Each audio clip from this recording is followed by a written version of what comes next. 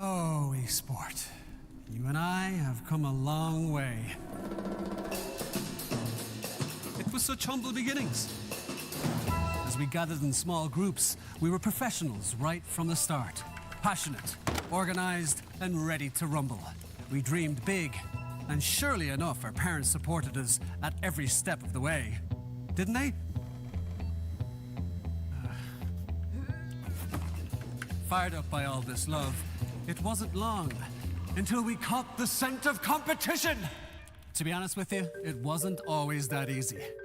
Joe here, he had to take on 2 side jobs to afford playing professionally. It's gonna get better, Joe. Fist bump. Some of you dared to not even call this a sport. And look where we are today. An endless stream of esports events every year. Bet you didn't see that coming, Mom and Dad. And you know what? We have been with you every single step of the way.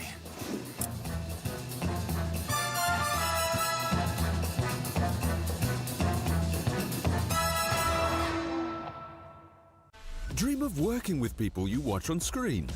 Exclusive esports opportunities handpicked just for you. Candidate profile to raise above competition. Let 10GG handle routines. Make a step towards your dream today.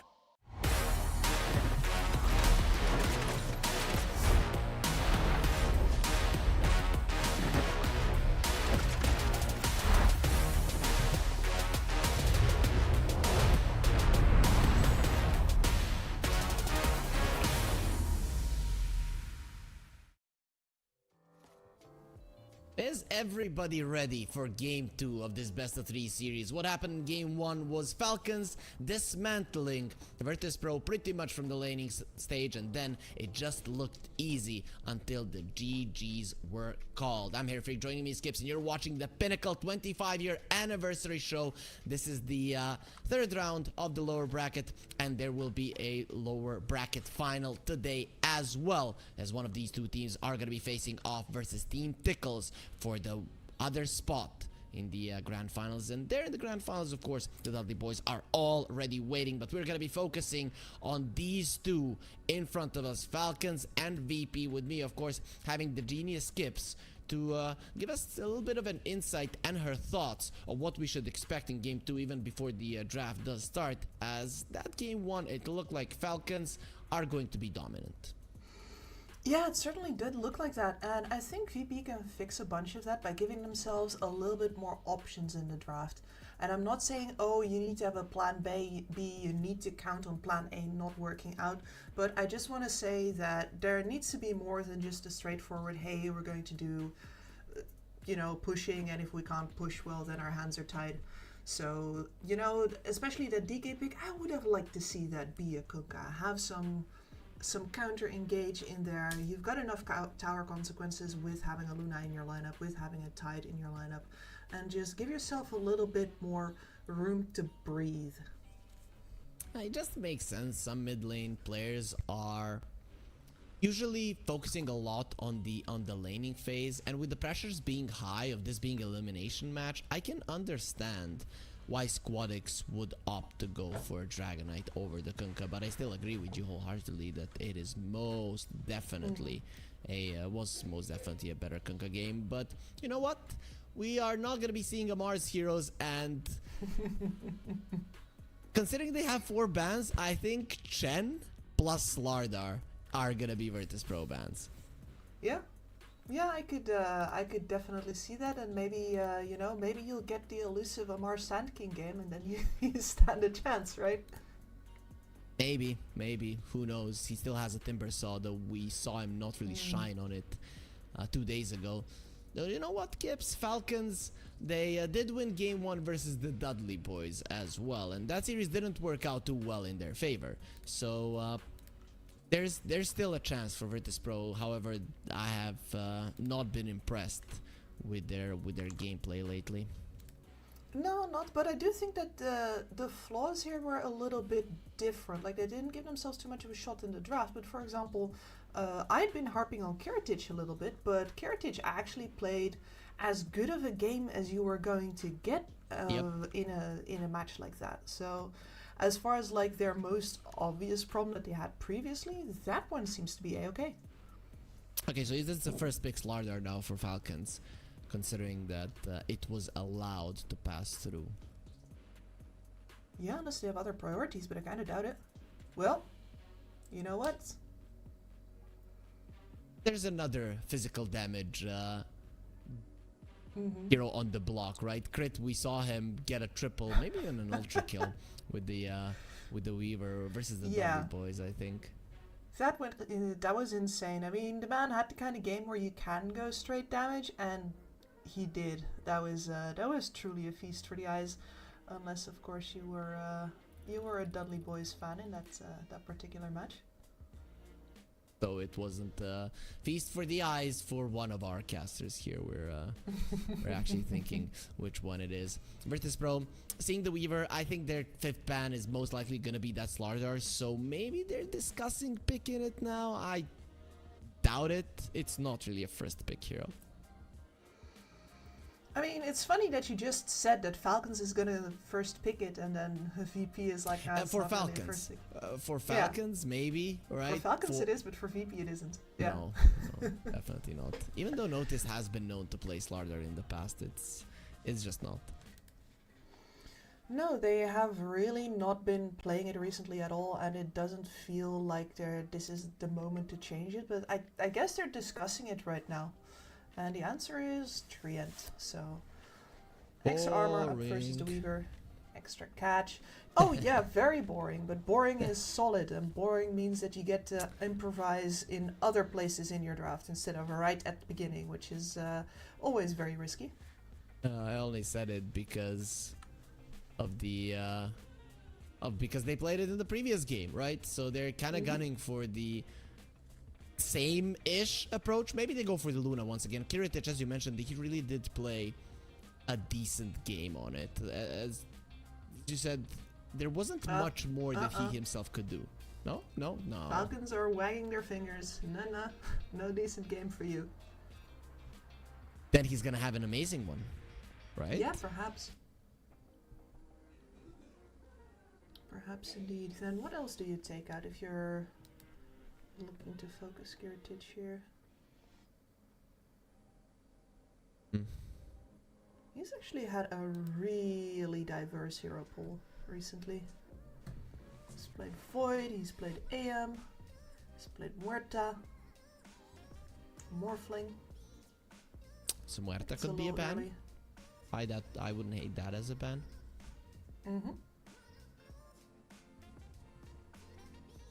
You could go that route if you want to, but you don't have to target Kiritic, as he is pretty versatile. You've taken out the hero that Virtus.pro would want the most. And I think that's enough in terms of targeting a hero with such a player with such a wide hero pool. But they do target him either way. It is gonna be the lifestealer that gets taken out. Yeah, and that does most likely say something about the kind of offlaner that they want to run here. So you'd have to think about your centaurs here. You have to think about the Tidehunter again as well, right? Like Virtus.pro get a couple of options here for their last ban of the second phase. You're probably thinking, oh, now they definitely don't want a Slardar because they ban out the Lifestealer. Okay, that's a good ban. Lifestealer ban is, it's pretty easy to read that the Nagasarn could have been a good one for Falcons now, especially when you do have a TA on your side. Yep, so still big core pickup in the first phase for Virtus.pro. Really does help the flexibility of the second part of the draft, right? And you've guaranteed yourself a source of burst damage here. That was one of the things that was lacking from the lineup in the previous game. You've got a bit of ghost push as well, so the traps are going to be taking out creep waves when you're not looking at them. And Falcons say, well, you know, this man has been ignored for long enough. We can take off your refraction, easy peasy. And we're going to have a whole bunch of teamfight control, plus a protection versus some of that burst damage if that boat comes in early enough.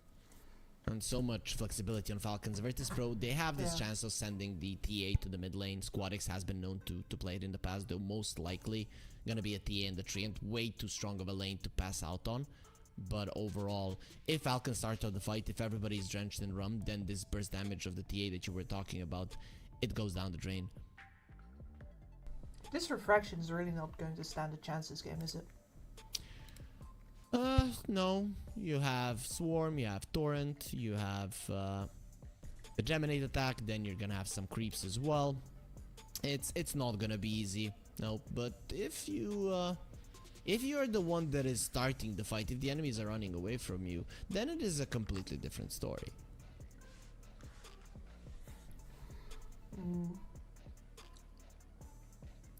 Let's see where Virtus.pro is going to go next. I do think you... Your second support here is still Phoenix Treant. That's very defensive. Very. Unless you're combining really 3 active cores with it and then the supports are more for the follow-up once you've claimed an area. It's a classic, but it's also a little outdated, don't you think? Yeah, you have to pick a Centaur now, I think, if you're Virtus.pro. If you allow Falcons to get a Centaur versus this and just keep tabs on where the Treant Protector is in fights, being able to get away from the egg, you've lost your 2 supports literally without them even dying. And I don't think you can allow that to happen. Plus, if you're Virtus.pro, you do need a longer stun. I don't think a Slardar would do here for Virtus.pro. No, like, I mean, the reason why we see Slardar played so much right now is because the cooldown on that stun is insane, right? You go down to something like 7 seconds. But the problem is, of course, that it only lasts 1 second, which is not really enough to burst anybody in if you're not a gigantic amount of gold ahead. No, still do it. Oh, I don't like it. This is now an easy troll pick, and I'm very much afraid for Virtus.pro. I think Falcons, Skitter in general, will want to play that. Yeah, he's or maybe a going to... Terrorblade. Either way, it's good. Either way, it's good. Yeah, I mean, I like the troll just because it's like the more proactive option, right? Even though it's probably also a little less stable. Like, there are ways for a troll to actually get behind and then not necessarily deal enough damage. But yeah, this is Skitter we're talking about. He's just going to go straight for it. And we saw MC mostly get away with a Slardar lane versus a troll. But that took a heck of a lot of doing in order to have a good time there. And I would be very surprised if Virtus.pro pull off the same. No, the Lion was the main thing there, right? Yeah. Phoenix doesn't allow the Slardar to get as many hits in. Sure, he's gonna protect you a little bit, but there's 30 seconds of downtime of that Fire Spirits that the Troll is always gonna be a threat. So, and you can't go on the aggressive. You can't go on the aggressive. The enemies can go on the aggressive on you, meaning that the Troll will automatically get more CS. Plus, you have no burst potential in Virtus.pro in a sense of Troll not getting his ulti off. No, you don't. Like, you have in general, you have 1 stun right now that's going to stop him, and that stun lasts, as we said before, 1 second. And that's whatever you bring up with the last pick here has to either be a really long disable or a ton of burst damage. The only ton of burst damage I can think you can throw on top of this is like a Lina, but then you are really just playing the glass cannon. There is one hero, approach. Kips. There is one hero I'm seeing here, and I mentioned it yesterday. It's the OD. Versus a Kunkka in Yes. lane, versus a troll in game. Benefits so much from the Corrosive Haze, not because of the minus armor, but because of the vision. So I think that could be an approach from Virtus.pro. Get the OD, make the laning stage last forever. Just keep tabs on where the Enchantress is, and you should generally be fine. I think that's... I would try to salvage my draft with that. Yeah, and I do think that would be a salvage as well. Like the OD versus the troll. I was wondering if you were gonna bring it up or not, because the OD versus the troll is such a time-honored classic, right? And it's for a good reason. I would hope to see Falcons notice that and make sure that the OD is not an option here, because it would fill out the damage types of Virtus.pro perfectly as well. You'd get that extra disable, and these might just be bans protecting an OD as well. It could very well be. Who knows? Maybe they are. They're thinking there's a chance of this being an offlane Kunkka. If it is not, what's an Amar hero here? What's Samar got left? I mean, Timbersaw is in the pool this time. Would you play that here? Well, Not a lot I of think he's lockdown. played worse Timbersaw games. True. I wouldn't play a Timbersaw game here. He Yeah. maybe would. So I how like about the that Night Sand King? Stalker. I like the Night Stalker. The Night Stalker is better, yeah. That Both of one these is- supports so dependent on positioning, so dependent on being behind their course and coming up to reinforce. It's Phoenix going in first just to get an egg off always smells of desperation. They ban out the Dazzle. I'm okay with that. Yeah. But I'm looking at this Night Stalker and thinking it's a perfect pick. The only question is if your offlaner wants to play it. Yeah. It's, I want to say, a little greedier. Okay. Well, Reed was correct. That is going to be a Kunkka going on to the offlane. That's fine. I guess the puck now, if you would pick that OD, it wouldn't be that great in terms of laning. You could pick a safe lane OD. Just kidding. That wouldn't work here. TA would deal well with the puck. Is there a safe lane hero that Virtus.pro could go for, like a Kiritich Monkey King? Is something that he's well known for? Nope. There's my answer. So Is this a mid lane Doom? No.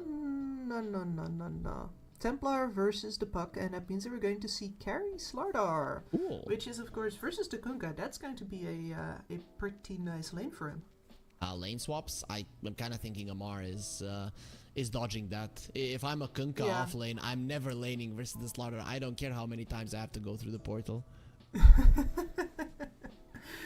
Yeah, I agree with that as well. The problem is, of course, that Skidder versus the Doom, like, he's going to have a pretty okay time. Like, maybe eventually he's going to get tired of the swapping.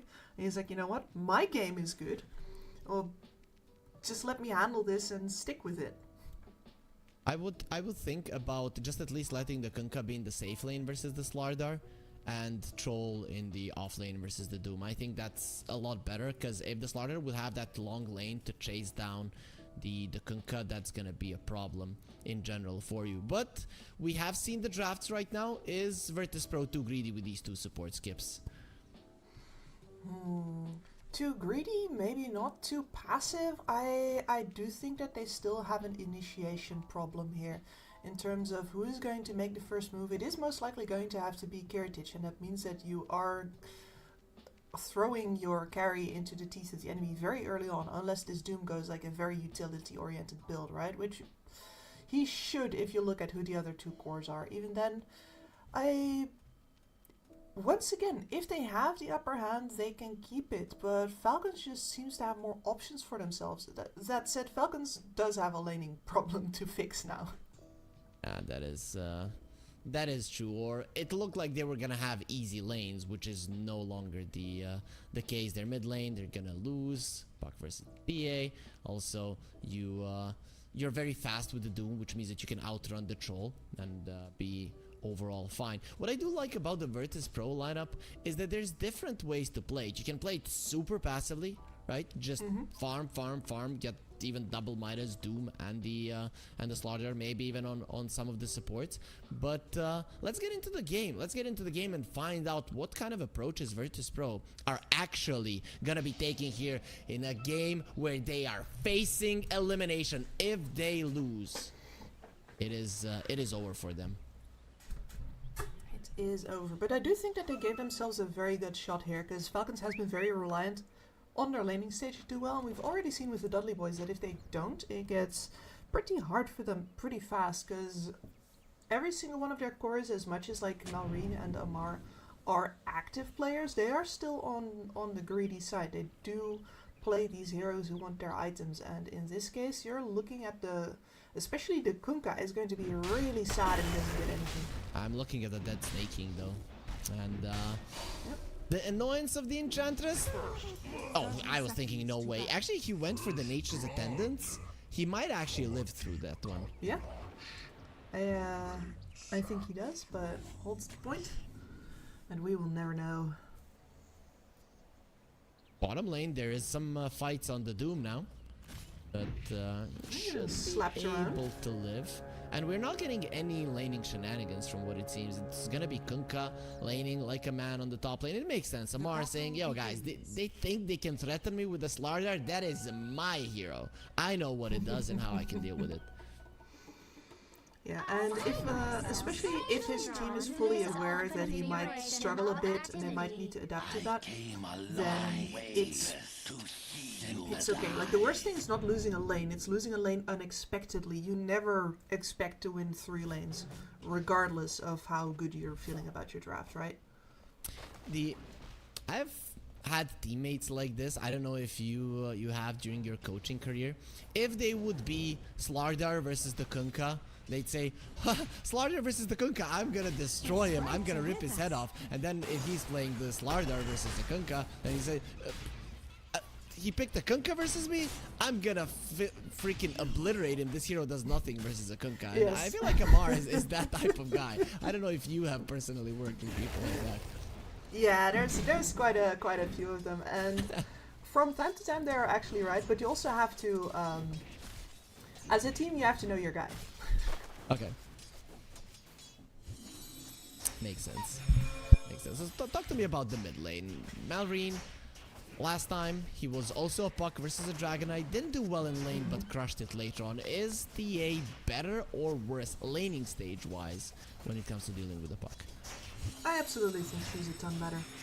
You can take a bunch of these hits, you get a lot of harassment in, you don't get these waves pushed in against you if you're playing it right.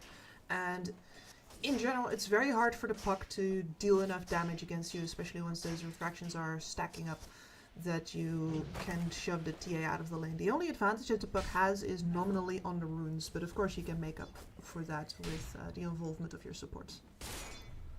And currently we're seeing the Puck struggle in the mid lane. When it comes to CS in general, in the side lanes, top lane is going okay for the Kunkka, the bottom lane is going okay-ish for the Doom. For now, he's not struggling though. We'll see if that does continue as well.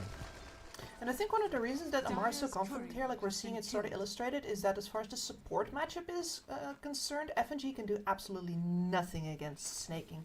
He's just gonna like weakly be chasing him around, but as long as Snaking keeps the camp there unblocked, and he's already managed that, then the Phoenix can't really... You'd have to body block it with like timed dives and everything. Like, those are the kinds of shenanigans you have to get up to.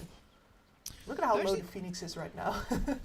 Yeah, I'm actually surprised that they didn't want the Treant on the top lane. It feels like Slardar and the Treant can collapse on you if you're Amar, and there's not much the Snaking can do about it. But here FNG, he just does absolutely nothing, and it seems that Sage doesn't do anything on the bottom lane either, as he just watches his carry die, and now he's gonna be dying as well. Crit goes through them, gets a double kill, and we are already seeing into the future. Skiritage dies to Amar, and FNG will be dying as well. They're being destroyed. Sure, he gets a kill before he goes down, but it's a disaster, a laning disaster for Virtus.pro. Oh, that's wild. Like, the bottom kill, sure, you're a Doom versus a Troll. You're mostly relying on not getting shoved out of the lane and being like, okay, I'm a Doom, I'm going to get farmed eventually. Anyway, you're not going to necessarily bring things up against a Troll unless he mismanages and you get to walk at him with the steady damage of your AoE, right? But there, clearly noticed overpushing his advantage, and then on top of that, I have no idea how the kill on top happens, frankly. I don't think that's allowed. Because Amar, he told his teammates that he knows how to beat the Slardar with the Kunkka. That's how it happens. Sure. He, and then Snake says, yeah guys, he knows. yeah, he knows. He just showed me. It's easy. You come in, you hit him, and he dies. I mean, it only makes sense. If you're an admiral, it means that you've been on the sea quite a long time, and if a fish beats you, that's... Hey, I've seen some swordfish, man. They can duel. True. I don't know what this But like Slardar this... is. That deep sea fish, right? Yeah, anglerfish. Have you played the Outer Wilds? Because that'll help you with respecting anglerfish. Gibbs, we need to get one thing straight. You always ask me about these games, and there is only one game I'm loyal to. Oh, I don't cheat. This is like me with the not TV cheat. shows. You always ask me about the TV shows, and I'm like, TV? Do you mean YouTube for boomers? Yeah. Video games? You mean Dota? Right? There's only one. There can be only one. Yeah. Marine holding his own in the mid lane here, but cannot stop the TA from farming. Wonder if we're going to still see the Maelstrom build up as well. There goes the Slardar again. There go all of our fears for Falcons laning stage finally. I don't want to be a doomsayer here, but Harry, this looks really flippin' rough. Yep, it is. And speaking of Doom, it's not looking that much better for him either in the bottom lane. That fishing rod of the Kunkka seems to be working amazing, as he's just making sure Slardar dies over and over again. He's stopping the CS chart as well. It's not like he's being pushed out of lane and then he's finding openings. Skiritage is over diving or something. Nope, he's just playing it better as well. Squadix will play it better than Melrine as well, who will be dying there to the TA. So at least something, a saving grace or VP, somebody to look up to. Yeah, and luckily the TA is the kind of hero where you can adapt your item build, and if you're ready to take risks, you can have a pretty decent impact with her later on. You just go into the blink dagger fast and start pushing your burst damage into any of the fights that might be happening. And the real deal is, of course, that if Falcons read that, they know that, because it is sort of a desperation move, then she can be punished very heavily for that indeed. Okay, now I understand how at this point the Kunkka is winning. You have the phase boots, you have level 5. Yeah, at this but point... this point should never happen. No, but I'm telling you, that's snaking. Snaking has made all of that possible. And now when you're at this point, yeah, you have all of the armor, you have the move speed advantage, you have double bracers. Girtich is a level behind on you. What fish? Yeah. No fish, as there is now a boat as well. So if Kiritich is not careful, Amar can easily take him down. Maybe not alone, but again, you have been mentioning snaking quite a lot, as we're gonna be seeing the Phoenix try to steal the rune, and we'll be successful at that. Nobody's coming to stop him. Yeah, well then, they know. Yeah, that scan hits, and you see Snake immediately turn around on the map. He's like, oh, well, I'm late, aren't I? Yeah, you're late. But Crit, well, luckily for Falcons and their supports and their levels, he's not gonna be late to the bottom lane. He gets there and has fingers just slightly faster than the ones in the Treant. And with the Treant now moving as well, like Notice is not going to be able to do much on his own, so his supports rotating off are going to cost him. And the advantage still Squadix. Like Squadix now level up over Malrine. having a really good time for himself. Moving into Dragonlance, yeah, so that is going to be a bunch of early HP and damage for him. I'm hoping to see him leverage that, because with Kiritich, like if he's going for the Echo Saber build up here, for example, then we're really not going to see him for a while. He needs to catch up, and he's not good at catching up. Oh, this is not good. Squadix is losing armor rapidly from the side. A Satyr Mind Stealer is coming, and it will steal his mind along with the other creeps as well. It is actually going to be these 3 creeps that get the kill. One of them will be the one finishing off Squadix, the one hero of Virtus.pro that was having a good time. Sayush has me as well. Snaking will get him down as well as Kiritich comes over. He will be pulled back by the X-Marine is dropping down. FNG gonna be silent. That's only a level 3 Phoenix. That's not a Phoenix any longer as Malrine. He'll be the one controlling sides. Kiritich does come over. He wants Snaking dead. Where's the bash? There it is, and he will be able to drown Snaking in the river. So at least something going their way, but overall Falcons are gonna be the only happy team coming out of that engagement. Oh yeah, absolutely. The fact that they get to shut down the only hero on VP that has had a good time so far, the only guy with any confidence, is really very important. And yeah, they're showing off that their supports are completely free to move around the map right now. It's really only going to get worse. Got phase boots on both of the side laners, ton of armor, hard to bring down. Skinner is well on their way towards his Battle Fury. And I'm wondering where Malrine's going to go, because I thought maybe he was going to go into, for example, the Witchblade instead this game, just because his laning stage was a little less good, and it does also do wonders versus the TA, but he could still go for the farming build as well. Like, the laning stage is completely recovered. You mean hero farming, just like in the previous game, get a Mjolnir and Dags and just kill everybody. No, but the hero farming kicks in later than normal. Crit? Squadix is very good at using his side blades. It was shown in the mid lane versus the puck as well. And speaking of, they're going for another smoke. Squadix, is he the target or is it somebody else? Okay, they are looking towards bottom. Yeah, and approaching rapidly. A FNG still level 3, not again. FNG is gonna die. He's not that strong at all. It's gonna take him forever to get to level 6, and I imagine that the Treant is having similar struggles as well. Those two ultimates, both of those heroes are nothing without their ultimates. It's going to be so hard for Virtus.pro to teamfight until they get those two up to the appropriate levels, but right now the cores just need everything they can scrape together in these lanes. There's nowhere for the supports to go. They're not good at rotating and killing. There's no easy targets for them to rotate to and kill. So what can you do? I think you stack and you wait until your cores come and take the stacks and you get your experience that way. You just kind of explained the support's worst nightmare. Literally. I think they just did. So Virtus.pro, their supports are currently in a nightmare. At least Sayush is level 5, but that He's Phoenix doing okay. not even close. That soothes me a little bit. Dire's middle tower is under attack. Well, I'm liking what Falcons are doing. It's a 2k gold lead, but it's definitely not representing the difference in strength at the moment because of those level 6s lacking. So that means that you can pressure the mid lane tower despite the enemies having a TA. And Amar comes over to assist as well. You are level 4. You are gonna stay level 4 for a very long time. Kiritich comes over. Corrosive Haze at the ready. He does mark the puck and will be defending the mid lane tower for now.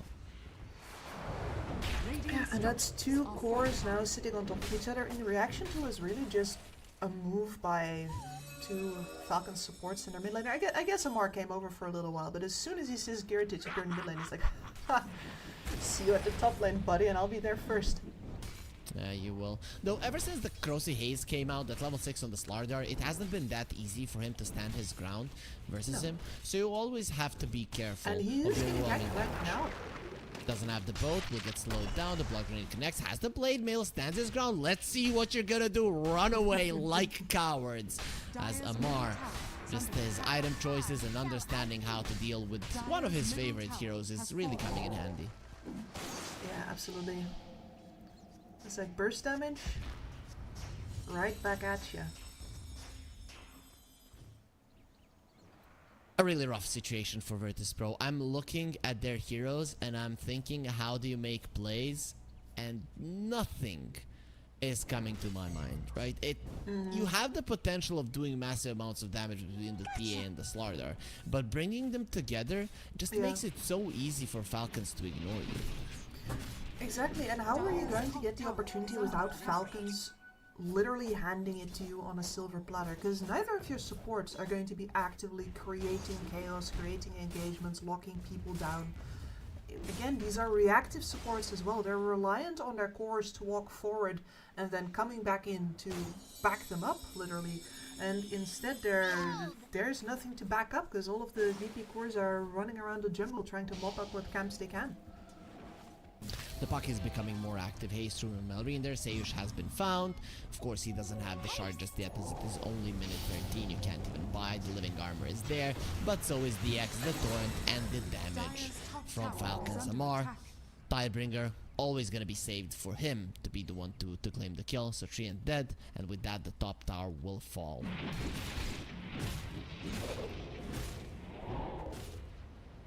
Yeah, Kips, it's hard to analyze here. I understand you're thinking about ways of Virtus.pro to do anything. At least FNG is approaching level 6. Let's go. Let's go. Let's finally see an egg in a game versus a Weaver and a Troll. Oh, yeah. That's a Doom. He has the living armor.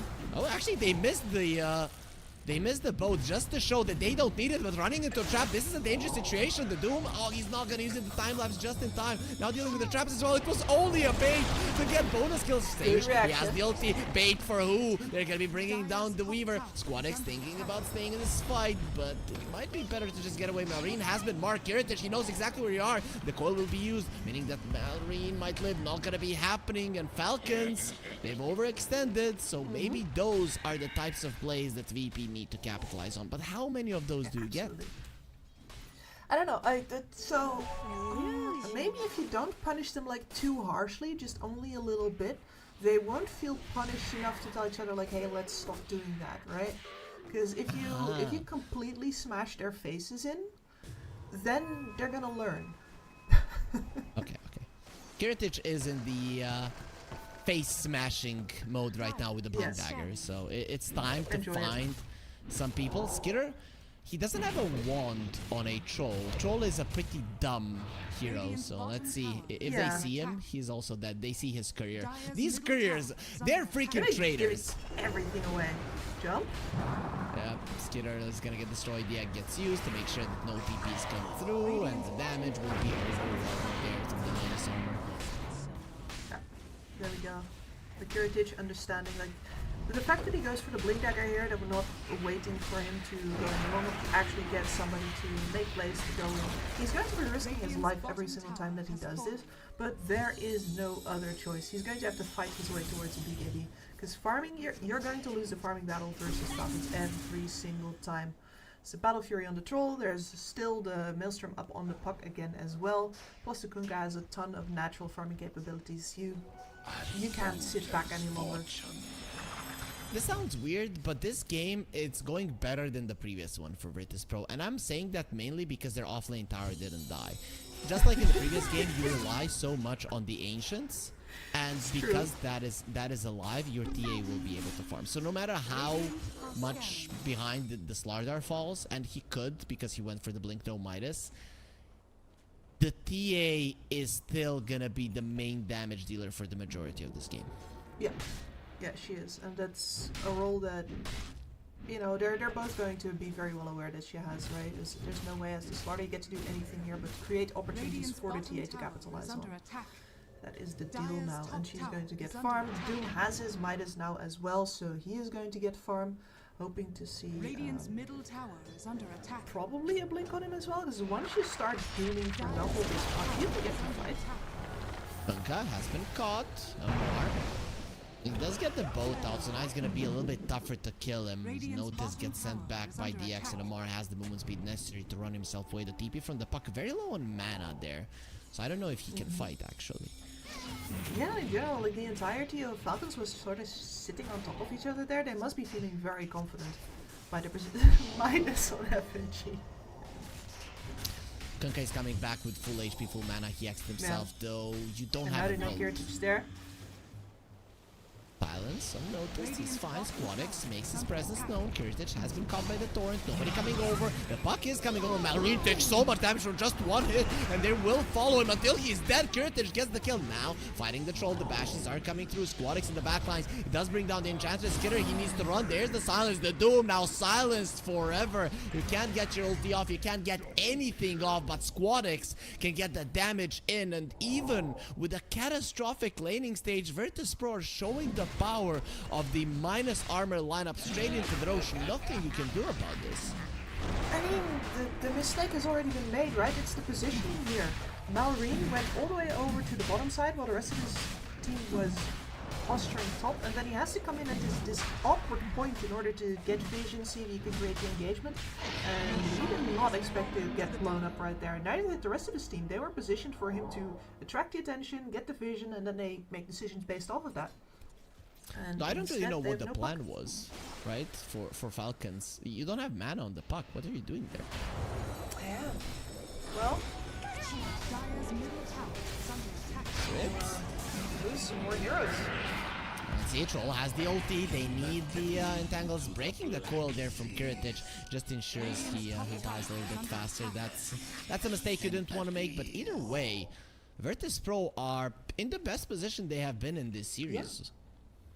Yeah, and with the TA now absolutely by far the most farmed hero in the game, you've got a really huge threat online that as long as Falcons don't have eyes on her, every single time the amplified damage comes out from the Slardar, then that player is going to be afraid. No matter who it is, they're going to be afraid. And that's really going to influence their decision making and their positioning, and rightfully so, they Dire's should be bottom afraid. tower is under attack.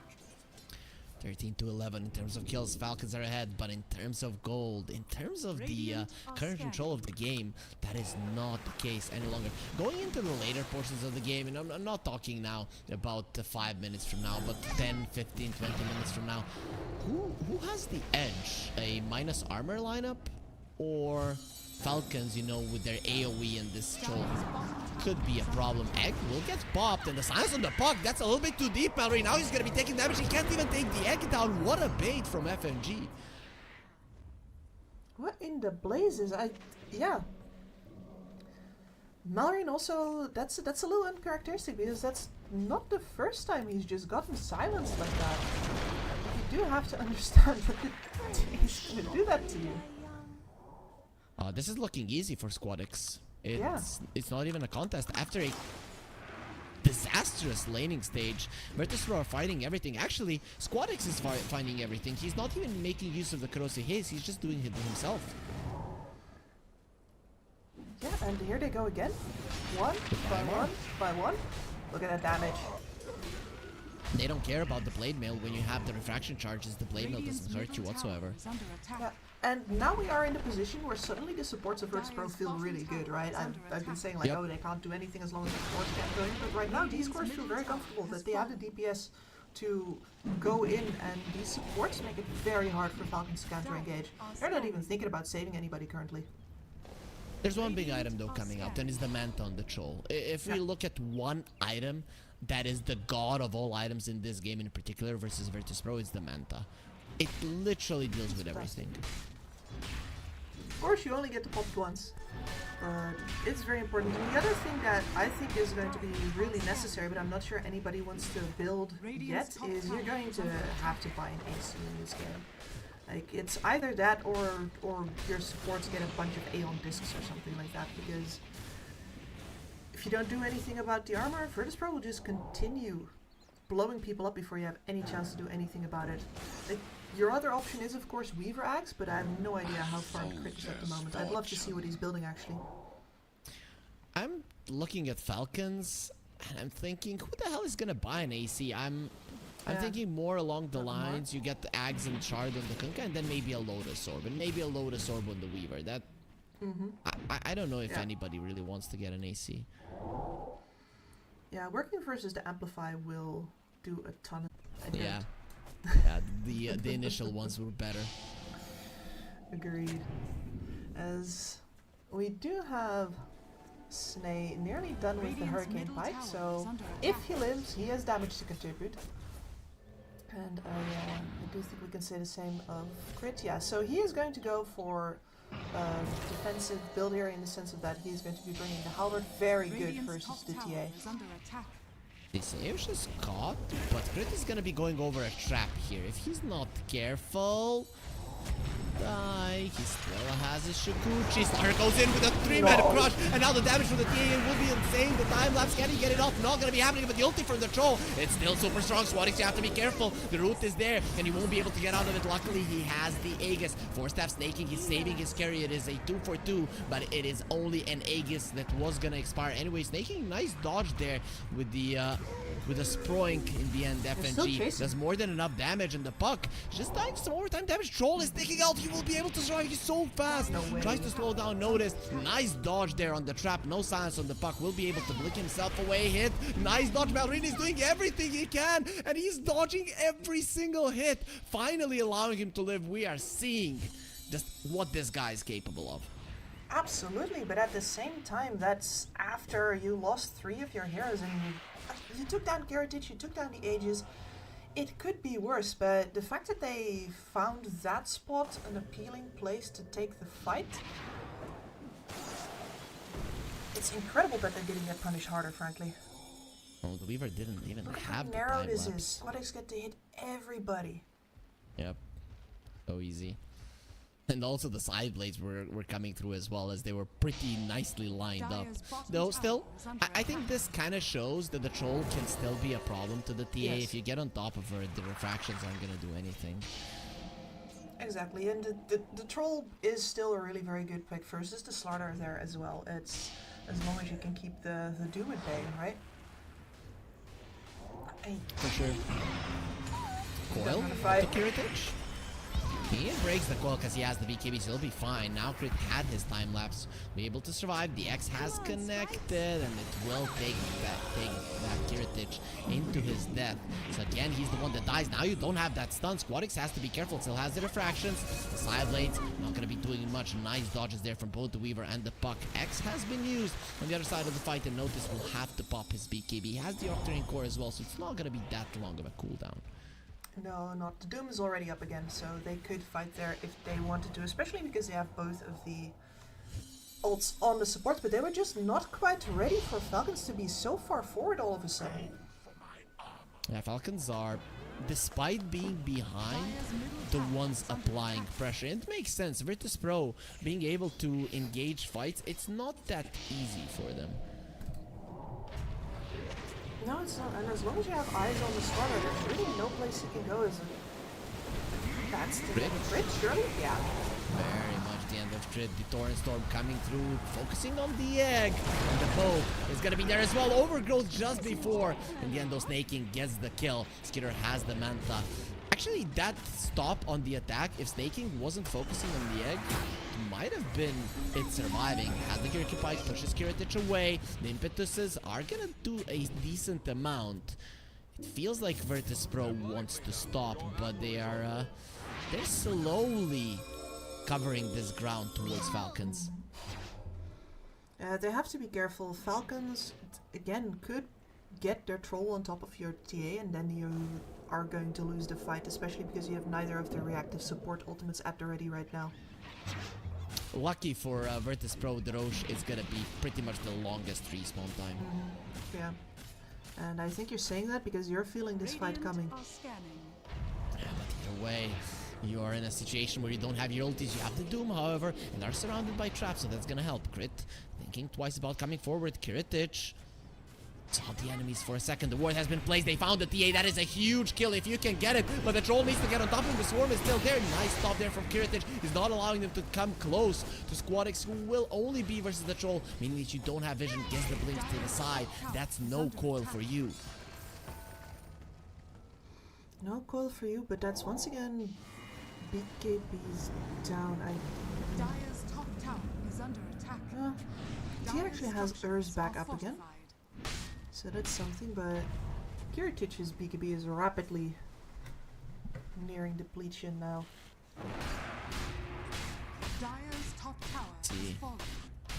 They're Ultis are gonna come back soon, Kip. So Virtus.pro, they have bought enough time. Falcons, they want to make something happen. The double silence will be there. And look at the hit coming in onto Snaking. He does survive. Nature's attendance will keep him alive. Troll illusions coming forward. Still the traps protecting Virtus.pro. But now they definitely have their ultis. They are back. Sunray, Buck not gonna be too phased by it, but he has been marked. They see him clearly. Yeah, and I think we're actually going to see Falcons disengage here now. They know the ultimates are back up. They still haven't found any openings. Well, at least if you stop Kiritich from blinking, you can continue to disengage. And they're fishing, right? Because they don't have any information about the Roche right now. And they would want to take a fight outside of that pit, but it is so hard to get enough information versus all of the traps, versus the Treant who's sitting in Vis in all of those nooks and crannies, and really all you can do is risk crit by running him in and out again, and I'm frankly pretty impressed that he hasn't died doing that yet. The pokes from Falcons were amazing, but the nerves on Virtus.pro even more so. Just staying close to those traps, making sure that you're fine. And Falcons, a really good call to just get yourself out of this one. You understand that your enemies are gonna be set on the Roche. You've wasted a lot of their time, so you just deal with the other lanes. And TPs are coming. It's working, yeah. And they read that one correctly too. They've knocked hard enough. The door's starting to budge. And it actually dislodges VP, so now they have to smoke, because they have to either get a pick off now or be back at top earlier than the Falcons can take position, and they found Stay again. Let's see how many hits it's gonna take. 2. It's still not enough.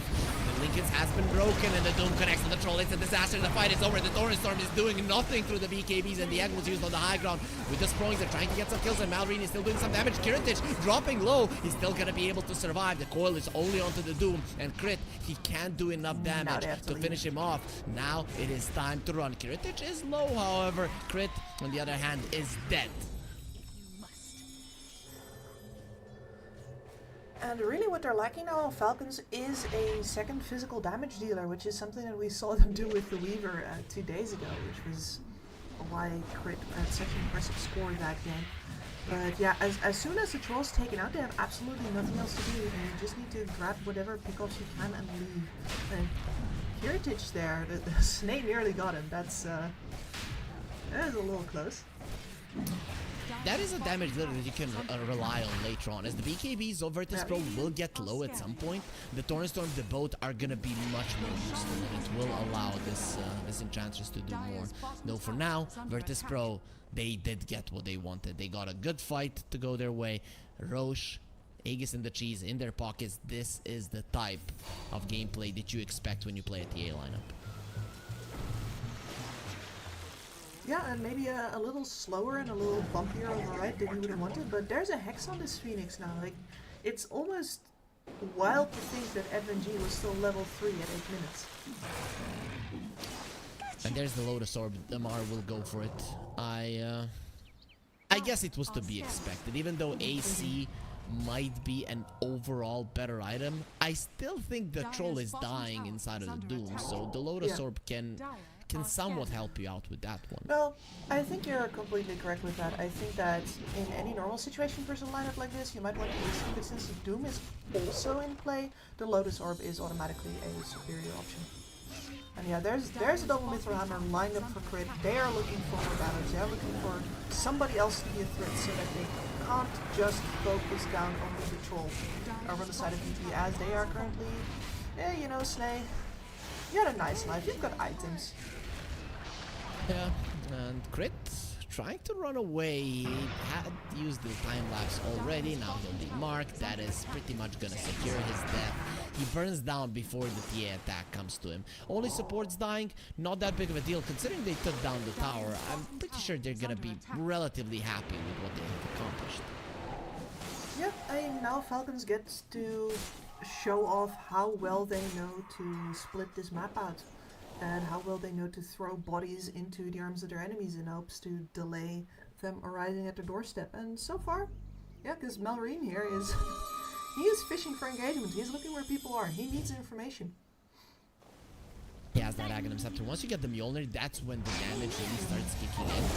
He has found the tree and dodges the overgrowth. Not He has the been Hex. hexed though. Still doing the damage even through the Hex, because it's a puck with an Aghanims. He's getting burned down, gets the silence to the side, but he needed the orb and the phase shift and just unable to get it off. And that death is not really far enough forward, so the wave is now coming to Radiant's push up bottom against the tower stars. is Spikes under attack. Aegis in hand, Daedalus in the Radiant other. structures are It's going to fortified. be a knocking now and down pretty fast. It's an 11k gold lead. Virtus.pro, they are the ones controlling the fate of the game, and we still haven't seen the troll have any kind of impact out of the laning stage. When does Skitter start doing Radiant's bottom something? tower has fallen. The answer is maybe never. He just needs to be big enough of a threat that the rest of his team is free to do whatever they want while Virtus.pro deal with him. Like, you're up versus Doom, ton of burst damage, the amp. It's hard. Like, of course, if somebody else is enough of a threat, or if VP make a mistake and decide that since the troll hasn't done anything for a while, they're not focusing him anymore, then he's going to get an opportunity. But as long as they step on him, he will stay down. I'm thinking maybe you just get a blink and jump on the TA user. He's doing it so well, isn't he? Kiritich is taking a lot of damage. You Yeah. need the TA to finish this guy off, or he's gonna finish you. Of course, when you get into Snake's face, his damage output is not gonna be high enough. He actually got close to the edge, so another Sproink would take him downhill. But very nice approach from Virtus.pro either way. It is, but it's also once again so deliberate from Falcons. Like, he's under his own ward in the enemy jungle. He did. There used to be a puck there, Malrine. He got his ulti off. He's doing some damage to FNG, not nearly enough. I'm liking the no hesitation approach here from Virtus.pro. Currently, Falcons, they need 5 Lincoln Spheres. That is how you need to play this game. It's impossible. Radiant's top could tower be, is under yes. attack. In general, right now, as if you're Virtus.pro, you know that if you jump, you are threatening with, for example, those 2 support ultimates. You're threatening the follow-up from the TA. It's unthinkable that Falcons are actually going to respond to you, and it's very clear that all Falcons are doing is throwing bodies down the lanes in order to keep the waves out. You would assume this TA is gonna start falling off, but no. Once you get level 25, then the troll, even if he gets on top of you, it's not gonna be that big of an issue. Kiritich, he finds the Kunkka with Axe being there, Corrosive Haze as well. They use the egg, nice force stuff to the side. He'll be fine for now. Removes the Corrosive Haze, reload a sword. Kiritich knocks himself immediately from top of the BKB, and now he's gonna start doing the damage, but the ulti from the troll. Where's the Manta? He needs to get himself out of this route, but he's not doing anything, just dying. The ulti was already popped. The Yules will keep it in place until he is ready to die. Squadix will be the executioner, and now he wants to execute Snaking as well. With the Hurricane Pike, he keeps himself away and actually does dodge the enemy hits as Crit is destroying the backlines, gets a double kill. It's a 3-for-3 Falcons. The way that that started, it didn't look like it was gonna go this well. No, it didn't, but the Doom was, I think, down just for that fight, and then you get Skitter in a decent enough position that he demands a lot of attention, and that's where the fact that you have a second DPSer now on Crit actually pays off. This is the way they're doing it. So many resources, so much time wasted on Amar here, as well as the fact that the first ultimate barely does anything. So that's already one of the 2 down, and of course the root comes in. Very good flank from Notice here as well, but it takes time. And Skitter time, had Manta on vision is really cooldown. all VP needs. Sorry? Skitter had Manta on cooldown. I think that's something that you cannot allow. No, we just got the demonstration. And you got that buff on the troll that you can actually use your items inside of the ulti, then you don't have the item to get yourself out of the overgrowth. I think it's unacceptable. He has to be getting those hits in once the ulti is out. Absolutely. Radiant are scanning. Okay, so talk to me about the supports of Falcons. Are they gonna be the true carries here? Because it's looking like Snay and Crit are really the ones doing the damage. Yeah, but this is one of the things that you especially pick the Enchantress for, right? She is at some point going to scale into a true damage threat. And Crit didn't have to, but once again also very deliberately chose to go the damage route. And this is a very fun tactic up first of the secret guy. It's back time. Dust was used, and he'll be taken out. Skitter comes over there. Think about fighting without the guy. He's just gonna be doomed. I don't think this is what you wanted to do. The puck though finds the call, gonna be doing a solid amount of damage, finishes off Kiritich. It is a 1-for-2 with Amar coming over. Squadex gets the silence off. Amar Lotus Orb a little bit too late. The Torrent Storm is doing work, and there's the damage pulling them in. The bolt is coming through as well, but the Wind Waker will keep the Doom safe for now. He's gonna have the blink away. They'll survive. FNG coming in, has the Hex and the Egg. A Snaking is gonna be coming forward. The Hex on the puck and the Egg is gonna be used. They have a solid amount of attack speed, but they don't have the HP to stand next to the TA. Those side blades, they even connect on the Kunkka, and now you understand just with what kind of a beast you're dealing with. Squadex is having one hell of a game. Absolutely, but the fights are starting to get scrappy, aren't they? And I think that it's a weird situation for Falcons to be taking that fight because Crit is already down. But if he isn't, if you think that somehow he's going to live through, then that actually makes a ton of sense. Because Virtus.pro, they have a lot of burst damage, but it's all single target, and they're still all focusing it on the troll. But now the time you spend taking down the troll, and it is going to take time because of him getting his ultimate off, and because of things like the boat coming in, then there's several other damage threats in the meantime hacking away at you, and at some point somebody's going to kill you.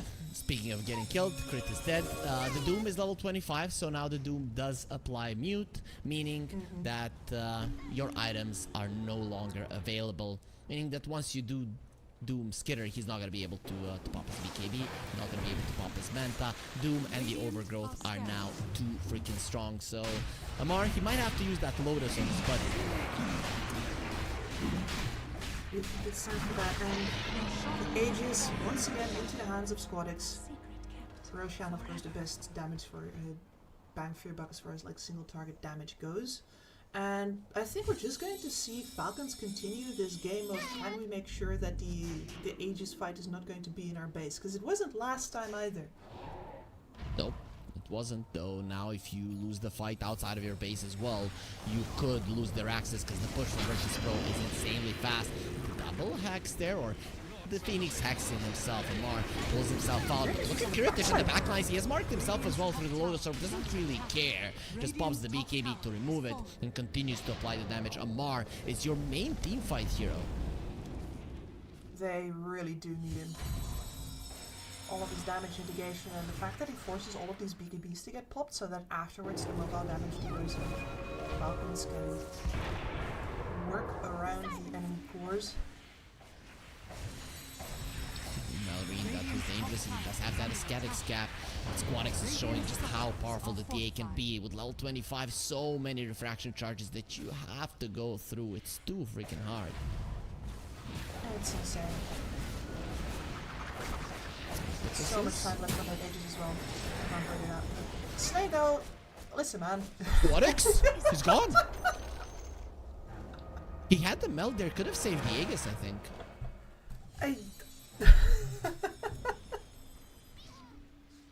He accepted his death, Gibbs, right? At that point, you're just looking at the at God killing you, right? It's like a tsunami coming your way. Like, oh, I guess I made a mistake. Well, Yep. At least the Aegis fight isn't in Falcon's base. Get it down, Snake. That's a target that you want. Oh, you need 10 hits to kill me with your impetuses. I need but one. And Skitter is running away. He doesn't want to get one shot. And the Process will be there. And the Overgrowth will make sure that your Manta doesn't help you whatsoever. The vote is coming. And Amar, now he's going to be drinking the rum. I want some of that as my teams. They're not really doing too much. The Doom was on the puck. And it's going to be Amar taken down as well. Malrine has a buyback. He's going to have to use it. And the damage needs to be done now. But it is a 4 versus 2 scenario. As the silence connects on Crit, he is going to be able to get himself out. The creeps are missing. And that is the only good thing going for Falcons currently. Absolutely the only one. And that was much more chaotic than these previous fights have been.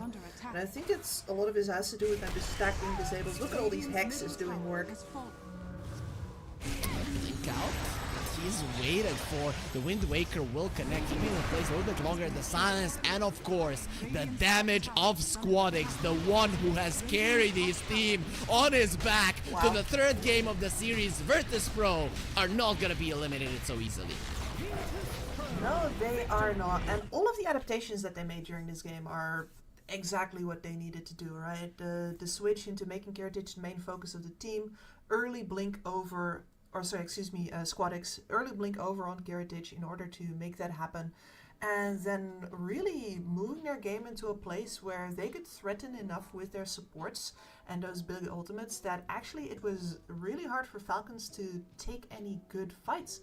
And Falcons had so many different choices for how to work around that, but none of them really seemed to be a one-fits-all solution. Yep, it just wasn't the case. And Kips, we got ourselves a game 3. It was very hard to predict that Virtus.pro would be able to win this one after a catastrophic laning stage, but they got out of it. And I mean, the Phoenix got level 6 at minute 13, and still FNG had such great impact in this game. So just quickly, what happened? What happened with Virtus.pro? Was it their gameplay, or did Falcons drop the ball slightly? I don't really think that Virtus.pro dropped the, or sorry, excuse me, the Falcons dropped the ball necessarily. I think that Virtus.pro really took the risks that they needed to at precisely the moments that they needed to. Like, that was we were seeing Squadix getting picked off already. We were seeing the Ancients not quite being threatened yet, so maybe what you were saying there did indeed have a very high impact as well. And I think the fact that they took over the tempo at a point where they were technically still behind was exactly what they needed to do. So yeah, I'm impressed. The next game is going to be the last one for either Virtus.pro or Team Falcons in the 25-year anniversary show. It is very hard to predict who's coming through. We of course know there are some geniuses in the chat there, so you can go to pinnacle.gg/odds and put your money on one of these teams that you think are gonna win. And while you're thinking about it, we're gonna go on to a short break, but we'll be coming back with game 3 shortly.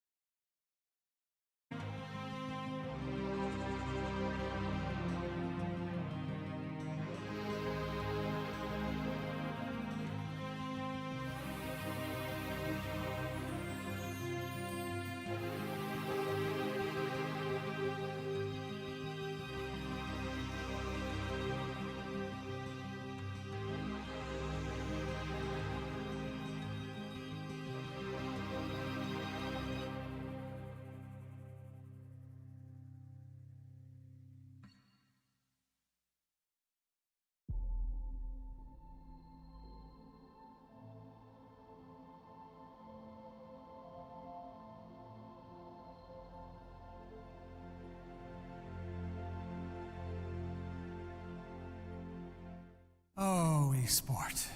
You and I have come a long way. It was such humble beginnings. As we gathered in small groups, we were professionals right from the start. Passionate, organized, and ready to rumble. We dreamed big, and surely enough, our parents supported us at every step of the way. Didn't they? Fired up by all this love, it wasn't long until we caught the scent of competition. To be honest with you, it wasn't always that easy. Joe here, he had to take on 2 side jobs to afford playing professionally. It's gonna get better, Joe. Fist bump. And some of you dared to not even call this a sport. And look where we are today. An endless stream of esports events every year. Bet you didn't see that coming, Mom and Dad. And you know what? We have been with you every single step of the way.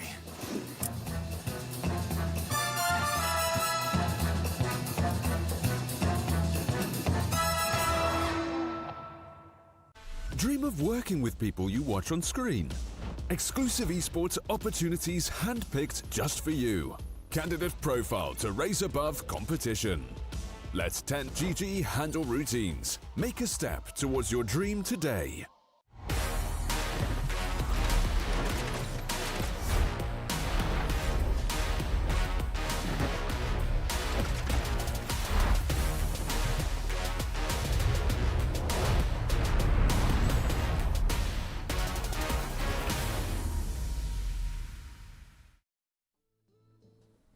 Game 3, baby, let's go. This is the 25-year anniversary show here at Pinnacle. I'm here, Freak. Joining me is Skips, and we thought, after the laning phase of Game 2, that we are not gonna be getting the 3rd game of this series, but we were so wrong. Virtus.pro, they are not gonna be taken down so easily, Kips, and they will show just how powerful they are and why they did so well in TI this year. Team Falcons, yes, 2 days ago, they won Game 1 versus the Dudley boys, and then they got reverse sweeped. Is this scaring them right now? I think it should be. Like, I said in the previous breakdown of the previous game that I think Virtus.pro did a lot right, but if you look back at it, I have definitely also think that Falcons made a few mistakes, specifically in that first fight where they get confronted with the full power of the Heritage Blink Dagger for the first time. The mispositioning, the fact that they're missing a couple of their ults. Like, VP is showing that Falcons can't afford to drop the ball in places like that, and that they have what is necessary to punish them, and then to take that punishment all the way to the finish line. So now is the question for Falcons, like, are they going to start playing defensive again because of that? Or are they going to stay with this more aggressive, active style that they've deliberately chosen after the Dudley boys beat their more passive lineups? I'm hoping for the latter. Mostly hoping that they don't get tunnel vision like they did in this game, right? We have an aggressive lineup, we won the early game, let's just fight even when it does not suit us. So maybe choosing fights just slightly better would be okay for them. We're still coming back to that one key fight in this game, that they used the boat and they didn't have the man on the puck, and they decided to walk up the high ground and take a full-on engagement, which ended up in Virtus.pro taking over the game, taking over Roche, and well, everything snowballed out of control from that one. So I don't know, I like this approach to their gameplay more, but it's obvious that they're not the most comfortable with it at the moment. So hopefully they can get more comfortable. But you think if they're gunning for the victory, it's better to play it safe? No, I don't think so. Like, No? even if you play it safe here, you gun for the victory here, then I think you're taking time away from yourself where you could actually be making progress towards winning the other tournaments that are going to come after this one. Taking a step back instead of evolving further is almost never the right decision. So I think that they will, and I hope that they will still continue to go with the aggression. Let Malrine and Amar take the lead here and just make sure that you sometimes disengage after they've found you a fight, because clearly it's not always the right one. So, let's say as a coach, you have a team that is consisting of strong players that have established themselves, but it is a solid tournament, right? $100,000. Okay, not solid, No. amazing, right? Do you, in this kind of a situation, think more about the future tournaments, or do you think it's better for your team to put it all on the line and win this one tournament to get yourself the motivation to continue working together? Like, how do you view as the best approach for Falcons in general for the future of this lineup to be?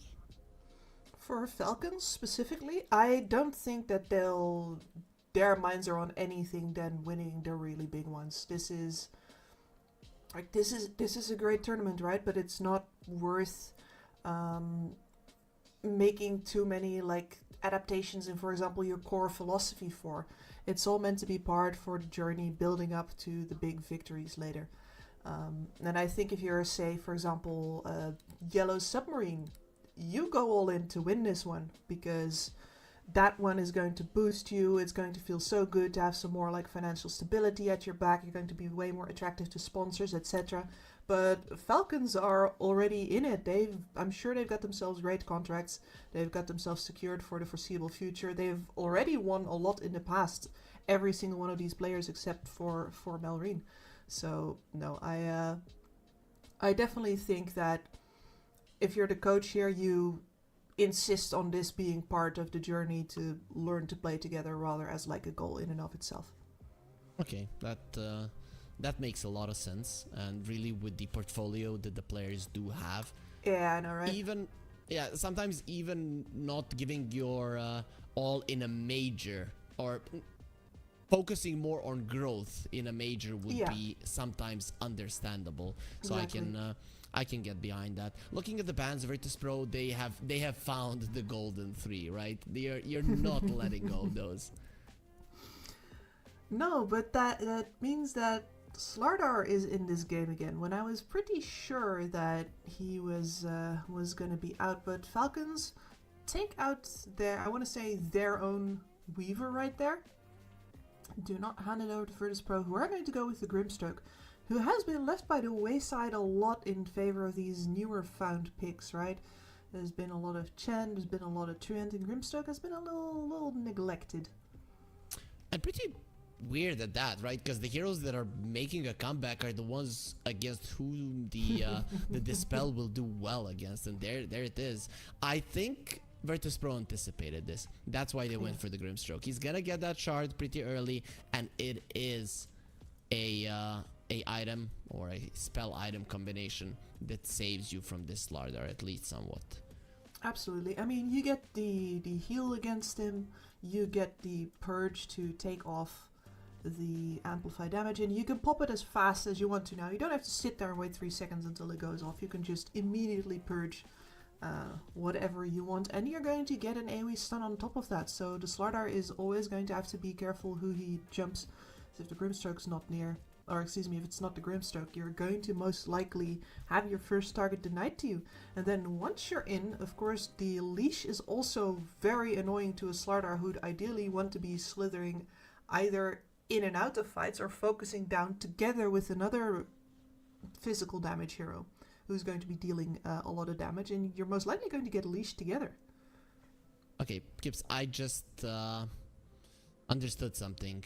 So on our Twitter page, the Pinnacle Esports Dota 2 production, or our social media team, they did put up our predictions for this tournament, and I put Falcons as the favorites to winning it, meaning that if Falcons lose here, I don't look too good. I know that you have put a different team, but now I understand that my ass is on the line here as well. So let's go Falcons. Shadow Demon Slardar, that's gonna be their duo here. And you have an Inkswell, but there's gonna be a Demonic Purge. In the previous game, we saw the Slardar TA burst people down.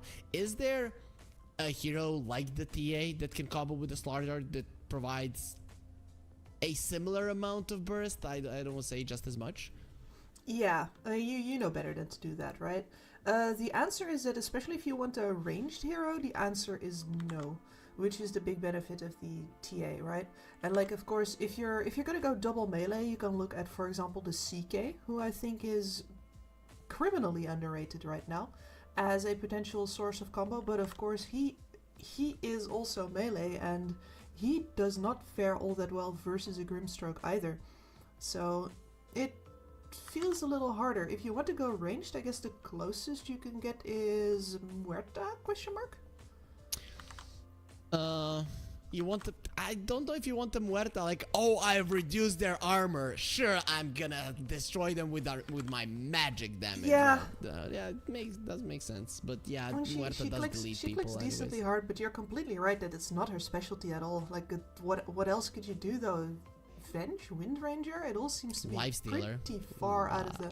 Yeah, but we were talking range. Yeah, we were talking range, but you know, Lifestealer now, when I see the Lone Druid, I had to mention it. You do, yeah. Like, as far as non-ranged heroes go, the Lifestealer would be really nice, though. The Tusk Snowball save is going to be up versus you as well. Like, finally, when I look at these first three and I look at the support duo here, there's actually like a ton of options for Virtus.pro. Like, this flexibility that I was talking about, where you can do different things than just the one. They've got that covered now. They've got several different kinds of saves. The Tusk can do things without getting any items up. The Falcons have Pangolier Phoenix. So this is the first time I think that we're going to see them have full-on the team fight advantage. Though I really would hate to be a support in this game. If I get marked by the Slardar and this Pango is swashbuckling me, Yeah. I'm just dying. Plus the Fusel, which is the item that you're not gonna skip, is physical damage as well. So good luck surviving through that. I think this might be the right approach, right? Poke, poke, poke. Yeah, and it is ranged physical burst. They are correct in the best possible kind of way. Yeah. Or in the most unexpected way as well. Though Virtus.pro, they get themselves a puck, and really when we look at the Falcons lineup, killing the puck with these heroes, it looks rough to do. Absolutely. Like, every single move that you're going to be making, I mean, are you going to hope for like a tick perfect stun after a disruption or something like that? Or bashes from the Pangolier? Certainly not from the Slardar. Yeah, I'm thinking maybe you mark the puck and then he's afraid to go in and out of fight, as he's gonna be taking way too much damage from just a random swashbuckle hitting him in a fight. That's how I see you dealing with the puck in general. But overall, it is an amazing puck game, and SquadX is on a roll. So if I'm Falcons, I'm a little bit afraid.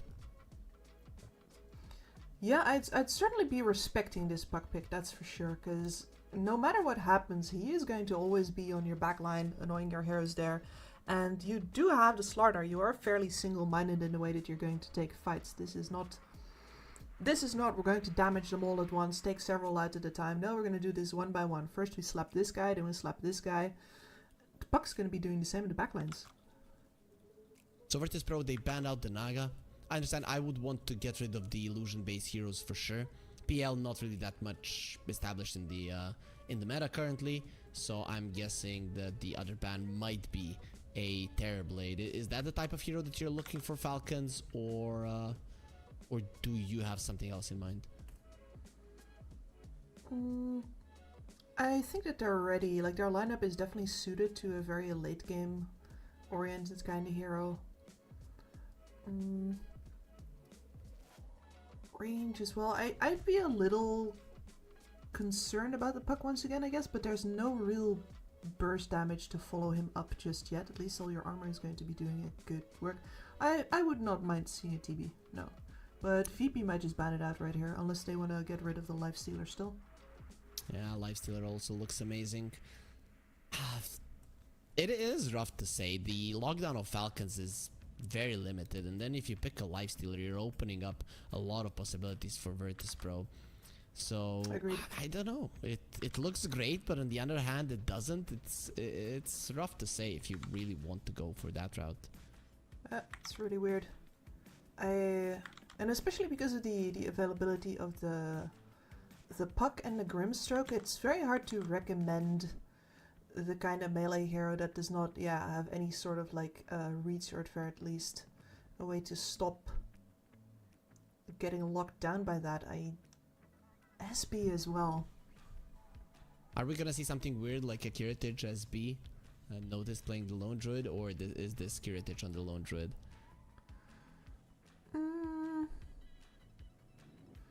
I don't know. I really don't know. Play the Lone Druid though. Like, I've cast Kiritich so much, and I do not remember him as a Lone Druid player. No, me neither. And it has been some years as well. So no Lone Druid in this tournament. It seems that they have not picked it. So this is something that Virtus.pro were saving for this exact moment, Kips, when they're one game away from elimination. So Falcons, you're in trouble though. I don't know, with this type of a lineup, killing the egg is kind of impossible. Yeah, then again, they're also very hard to bring down themselves on Virtus.pro, especially if they are ahead, and we're going to see Luna. I like that. This is a solid Luna game. You have night vision, so notice he will probably have to go for his night vision talent if he wants to match it. You have the Shadow Demon on your side. What I'm scared a little bit for is the laning stage of the Luna here, right? FNG rotates, so you should notice they should be able to bring her down multiple times. So that's where my fear for this hero comes. But obviously, I've definitely made it clear that I'm a big fan of this hero nowadays. Yeah, we've had our fights over the Luna. I do agree that it's going to have a rough laning stage, but if they can get it through, you can stand your ground here. You do actually have that save and that backup that will allow you to stay in the fights. You've got the disruption from the Shadow Demon. You're going to have the Demonic Cleanse as well. You're going to have Sunray there helping you stand and deliver. And with all of that put together, I do think that the amount of damage that VP can do to you in the initial engagement is sort of limited. You're going to be bringing some burst from the support side, especially from the Tusk, right? And the Grimstroke does a decent amount as well. But once you're through with that in the actual right-click battle, I don't think that Virtus.pro has the damage to stay in that fight. So that's what the Luna is going to have to do. She's going to have to live and turn. Okay, so Kips, from all the things that you have said, I agree with everything but one thing. We never had fights. We had constructive discussions with a difference of opinion. That is what we have had, and that is completely fine. We only spread love here because we're Dota players, and Dota players, they love everybody. They talk nicely to their teammates. They never flame. We are seeing a couple of people on Reddit saying, "Oh, I'm the best teammate in the world, but my behavior score is low." And yeah, that's just the case because everybody is so nice. Then even if you're just not as nice as everybody else, your behavior score is gonna be dropping down, unfortunately. Yeah, but where's the disagreement? In the Luna, because you said we had fights over the Luna, and we never had like that. That is the thing that we disagree on, right? Though we do agree that this game is gonna be awesome, that this day is gonna be awesome, and that this tournament is already awesome. There it is, Malrine wishing good luck to his enemies, thinking you're gonna need it. But are they really, Kips? Looking at the draft here, any favorites? Who's going through? I think this is the closest that we've seen so far, where I'm a little, like, in my brain I have to put the pieces together for how the Virtus.pro draft is going to work, right? But they have tower consequences, they have a team fight, and they have plenty of initiation to start off fights with. So as far as like the basic stones of their draft goes here, that all looks perfectly in order. And the same goes for Falcons. I think that the laning stage that you brought up might be a very big decider here, especially as far as the Luna is concerned. Whereas for the Lone Druid, the bear might suffer versus that that fish. Okay, the Falcons were so surprised that there was a Slardar there, but with the body blocks, they might be able to get a kill. The puck is gonna come over to slow them down. Notice, he still looks very much that Crit will get the kill. It wasn't the kind of a scenario where you're just letting your mid laner last hit him, as he could have potentially escaped. But overall, if I'm looking at these two drafts, I'm definitely on the Falcons side for a couple of reasons. First is my prediction, but then no, we're not talking about that. It's because it's easier to execute, it's easier to read what you actually need to do at every single part of the game, and Amar is on one of his signature heroes. So plus Slardar has been looking amazing in this playoff, so I'm definitely leaning Falcons here.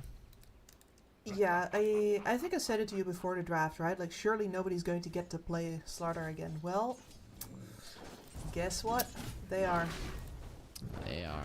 They definitely are. And Slardar on the bottom lane, he might not be the biggest physical damage amplifier, but once he gets his level 6, that is gonna change. For now, of course, the Tusk will definitely hold that spot, but this top lane is gonna be rough for Notice. The Luna and the Phoenix, these two are not to be underestimated.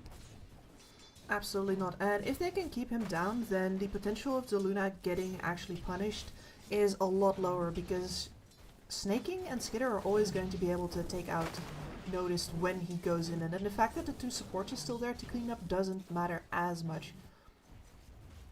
And I'm saying two supports. We are talking about a hypothetical scenario here when the other one comes over from the bot side. I've influenced you. You were saying Skeeter, now you're Skitter. I made that change yesterday already, actually. But yes, I can listen to you sometimes. Yeah, you do. That's nice. That's nice. I'm glad that we have such respect between each other as colleagues. As these two teams, it's a lot of hard work, but I try. It is. It is. We try. But we're seeing that these teams definitely respect each other, and they should, right? Falcons, so many huge names on their side. VP, maybe if you would look at these players a year ago, you would think, oh, these are some new professional Dota player wannabes. Now they are. They're a legit powerful team that everybody should be afraid of. Exactly, they are the real deal. And we see on the bottom lane right now just the Tusk and the Lone Druid sticking closely together. I think that if you don't do that, the Slardar is going to get too many hits in on the bear without feeling threatened, and you're going to have trouble actually maintaining the pace in the bottom lane. Instead, as long as FNG is here, you can threaten the return kill. Definitely, it's very hard to go here for, I guess, for either of the teams. There's turnaround potential on both sides, and very rough for anybody to engage on the top lane. However, there is turnaround potential from VP, but when Falcons are the only ones that are applying any kind of pressure whatsoever, it's hell. Charge, Lucid Beam, not gonna be happening. He pushed it away, and the Beam Swell will connect as well. There's gonna be a lot of damage onto the Luna, especially with the Blood Grenade. You don't have the Fire Spirit. Where's the Bash? Notice is hoping for it. There will be a slow from the dive, but this cow is gonna stop. Now they're turning around into Snaking. The Bash, now it comes. Doesn't matter. A kill is a kill. Seyush, he's the one to finish him off. Excellent, and there is the kill thread. It did require the Luna to overstep her bounds a little bit, but sometimes you're going to get rewarded for your enemy taking those risks. And I guess we haven't really talked about the mid lane yet, right? Nope. Like, we are looking... Oh, well, not at the mid lane, as Amar. It's gonna catch a ton of hate. And the entangle just after the tag team stops. That is perfect. Crit also is gonna be caught. If the entangle connects on him as well, he's gonna die though. The bear, very low attack speed currently, so lucky for Crit, he'll be able to live.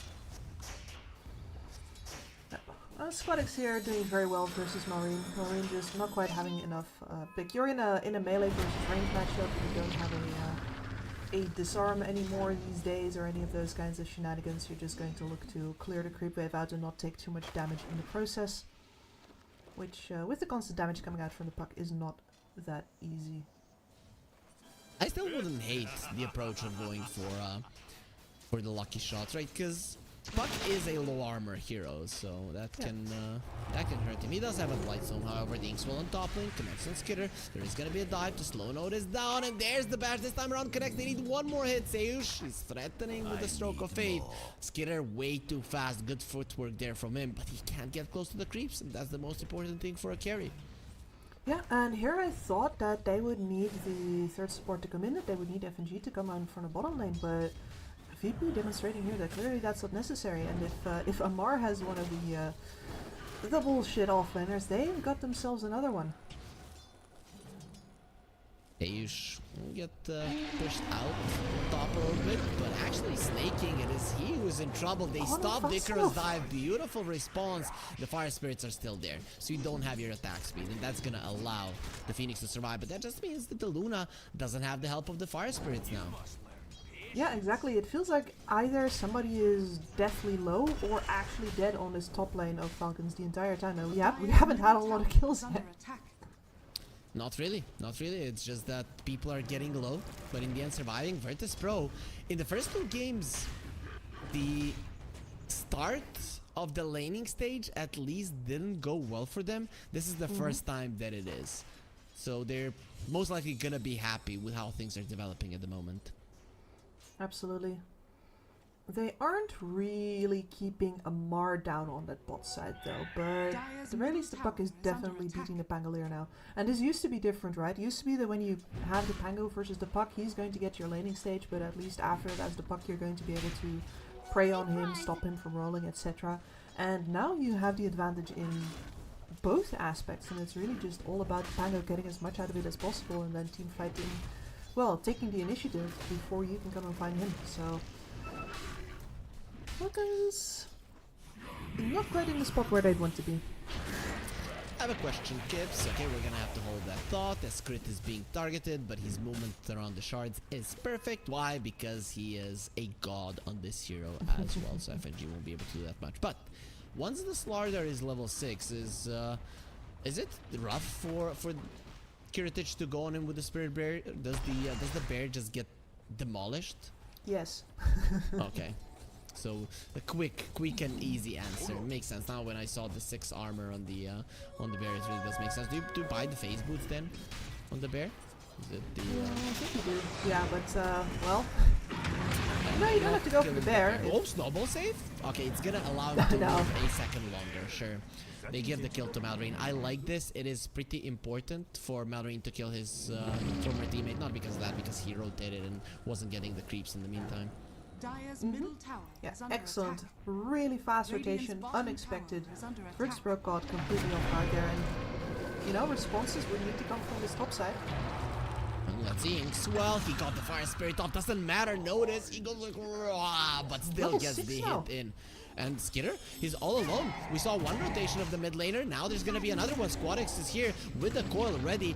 The question is, do you even need it? Skitter, you're not worth of Squadix's ulti, and Skitter will be taken down, so both of the carries lose their lives. Pretty close to each other.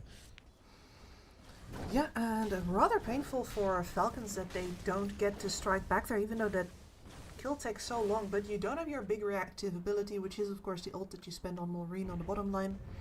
And that leaves Skitter all alone. He does TP back to the tower, but I would be surprised to see him do anything else than just mop up a wave and turn tail into the jungle, because with level 6 up on the Spirit Breaker now, his time of showing on the map is over. He cannot afford to do that anymore.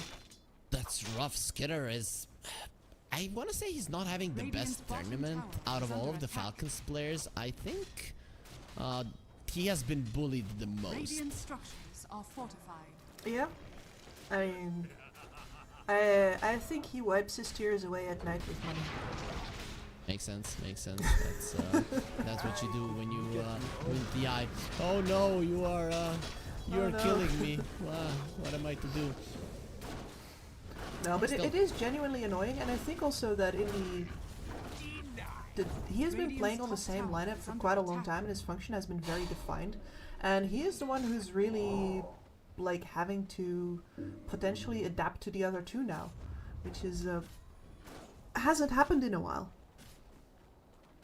We'll see what he's to do here on Skitter. Of course, Luna is a fast farmer, but this is Radiant are a pretty scanning. catastrophic laning phase overall, as Virtus.pro are in a smoke. They are coming from the bottom lane, and Malrine would be a perfect kill, being the highest net worth on the map.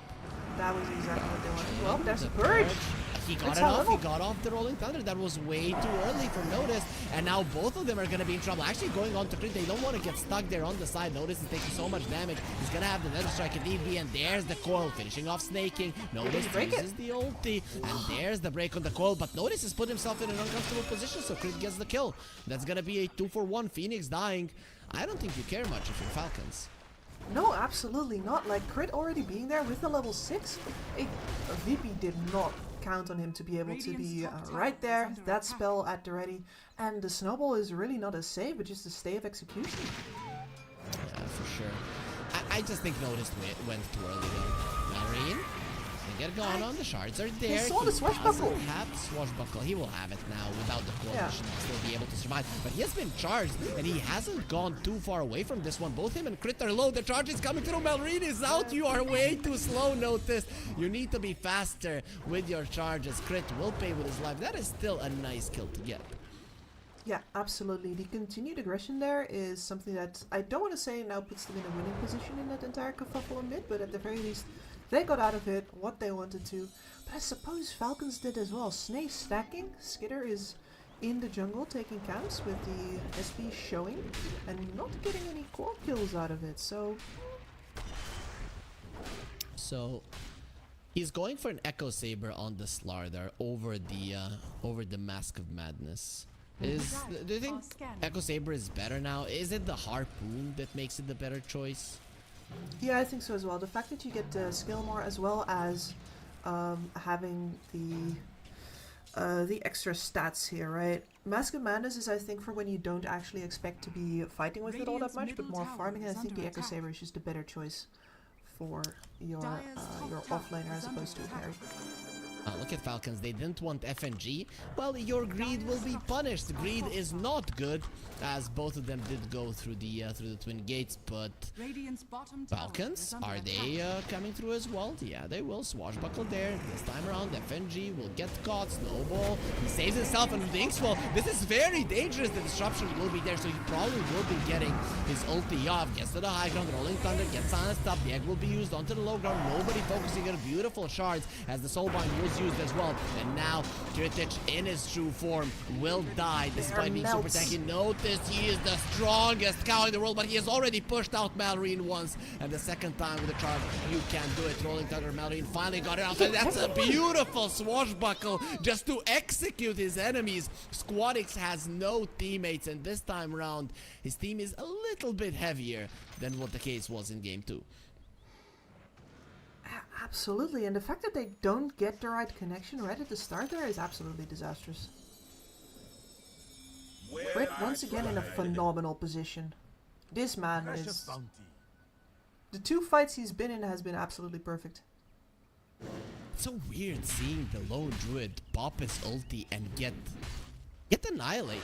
And this is so cool, right? The charge is stronger than the Rolling Thunder, but well, that is a pretty pathetic charge when you're purged. I'm not gonna lie, Spirit Breaker has been very annoying. He deserves it. That was good to see. It hit me in the villain spot, you know? Back team doing solid damage. Amar is dead. It's just a matter of time. Squadix gets the kill. He's the only one in his team that is having a good game. Everybody else is suffering. And to see the Luna ahead of both Kiritich and Notice, it's a definite showing of what's going on. Charge. Okay, Notice he doesn't like crit. That is the only thing that I got from what he just did. Yeah, well, and he's correct to remind crit, but I think actually if you're crit, you're pretty happy with us, like I am in his For head. sure. Because yeah, the charges have not been working out, mostly because crit has been behind the perfect person every single time. They want Malrine, they're not getting Malrine, the Rolling Thunder goes off every single time. And once that happens, the VP have no good ways to reset the fight in their favor anymore. Malrine has that diffusal blade. The damage output is gonna be massive, especially when the slaughter is there. And he's just making sure that everybody is low on mana on the side of Virtus.pro, applying pressure to the tower. When you have the Orb of Corrosion, getting it down, it really isn't that hard. As Virtus.pro, they go for a smoke. And again, it is Amar that they're looking for. It is a pretty fast smoke. This could work. Yeah, this could work. He is in the camp of death right as we speak. Shards, pretty good, but that's deep. It is very deep. It's time to run. FNG, he understands it. Look at the physical damage. Just getting on top of him. The call just to save FNG's life. Run, Captain, run! And he will be able to do so for now. Nice dodge on the swashbuckle. That's gonna be it. In the end, they just force out TPs. Yep, that does mean that once again though, they don't get kill on the slaughter, which is the hero that you can shut down the most. No actual farming amplification, as here we go again. You get no Now charges. he's not stronger. Now he's not stronger with the charge. You need to push him to the side. Soulbind, however, will stop the Rolling Thunder and the egg covering for Falcons. We see the sun for a couple of seconds, but then we are back to nighttime where the Luna reigns supreme. Absolutely. He's going to, well, actually get charged on again, or Radiant no? structures are fortified. Well, you notice that at least he goes to the slaughter. The disruption is there. Demonic Purge is ready as well, and he is gonna be taken down easily. That Inkswell not nearly enough to save his life. FNG gets himself out, Radiant are but at a cost of a core. That is not good for Virtus.pro. He lost the tower, he lost the core, and Falcons are the ones in control of this game. Absolutely incredible, and it's the way that Falcons approaches make it very easy to see how reliant VP is on that Spirit Breaker pick to do all of the creating of the engagements for them, right? FNG hasn't really been, because they want him to save after the engagement has started, but since Crit is over on the other side, Notice never actually gets to create the engagement in the first place, and now what do you do exactly? Their only avenue towards dedicating these fights has been cut off, and everybody over on Falcons is currently getting all of the space and all of the items they need. Notice, demonically purged, he's gonna have a charge soon. He's threatening with his ulti, but his empty threats don't work on anybody any longer. They know that this cow is only talk. Falcons, they get another kill on him and another tower, increasing their lead even further. Virtus.pro, this time around, they came out of the laning stage well, and it is not working out. Absolutely not, and especially this Lone Druid.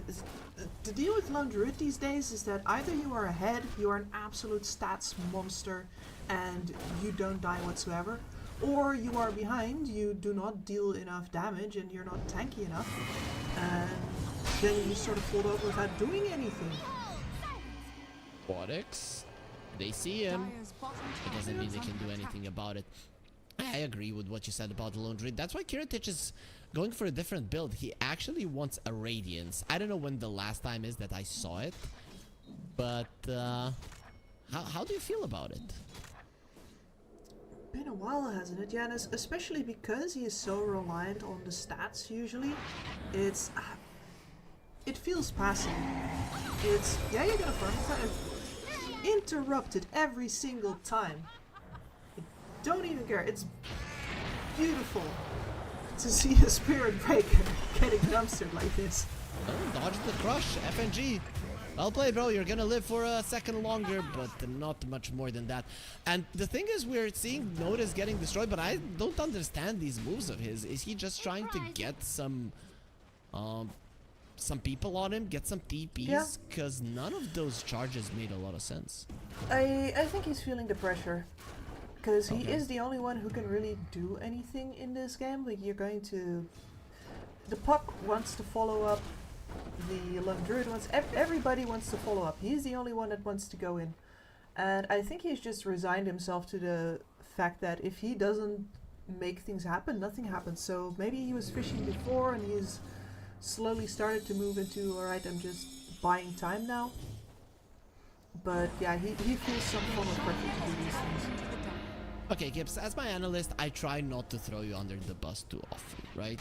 But now, considering that I really don't see how Virtus.pro need to play to come back into this game, I need your knowledge to help me see the light at the end of the tunnel for our Eastern European team. Dire's middle tower. So the real problem is, because there's a Luna over on Falcons right now, we've already established that VP hasn't been able to get a good fight and most likely will not in the future either. The real problem is that VP has not been taking out Hold That Thought. Radiant's courier has been Yep, you have been interrupted once again, or maybe saved by the bell. Snowball to the high ground. FNG will survive. He There's dodges the Amar. damage of the demonic purge as well. Immediate smoke. They are not done fighting Falcons as... where are they going for? Oh, okay. The classic punching he heard bag. the bell as well. Yep. No, He this is heard fine. that bell, and they're coming for his Tormentor. I really like these smokes that allow you to get at least something. They're gonna Yep. take some damage from it. Look at how So- fast. So the real deal is that these fights last so short that you don't even get to do any split pushing in the meantime, especially not because all of these outer towers are still up. This is the first engagement for FNG. Disruption saved. Luna, that's a hero with an Aegis, not one that you can kill so easily. Rolling down with using the backline, though the Inkswell finishes off Grid, beautifully done. Squadix, he wants the Phoenix as well with the silence. They might be able to finish him off, and he tries to get rid of it. Not gonna be happening. You didn't lose 2 cores, however, and you have killed 2 supports. Well played. Now it is time for punishment to go your way. Seuss will get the TP out. Crit has died, but yeah, I actually thought it was Crit FNG on the Tusk. Crit has played too many Tusks in this tournament, but the captain of Virtus.pro will die, and Seuss is the lone survivor. This time around, not even the puck. That was as perfect of an engagement from Virtus.pro that you could hope for, Yep. and you still lose. Exactly, like the most important part there is that VP understands, okay, if we want to get a fight where Notice actually gets to do something, FNG needs to go in first, and he knows he's dead when he does that, right? But that's the only thing that actually manages to get the puck over onto the back lines, delay the Rolling Thunder for as much as you can. But at this point you're already so far behind that you don't have the damage to follow up, and one of the things that I'm looking at especially there is the fact that the Lone Druid didn't go stats, did already go into the scaling. The Radiants definitely didn't do anything for them during that fight. Yeah, it's... The Luna is maybe missing every 10th hit, and that's about it, which, again, didn't do anything. They get a silence on the Phoenix, the Inkswell. That is nice. These are the types of kills that you need. Yes. The thing is, with the current situation in the game, Gibbs, how many of these do you need? Like 20? Yeah, roughly. Your hope is that maybe after you get a kill like that, the rest of Falcons are too busy getting other items and you maybe get like a tower or 2 down. You need these towers to start falling. It is imperative to give you more time to not have creep waves in your face so you can actually make moves, to have more dark space on the map that the Falcons need to cover in order to back each other up, where you can hopefully get pickoffs now that your puck has that blink dagger and you have Notice coming in. Like, he is still scaling, he has a Midas. This is one of the insidious things about the Spirit Breaker, right? You're going to, yeah, no, that's just a wave goodbye. Yeah. But the Spirit Breaker will eventually always get to the point where he is a split pushing monster. Just because you get that Midas, then you keep on feeding, doesn't matter, you'll get the Octarine. Dire's middle tower It is is going to under happen attack. at some point.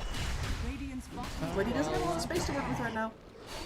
It won't happen now. He wants to charge away the bash. Oh, he actually charges onto Amar. You have maybe sentenced yourself to death. No, he has baited Amar into his own. He needs to use the crush, and with that puddle, he's gonna be pretty much Dire's fine. middle tower is under attack. Like, now that he's got the Agony Scepter up and the puddle is here, they're going to need the entire team to take him down. Dire's top No tower joke. is under attack. So, and even then, it is a question how fast you kill him. Radiant's bottom Falcons, tower they is might not under be as attack. fast in moving around the map as VP, but they're not slow by any means. Radiant's bottom tower has fallen. Absolutely not. And look at how far forward they are now again. Do we want death? Radiant's bottom This is tower also the is strength under of the attack. Shadow Demon Luna. You're gonna be sending in those illusions, and God forbid if you're Virtus.pro that you lose your tier 3, you need to make sure that you don't. The thing is that you don't have a tier. Your tier 3 is pretty much gone. Absolutely, like these glaives are gonna start bouncing. Wasn't even a Luna illusion just forcing everybody back, looking to see cancel TPs, and these illusions are just going to keep on coming in. Top tower is under attack. Okay, at least you can somewhat deal with illusions with the Radiance. That's one good thing about it. But Skittle doesn't care. Oh, the bear has been caught, has been marked. The bouncing glaives are killing it. So much for your Radiance. Radiant's bottom barracks has fallen. And there's no counterplay there really. Your blinks are getting disabled by that Luna illusion in the back. You don't have any vision on the enemy backline, and you can also see how confident Falcons is by the fact that they're now using the disruption to actually create those illusions instead of waiting, you know, for a charge to come in. He's no longer holding that in reserve. He's like, you know what, you can get a full charge off, it's fine. I don't think we actually care. I've hyped myself up for potentially the most one-sided game of the series, because literally Falcons are not being threatened whatsoever. They're taking their time to end this game, they're taking their time to control the map, but in general, Virtus.pro, there's nothing they can do once the Luna illusions are on their base. Yeah, I guess top tower's down now. Like there will be a little more space to breathe for VP. Eventually, they have some split pushing opportunities with the puck, with the Radiance on the bear. But it's all very so. No, mid's gone as well, and they just get the puck while he's on one of those missions. That's a problem, right? Because Puck is your guy.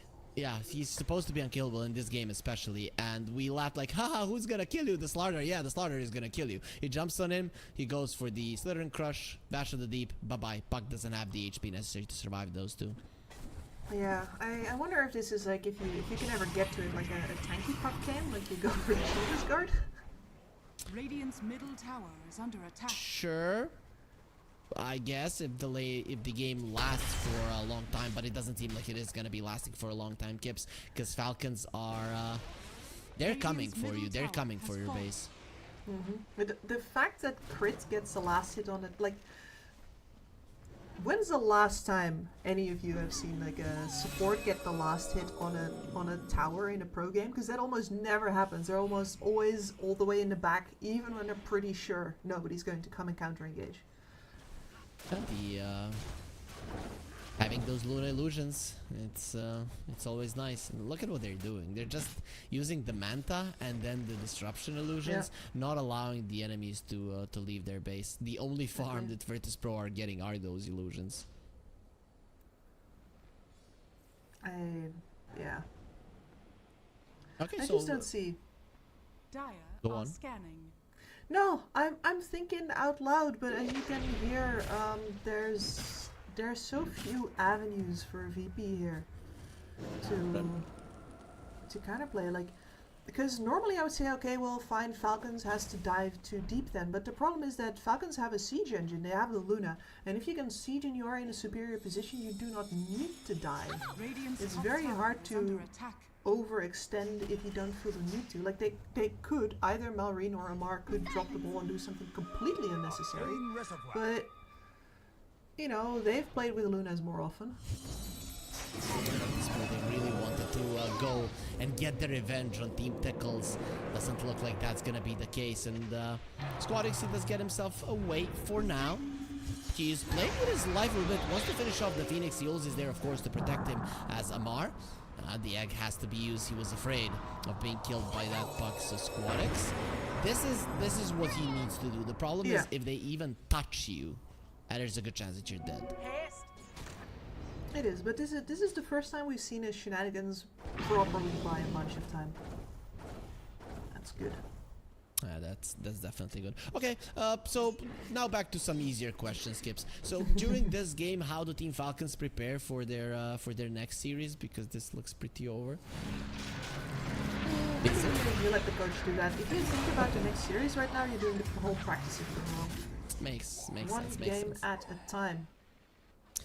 Okay, one hero at a time as well. Notice he did bring down Crit, so it has come to a point where at least these Virtus.pro deaths are giving them something. It is not slowing down Falcons, however. So, quick question: do you fight this Roche? Is it a possibility for Virtus.pro to even engage there? I think that the reactive abilities of, like, there's a Phoenix in the pit already. Like for many lineups, that's going to be a problem. If that egg is placed correctly, you're just never going to be able to hit it at all. so it feels like a suicide mission. Like you literally have to hope they make a mistake before you even go in. Never mind how well you play. Yeah, I'm thinking, if you don't fight the Roche, you lose. Oh, If you the fight the Roche, you flashes, lose. bro. Squadix, run! Oh, no BKB on Amar, but he has a harpoon. He has found it in the depths of the sea, and now will be using it to hunt down the puck. Squadix stands no chance versus Amar. Brutal. And that's just that's a 1v1. And nobody else was involved. The entirety of Falcons is walking out, chasing down. A split pushing bear. Has an Echo Saber now, so at least he actually does some damage of himself now. And Amar is a menace to society. Is he 1 versus 5ing them just now? I think if he has a BKB, that he actually runs into those 3 remaining heroes to try to get a rampage. Yeah, and would he be wrong? No, he wouldn't. No. Everybody wants a rampage. Why would you ever be wrong wanting a rampage? No, like, especially if you're that strong, right? He is one oversized fish right now. Yeah. Speaking about Catch being today. oversized, they're going for Roche right now. Want the Aegis, want the cheese. I've just noticed Roche is much faster when he's traveling than when he's chasing you.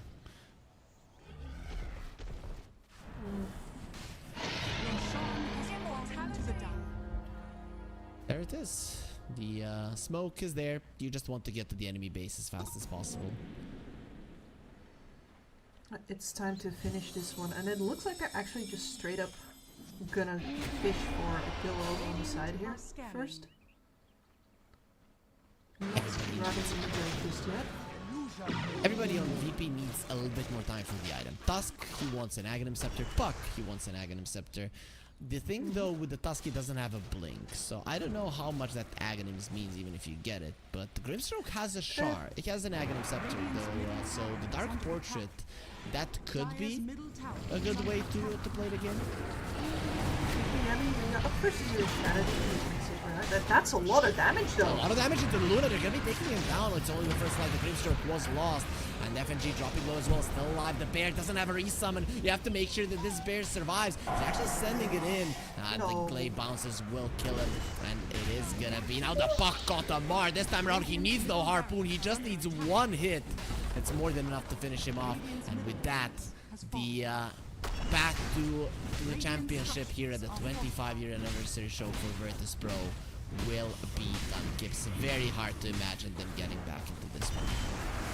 Absolutely. The Dark Portrait was their hope there, turning the Luna against the rest of the team, but between the fact that she still has an Aegis and of course the fact that it's not just the Luna show here, you have a ton of damage on the other heroes to deal with. They have to go in here.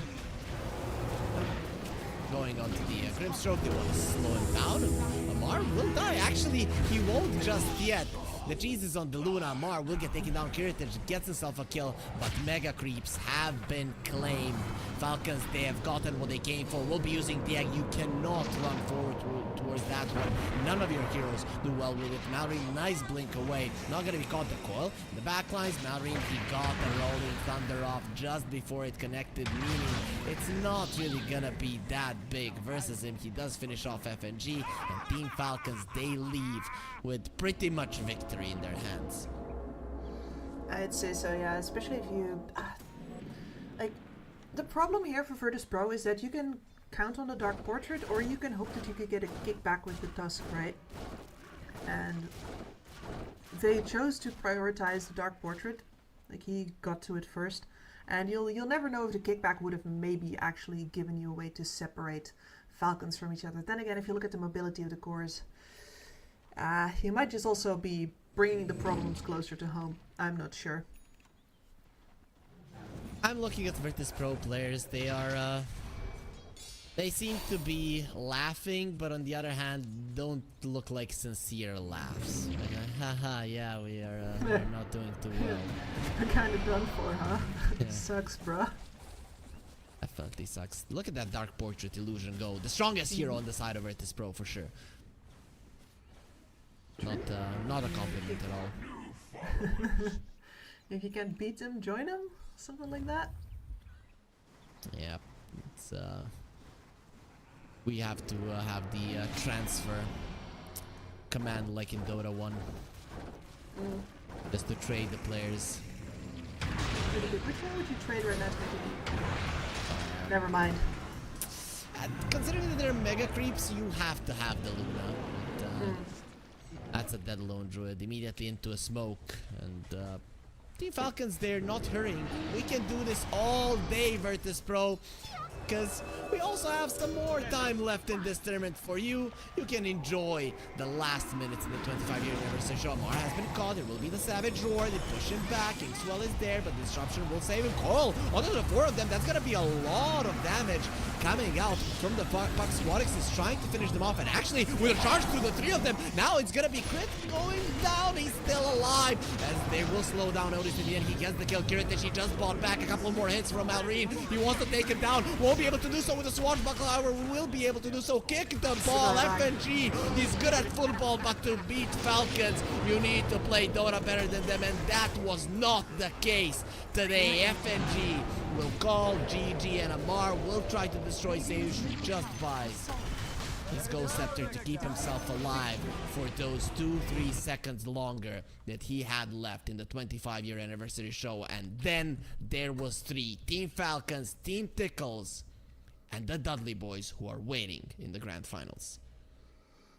And I think Team Falcons here, on one hand, showing that they're fallible. Like, the more you look at the other 2 games, the easier it is to blame one of their mistakes for losing that second map versus VP. But on the other hand, if they don't drop the ball, they still look just as indomitable as the names on that lineup would suggest to you.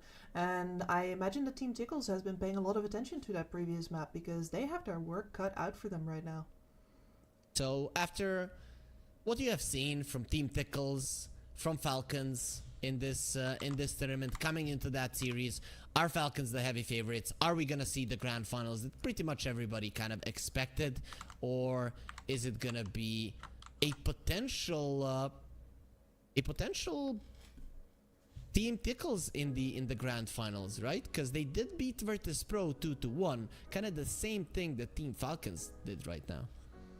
Yeah, and it did also look pretty good doing it, but I have to say that Virtus.pro didn't look nearly as strong as the Virtus.pro that we got today. Like, make no mistake, VP leveled up in between those matches. So, as far as like the prediction for the next series goes, I think that if we get a close one, it is going to be a 2-1, with, once again, it really depending on whether or not Team Falcons slips up somewhere, and Team Tickles are definitely the kind of team that can take advantage of that. Make no mistake, they're dangerous.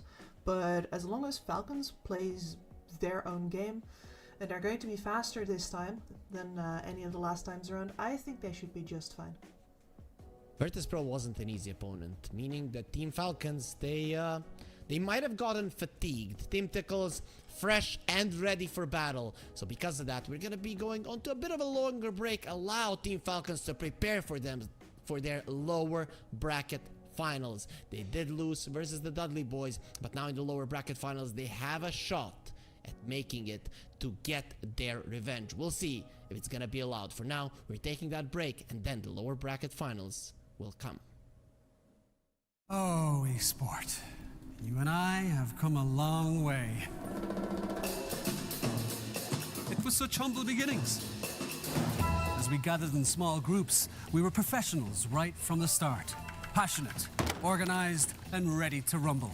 We dreamed big, and surely enough, our parents supported us at every step of the way. Didn't they?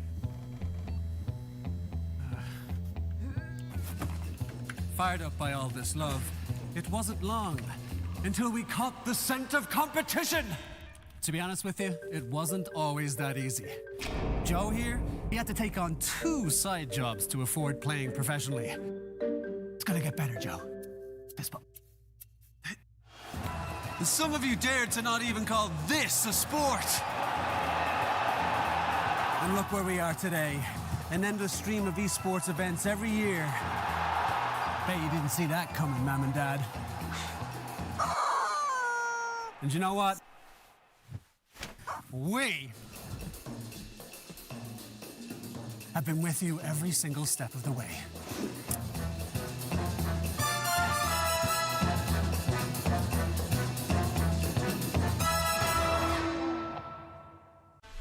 dream of working with people you watch on screen? Exclusive esports opportunities handpicked just for you. Candidate profile to raise above competition. Let 10GG handle routines. Make a step towards your dream today.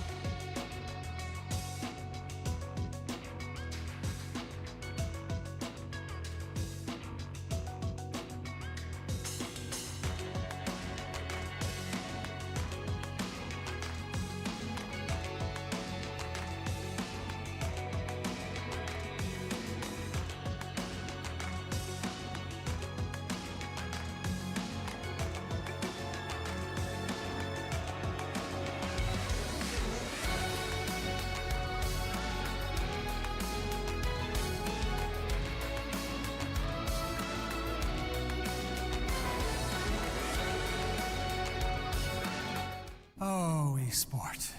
You and I have come a long way. It was such humble beginnings. As we gathered in small groups, we were professionals right from the start. Passionate, organized, and ready to rumble. We dreamed big, and surely enough, our parents supported us at every step of the way. Didn't they? Fired up by all this love, it wasn't long until we caught the scent of competition. To be honest with you, it wasn't always that easy. Joe here, he had to take on 2 side jobs to afford playing professionally. It's gonna get better, Joe. Fist bump. Some of you dared to not even call this a sport. And look where we are today. An endless stream of esports events every year. Bet you didn't see that coming, Mom and Dad. And you know what? We have been with you every single step of the way.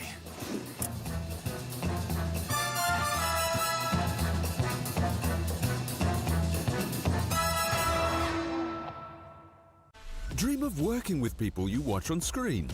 Exclusive esports opportunities handpicked just for you. Candidate profile to raise above competition. Let 10GG handle routines. Make a step towards your dream today.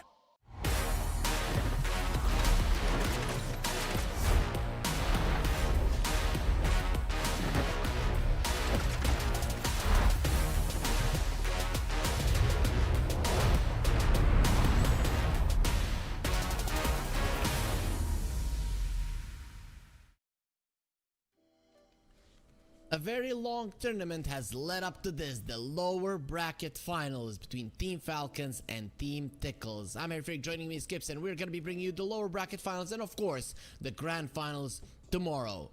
But before we even get into the teams, before we get into the draft, before we get into anything, Kips, who's going to be fighting for the grand title versus the Dudley Boys tomorrow? Who do you think has a better shot, Tickles or Falcons? It's gonna be the rematch, man. Tickles are really going to have to go above and beyond, not just because like I think the quality isn't quite there for Tickles if you compare like the lineups, but also because I think Team Falcons, if you wanted to steal the way that the Dudley Boys beat Falcons, which is a favorite trick of mine, right? You look at what they lost against before, you do that yourself. The problem is that Falcons have clearly decided to play a lot less passive, and they've been showing that off, especially versus Virtus.pro just now. So I don't think there's actually a clear recipe for Team Tickles to follow here.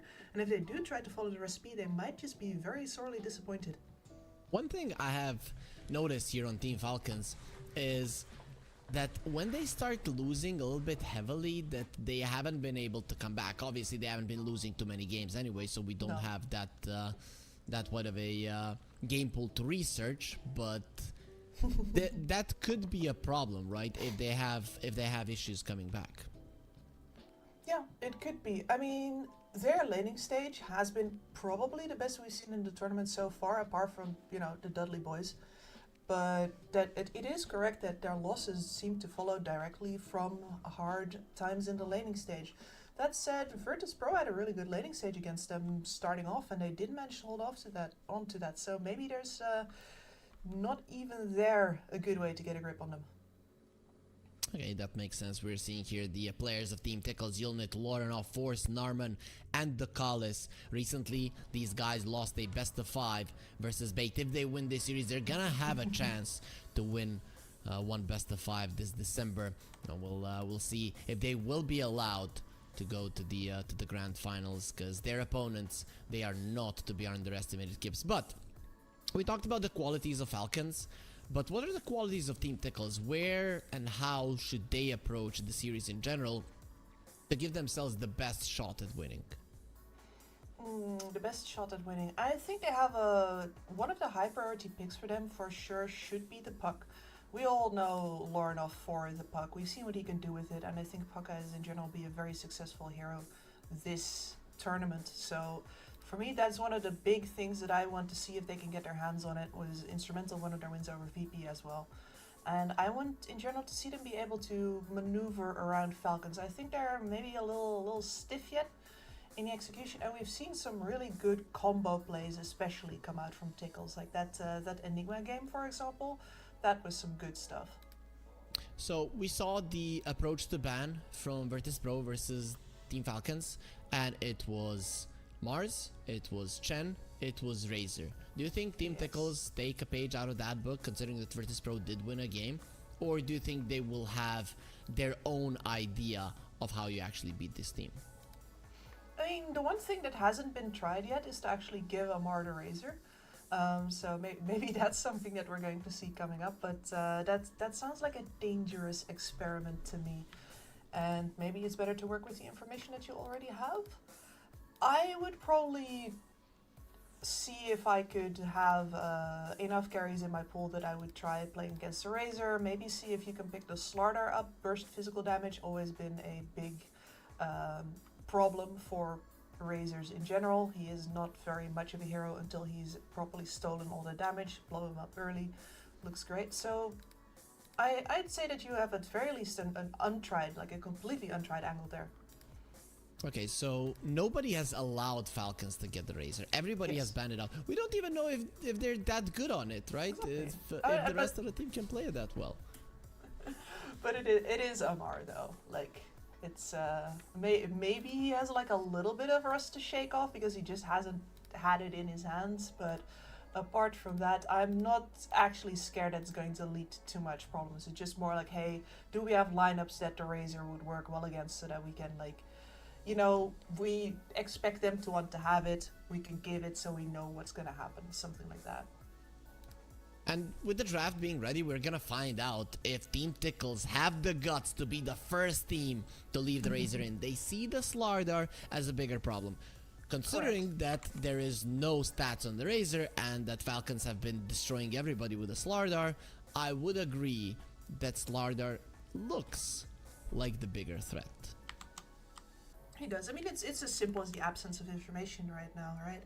But maybe they do feel good enough to get that information. And Falcons do know enough that they do not want to be facing the physical burst of the TA. Fantastic hero for especially Lorinov as well. So Falcons, they ban out the TA, they ban out the Nature's Prophet. Tickles have done well with the Nature's Prophet. Okay, it is time to target the Mars. So it is Slardar, it is Mars. I would ban the Chen over the Razor, but maybe they want to pick a Chen for themselves, so who knows. Yeah, I think that is a viable angle as well. We haven't seen Falcons face the Chen yet. I think they've only gotten to play it themselves so far. Yeah, sure looks like it.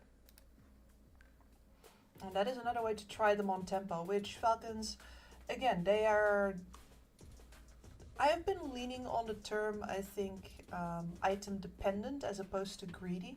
Because I don't think that their style is particularly greedy, but they do have a habit of picking 3 cores that all need their first item in order to properly start doing anything. You'll almost never see that, you know, Primal Beast, the Atlantic style, okay, I got 6, we ball. Like, that's not really the kind of thing that that Falcons are gonna bring to you. So let's see if the hyper tempo of a Chen would do something against them. That would be a good attempt as well. Let's see, Tickles, do you ban the Razor? Do you ban the Chen? Do you pick any of those? That is the question, but one of those two are going through this first ban phase. And it is gonna be the Razor that makes it through. Phoenix pickup, which is a decent hero versus the Razor, as he cannot, we can't say anything good about his attack speed. And now the the question remains: do Falcons even pick it, or are other teams just a bunch of cowards that don't want to let the Razor through? Yeah, I mean, the only thing that you have to do now, of course, as Tickles, is not draft yourself in a corner where it ends up being a good pick anyway, because sometimes that's what you do, but no, Falcons are just straight up saying, you'd ban this, wouldn't you? So they're taking it. They took, well, the bait, but that's always the question, right? How big is that fish that you got on the line? Are you gonna get pulled overboard? I really hoped for this to be Falcons that they don't even want to play the Razor. That would have Right? been so funny. That it was just every single time that they see it banned, they just laugh their asses off. But seems to not be the case. So unfortunately, that little story that I created in my head is not gonna work. And I'm not gonna lie, this this Razor model here in our drafting hood, that's too much lightning around him. My eyes don't like this. I think it's because it's like actually flashing like real lightning. Because you have no problem with all the Phoenix Fire. No, I'm loving the Phoenix Fire, but this lightning, I'm not looking at the right of my screen. Like, no way. Alright, well, I'll inform you of the rest of Falcon's picks then, alright? I mean, I can just put something over it. Wait, okay. Easy, Kips, no problem. I can look at the right of my screen. I can use my phone, I can use my wallet or whatever. Just put it over and I'm gonna know what's going on. I like the Tusk band though. That is a crit hero that works really well with the Razor in lane. So I'm really glad they got rid of it. I think it was a no-brainer. Yep. Great laning synergy with the Razor. Great dodge for Phoenix egg popping, for example. Some good stuff. As the Falcons take out the Weaver themselves, by the way, which is also something that Crit really has been rolling on. But then again, I imagine that Team Tickles would probably fancy that themselves as well. They picked it up twice in their series versus Bait. Speaking of Crit and rolling, I'm expecting an Earth Spirit. Let's go, Crit Earth Spirit though. His best Earth Spirit days were before the change. And I think he did it to himself. Remember when they changed the Earth Spirit? The second they did that, they changed the Smash was the stun and they changed the roll to be a stun. I was about to say, which one of the about 300 changes? Yeah, the main one, right? When it was no longer swap. blink stun, yeah. So he immediately wrote on Twitter, the hero is dead. It ended up not being dead at all, but maybe he got into a mindset, oh, this hero isn't good enough. Before that, I really loved this Earth Spirit. Even after that, he was amazing on it, but I'm hoping we get to see it still. Yeah, you've been on that train, haven't you? Like the old school going in pos 4 as well. You're going to get one from Dugalis. I was wondering if perhaps he'd be looking for the tiny. The toss back is also a decent way to break any kind of Razor static links. But instead we get the clockwork. So gets to be able to divide up team fights and lineups. And we get good synergy with the Darkseer. So Ion Shell onto a clockwork. Decent protection, of course, for the Phoenix as well. Planting down the cogs in the middle of a fight. Lots of good things about the synergy here in general. And I think that's really what we're going to see as a difference between Tickles and Falcons. Tickles are going to look to play and team fight their way out of this one. So what's the Falcons carry that's good versus the Darkseer? Something that they have played is like a Sven. I'm actually very surprised that Tickles picked this versus an Enchantress. I understand it's not a Chen, but if for some reason there is a Satyr Banisher in this lane, the Darkseer is going to cry. Isn't he already? No. Enchantress is annoying, but you have a clockwork to protect you. But if there's a Satyr Banisher, then it's a lot different. I mean, a dispel is a dispel, right? If it's enchant or the satyr doing it to you, you're still not going to be zooming. Very true. Falcons, however, they're not going to be going for the Sven. They're going to be going for an Alchemist, which is a decent hero in terms of shoving out the wave with the acid spray. I'm not sure about it though. It is a hero that builds a Radiance, so in that regard, the illusions from the Darkseer are still gonna be somewhat useful. Exactly, and that's TB up now, which is you're a Scotty builder. You've got a ton of armor. You don't necessarily care about like the half amount that the Alch is going to be doing. Of course, like Razor plus Alchemist is your. You have to be Terrorblade level of armor in order to still say like, no, I don't care that much. Yeah, for sure. But I always love the Terrorblade versus the Razor, right? Because you start running towards the Terrorblade and he rips you apart so much that even if you get some damage off of him, his illusions are still gonna smash your face in. So Absolutely. I'm overall liking the Tickles lineup. A little bit concerned about the lack of lockdown, right? So sure, you have pick-off, you can go around the map, you can stand in front with a Terrorblade, but what if you need to be starting a fight pretty far away from your teammates, which the Clockwork can do, but how do the rest of them connect, right? It feels clunky. It does, and they take out the puck themselves. So are they going to be looking for, let's say, the Pangolier instead then? I would like that. I think Pango is really good. When you see the line, you know that you're not going to be picking the puck for yourself, and you are really bad versus the puck. So it makes sense that they get rid of it. Yeah, because a lot of the other picks that I'd say, okay, you look for something low economy, something that can roll with the Darkseer, let's say the Primal Beast, for example, they do get kind of wrecked by the Razor, so I wonder. Very true. Very, very true. We'll see what Tickles wants to get. They're gonna have to reveal their hero before Falcons do. That's why the Invoker and the Lina were banned out. Those are heroes that are very rarely countered in the mid lane. Agreed. So what other options do we have here? We have seen the Kotl ad from Tickles as well, right? Yes. But only versus the Lina. True, but doesn't mean that they can't play it here. It does look like a good keeper game in the sense that you build a Spirit Vessel. There is a Kunkka, however, which I wouldn't hate. They have 3 universal heroes. If you get one strength one, there is an opening for a Melrine Timbersaw. Yeah, which is why they have just taken it out of the banned equation. it. Okay. Then Kunkka, let's go.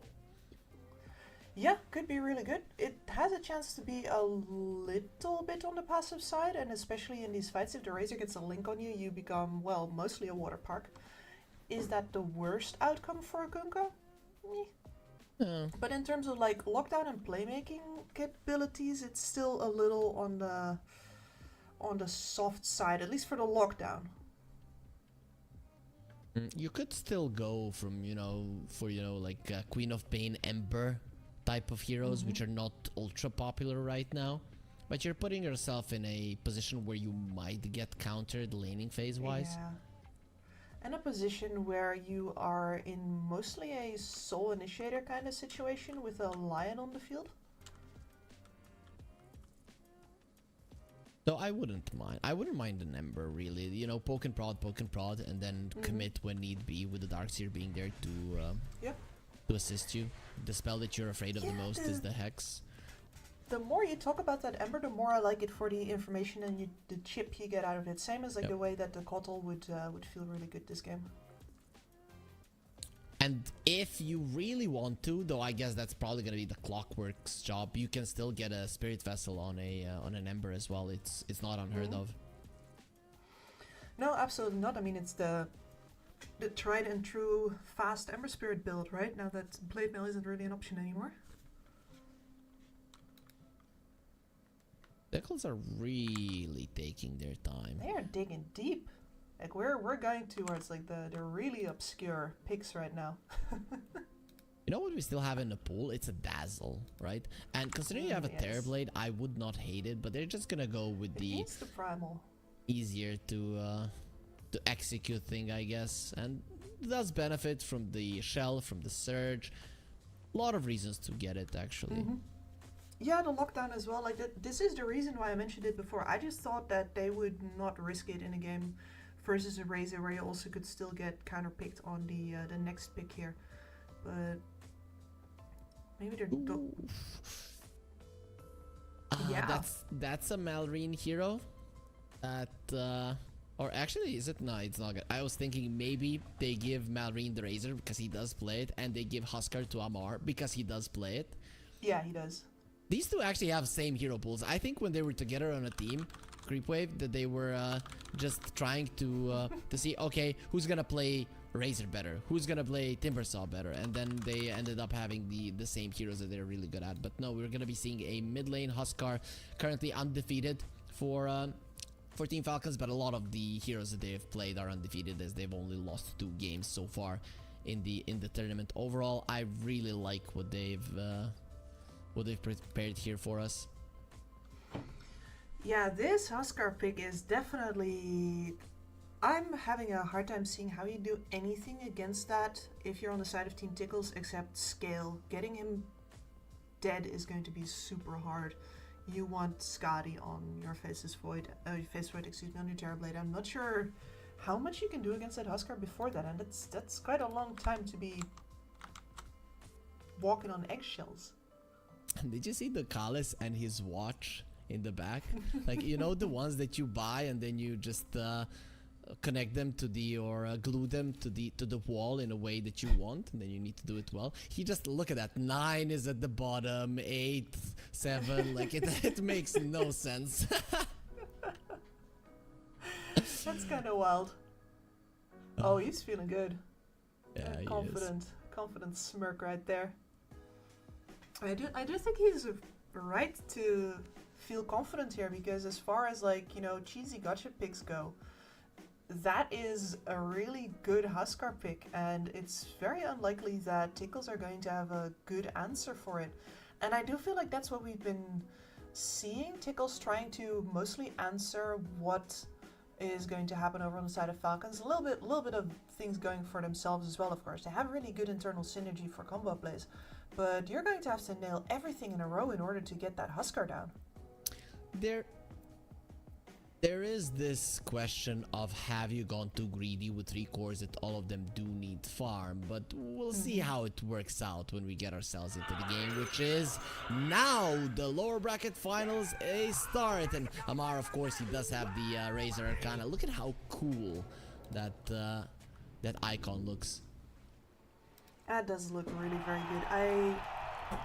Usually I'm not a fan of the different icons. Like, the one I hate especially is the Juggernaut, where it just looks like a Leshrac in my top bar, man. Get it off my screen. But this one's rather rad. Really is. Though I've never seen a Juggernaut Arcana look like a Lesh, though I'm gonna pay attention next time, and maybe I get to see what you mean. You know, maybe it is one of those now you can't unsee it type of things. It's got the same color, the same sort of pose, trust me. Okay. I trust you, Kips, but Glance value.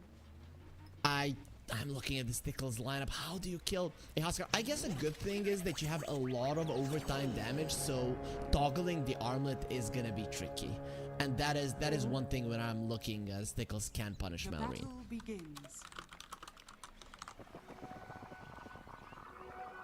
The question is, how low is he going to get anyway? Your physical damage, because you're going to want to be locking him down with the Primal Beast, right? But it also means that Primal Beast is not the one necessarily slapping him in the meantime. No, you don't get it. This is a Huskar player. Huskar players, they play on 10% HP. Like, they play on 2%. Like, I'm doing so much damage, bro, and then I'm gonna armlet toggle, right? So they don't need to do it. Malrine is gonna take care of that first 90% by himself. Yep. So that mid lane matchup that we see right there, that one's going to be pretty tough for the Primal Beast. He's going to be taking a ton of damage, and you can't really afford to go on Malrine, because he's just going to push you back, disarm you, do a bunch of damage over time to you, and that means that this lane for Lorinov is just about surviving and getting the levels, which is, you know, as far as a Primal Beast goes, I guess you're one of the better heroes to be in that situation, because you really do only need levels, but you'd like some more on top. The Razor is gonna be super annoyed by the Phoenix, though. I guess in that lane you're not gunning for kills with the Razor, you're just gunning to stop the Terrorblade from farming, which currently Amar hasn't really been able to do. Mid lane, yeah, Malrine is winning. That's to be expected. Once you get level 4 on the Huskar, that is when you are a real nuisance, and when you're actually going to be threatening Lorinov's life. There's level 1 burning spears. Once you get them on level 3, they don't really do damage.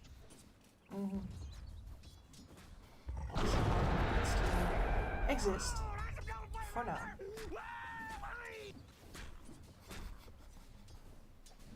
Well, let's talk a bit about the kill potential of the side lanes.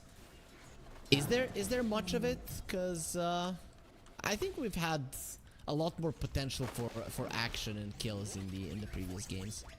Yeah, absolutely. This is one of those situations where the clockwork normally is the solo kill threat first. You have the support, right? As long as the ENG has either the heal or a creep with her, she shouldn't be in that much of a problem at all. And then here over on the side, maybe there's a possibility for kills on Olnit eventually once you've got enough points for the Razor and you get to lock him down with the Lion. Because the Phoenix can't really stop you from walking at them. But that damage trade is harsh, and the kill on the Phoenix should never happen because of the dive, of course. Okay, this upgraded Razor Arcana has better animation than the normal Razor, like 100%. Crit, he's in trouble. Amar will try to save him. One more hit from the Terrorblade will come through despite the stun. He only gets the kill, and Amar will be pushed back as well. So that's gonna be the first blood, though. There's also one other hero that's being murdered, and that's the Primal Beast, because he has 5 CS.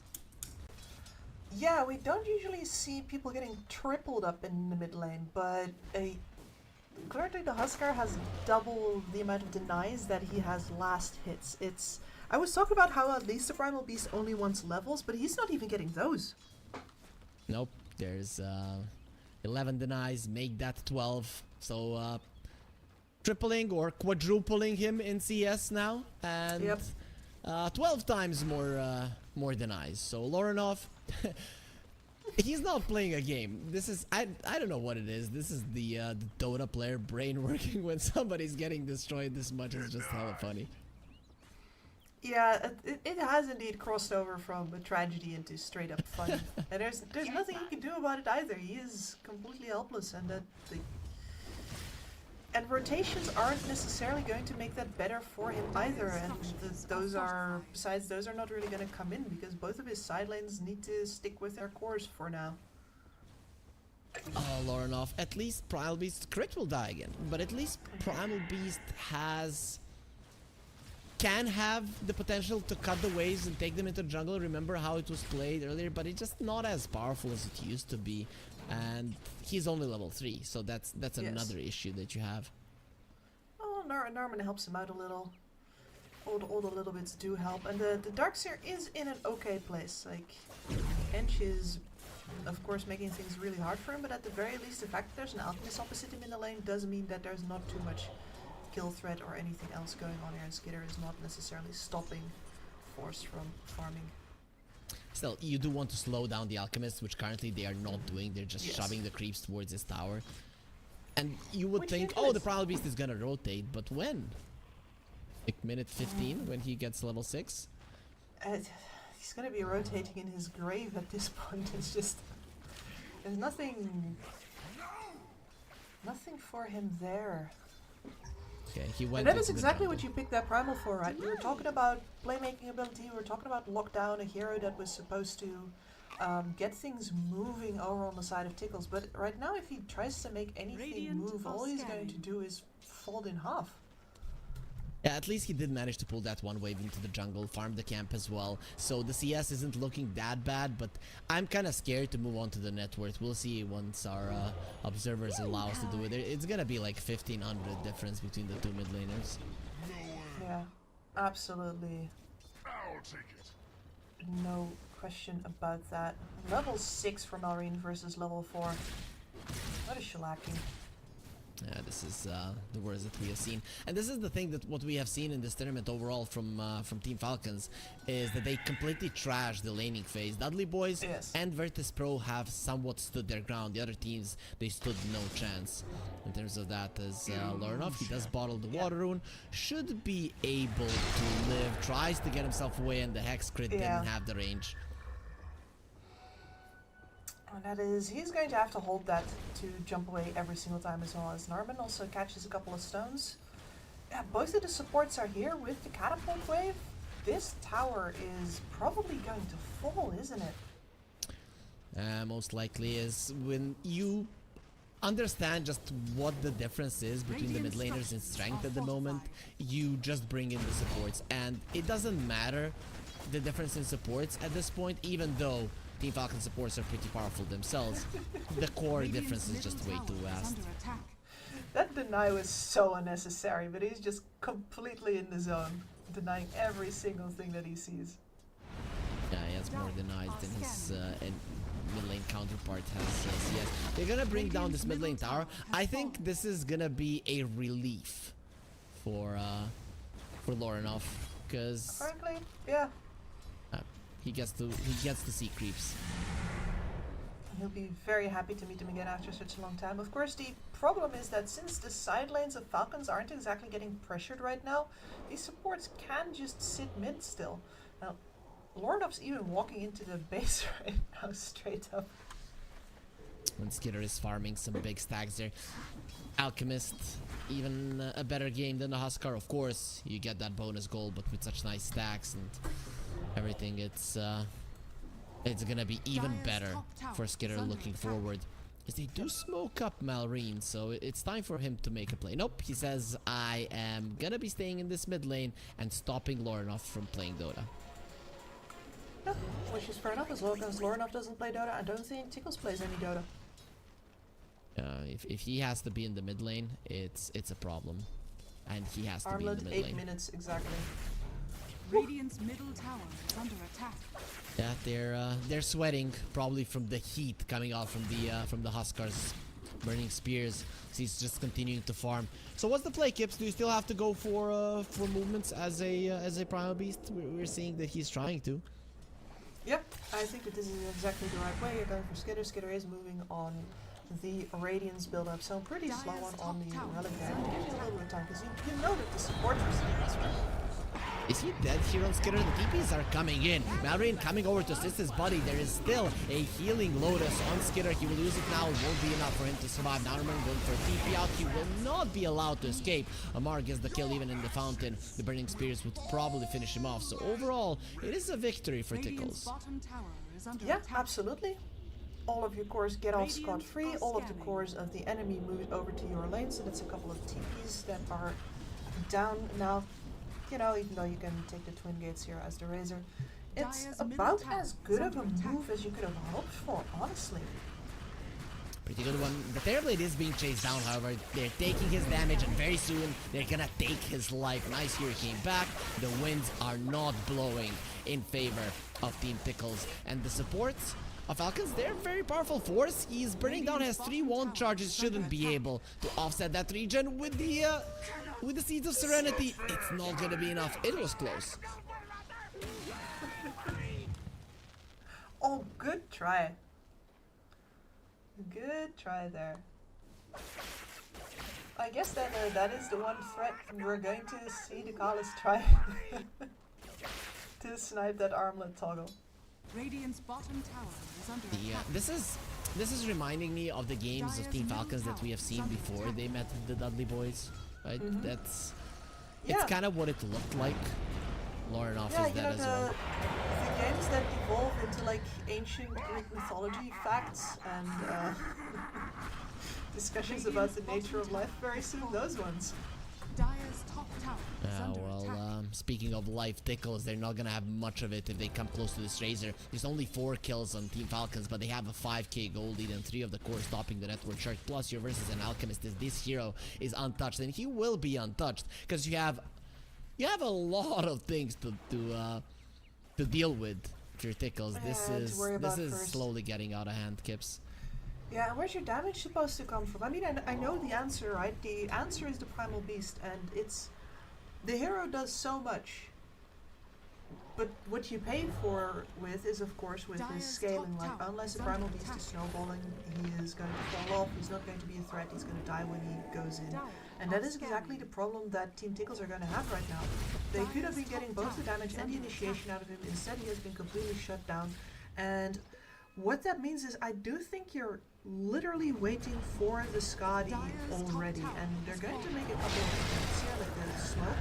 Going through the portal into the hands of Malrine, who was in the hands of Lorinov but didn't even get smashed into the ground even once. Narman with an attempt to run away. He's burning from the spears, dying from the blood grenade, and in the end Snaking gets a double kill. It is looking so easy. Straight to the Roche pit after 2 kills. It's not only a free Roche, it is free 2 kills as well.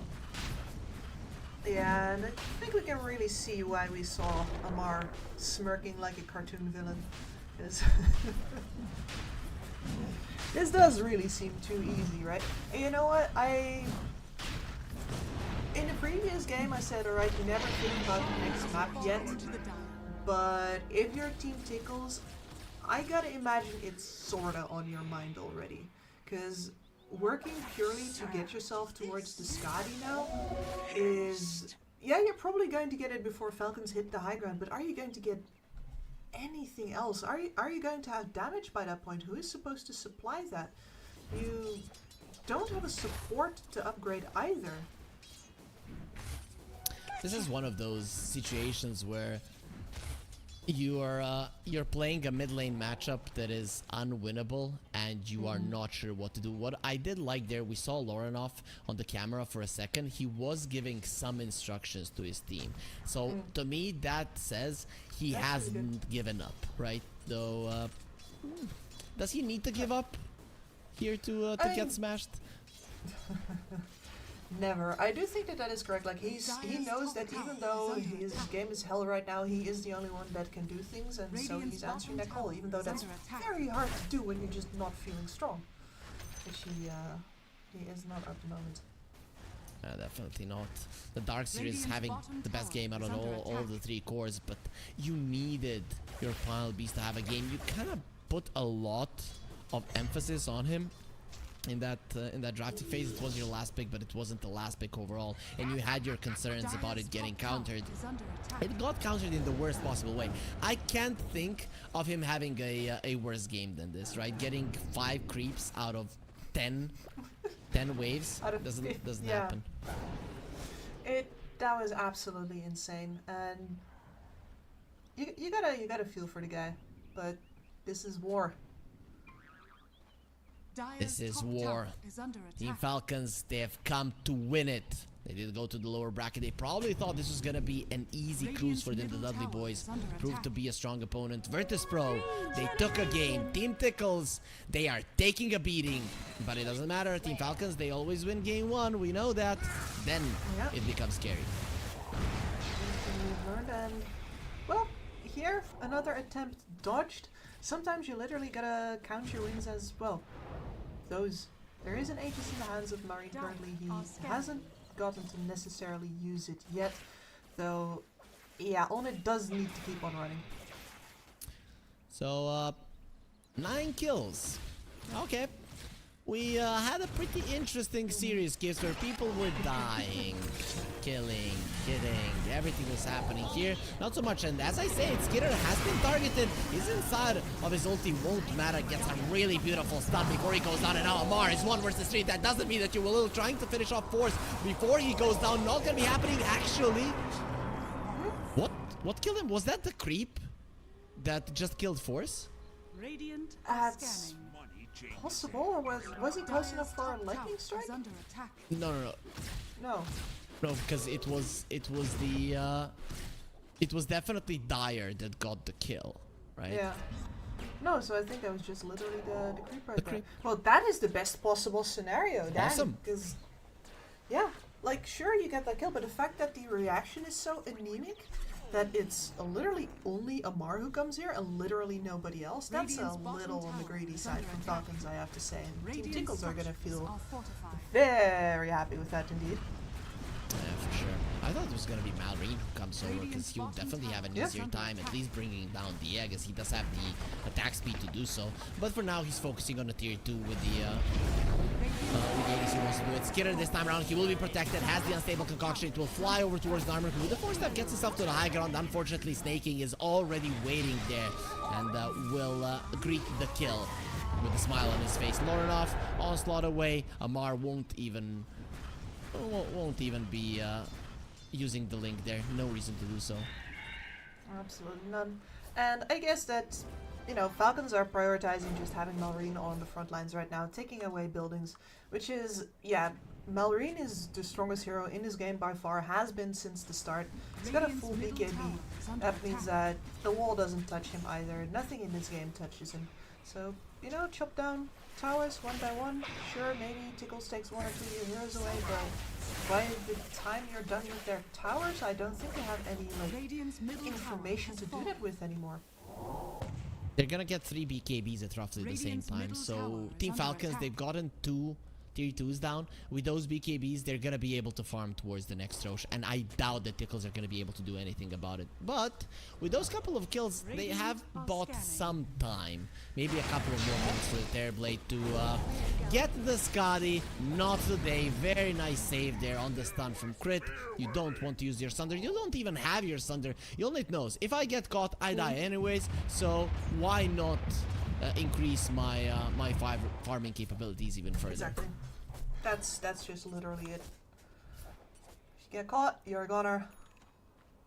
Just farm harder next time. Blink over on the Lion. So there's several engagement options right now apart from just Dire's straight up middle tower walking in. is under attack. Decent vision and decent farming here from Team Tickles over on the enemy side. Like, they are trying to make a situation out of a no situation, but once again just getting flanked, and Lornov's, I guess, probably the best way to face tank it. Let's see, he has an escape. That was just a couple of hits from the Husker at half HP. They will be finding the Clockwork. Has the force tap with very nice thunder. The Aki wall will be amazing. And they're all inside of the cogs, all inside of the wall. This is dangerous for them. Malrine has been caught. The BKB will not protect you. What a turnaround. That is the hero that you really want to dead in Amar. It doesn't look like he's escaping either. He doesn't have his BKB. Has the plasma field to slow down Lorenov slightly. Still, Skitter will come over. The tier 2 is there to protect you with the onslaught. Lorenov will get himself away, but Skitter is not done. Comes in with a blink. He has so much farm and he has so much damage on Snake King though, because he's the one doing the damage from up top. You'll need this time around. He has the Sunder, but he is not gonna be chased down at all. It will be a 2 for 2. A solid fight for Tickles. Absolutely, but it does get handed to them like a nice little Christmas gift. Everybody wrapped up in those single cogs right there, and that means the supports just fall over. They really didn't expect even a possibility of a counter engage there. And that means that you don't actually need Lorenov to deal damage to Marine, because he is already low by the time he gets to him.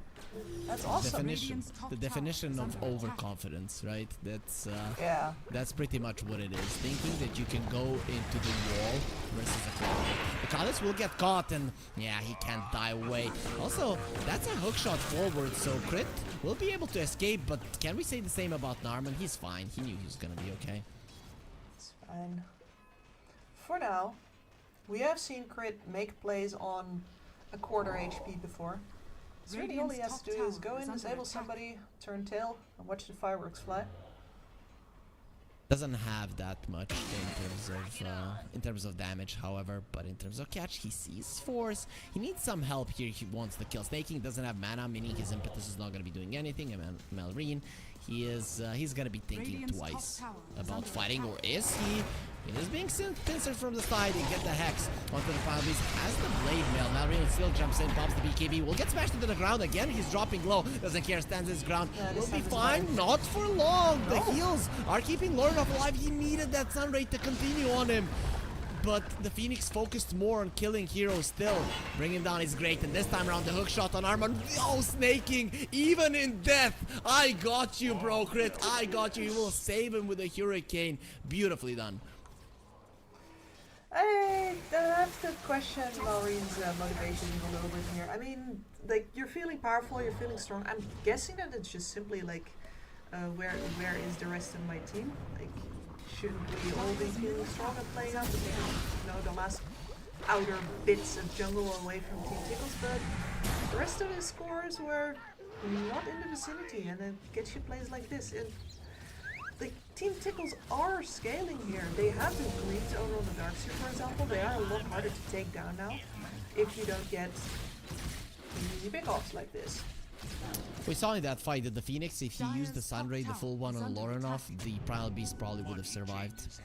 So his Sunray didn't do anything to the line at all. So that was pure greed. But it happens. Sometimes you forget about it. You get a little bit ahead of yourself. Even with, speaking about getting ahead of themselves, Malrine has literally shown us what that means.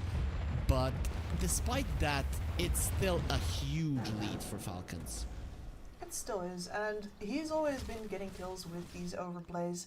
He's still making decent progression towards his Aghanim Scepter, although I think he could have probably finished it by now if he hadn't thrown his life away twice. Probably.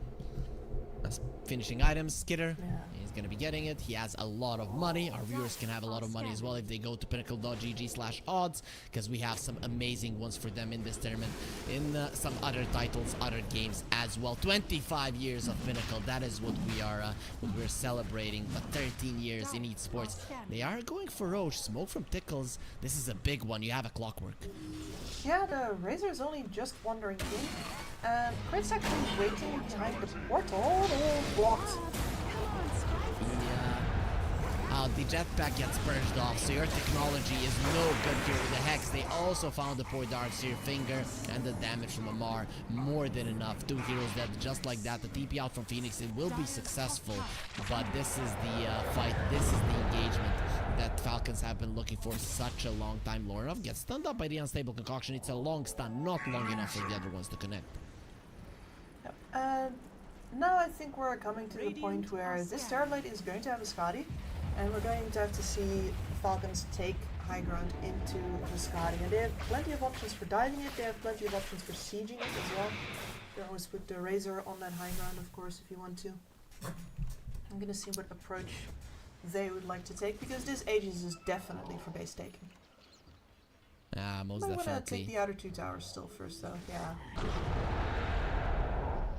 So let's see, 17,000 gold lead. Sure, it's an alchemist game, but it is still too much, especially when you look at it. Lion is ahead of the Primal Beast.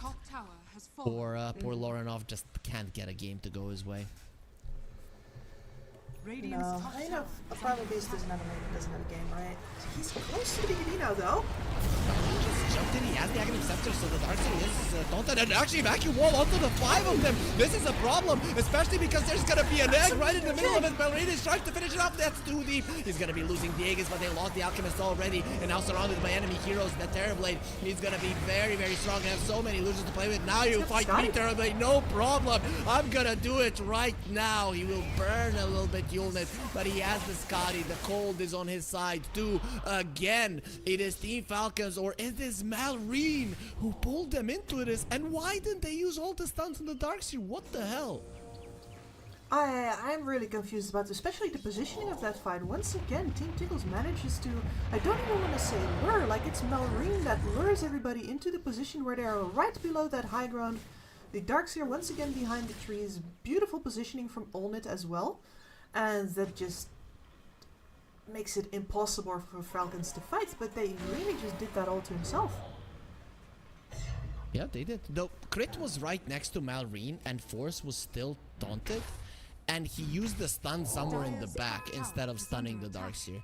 That is also one thing to keep in mind. If the stuns went on the Darkseer, I think he dies, and then it's a completely different fight. Yeah, but that's a rough if. As far as I'm concerned, you should not be on top of each other. There is space to spread out around that tower, spread your reaction. Surely you're tanky enough to take a couple of tower shots there instead of presenting yourself to that high ground. You have the Aegis, right? You could have just taken the tower, even gone high ground. If Malrine is in front, very hard to deal with. Lorinov will get jumped, has the BKB, of course, the taunt goes through it. Lorinov will be fine. Doesn't have that much mana to work with. Clarity and the bottle will help him through though, and now he's working towards the Aghanim Scepter. That is a problem. The Huskar hates getting broken. Yep, that is the thing that's going to make him killable, and we've seen the overwhelming amount of magical damage that Team Tickles can put out in these fights. They do not underestimate Phoenix Darkseer in these team fights. Especially when you have 5 heroes in cogs all the time for some reason. Yeah, that's been pretty cool.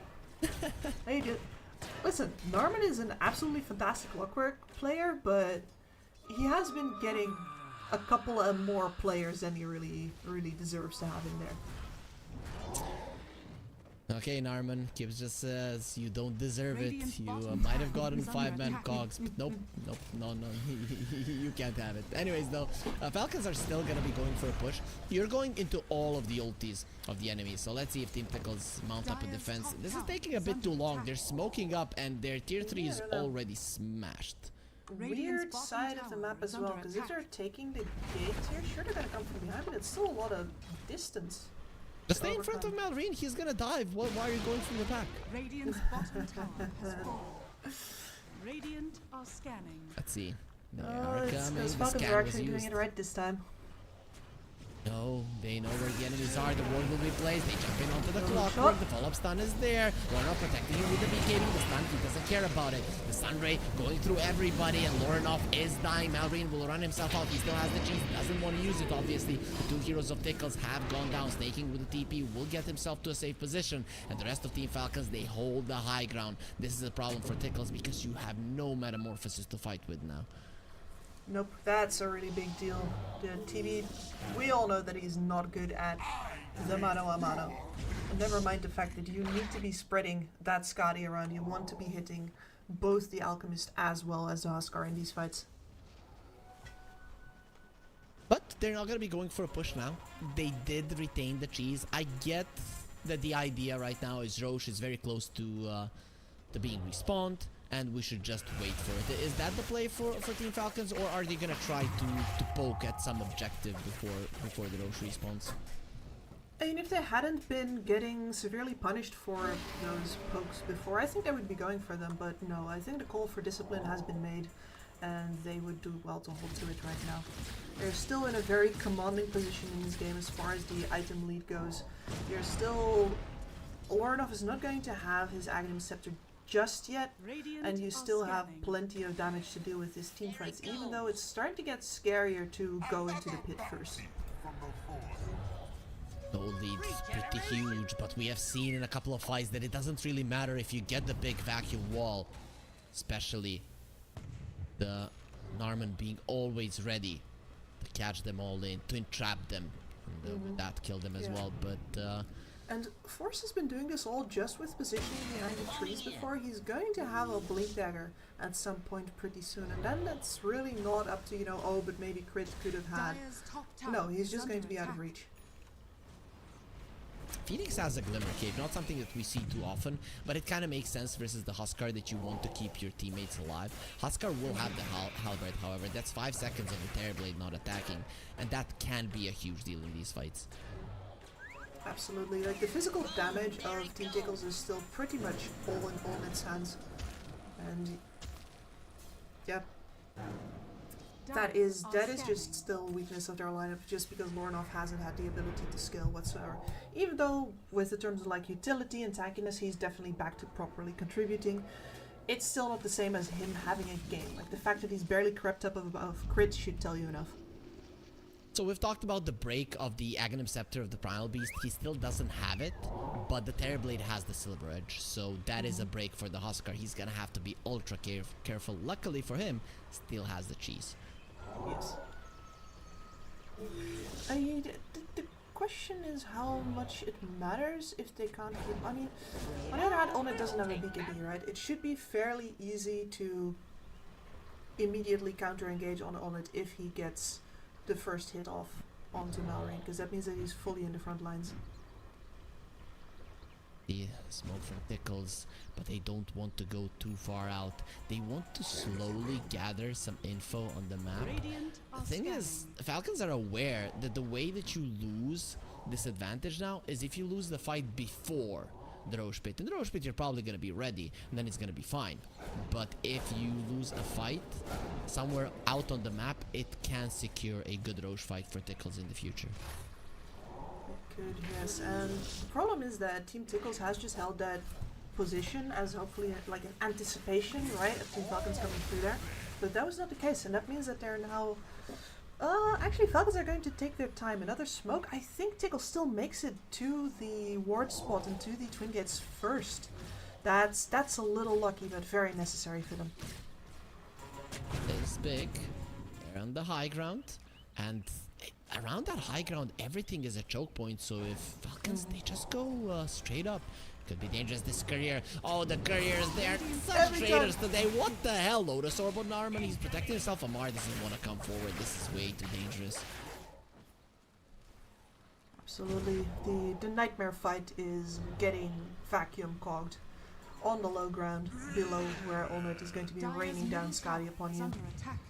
A lion on the flanks though, very handy. That does mean that the creep wave is now going to be pushing towards the Radiant side.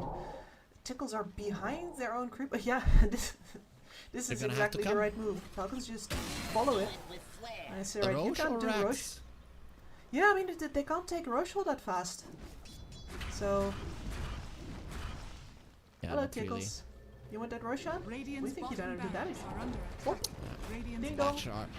That shard and crit through didn't help. They're moving Look in. out. That hookshot didn't do anything. They're going for the Huskar. They want to finish him off. He still has the cheese, so Malrine will use it. But it's not really going to be doing all that much with that initiation. At least they bring down snaking and the wall is there. The Team Falcons, they've set themselves up for success on the road. The buyback snaking wants to be a part of this fight yet again. Without the vacuum, without the wall, without the Phoenix egg, you're in so much trouble. But a Terrorblade, he has to be hunting now. It's now or never during this halftime of the metamorphosis. I don't think you get a choice anymore. Like, you have to risk it for the biscuit here. Okay, that's a hero that is caught. He might be in the air. A Alright. flying fish that cannot live, and crit will take it down. Okay, no biscuit anymore, guys. Because there's no biscuit to be taken. You're not risking it for anything. You're just gonna be giving away your lives. No milkshake anymore either. This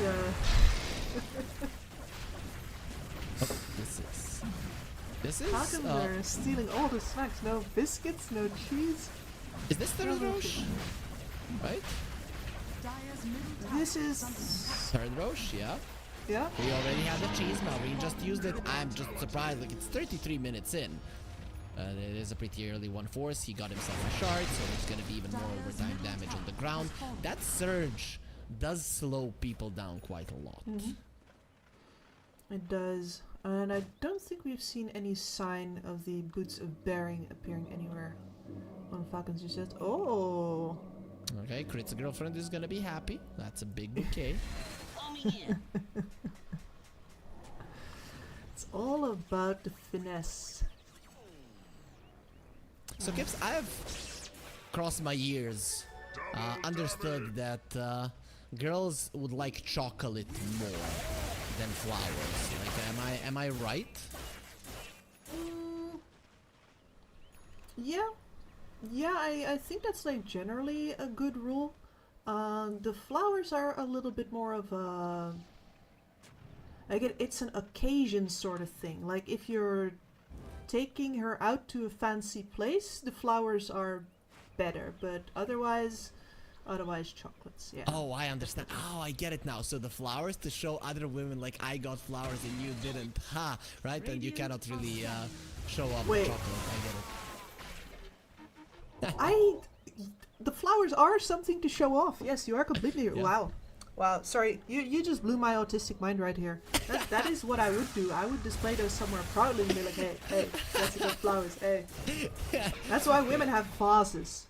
Yeah, makes sense. Makes sense. That is. Never that is seen a true. man with a vase. True. Like, imagine if I would go and buy a vase. Really weird. Oh, it's for your girlfriend. Anyways, the gold lead is 24,000. Considering how exciting this game is, you're getting some dating advice here. When to buy the chocolates, when to buy the flowers. You would now you know, and you will never again have to wonder about it, as we're getting some cheat codes here from Kips. But Team Falcons, they've had a cheat code in this game, tripling literally the enemy mid laner in terms of CS, and it still hasn't given them the victory, even 36 minutes in. No, but it might be happening very soon right now. That's satanic over on your Razor as well. They're still going for Marine, but that's the Aegis. Aegis out. And that's the hook shot down the drain, meaning that you can't get that close, Narman, even if there's a big vacuum wall.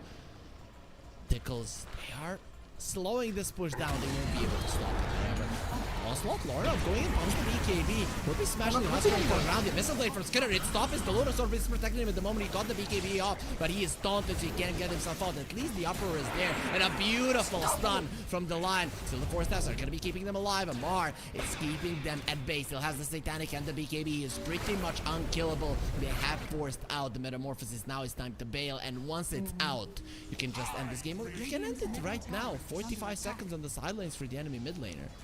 Yeah, it's true. I mean, and did you see the difference in positioning in that fight versus how they went in earlier? They do know how to fight versus the Clockwork Darks here. They were holding their discipline very well in the first go, and now Orien's getting harassed just a little bit. Positioned himself aggressively just to deter any kind of counter go. But that was night and day.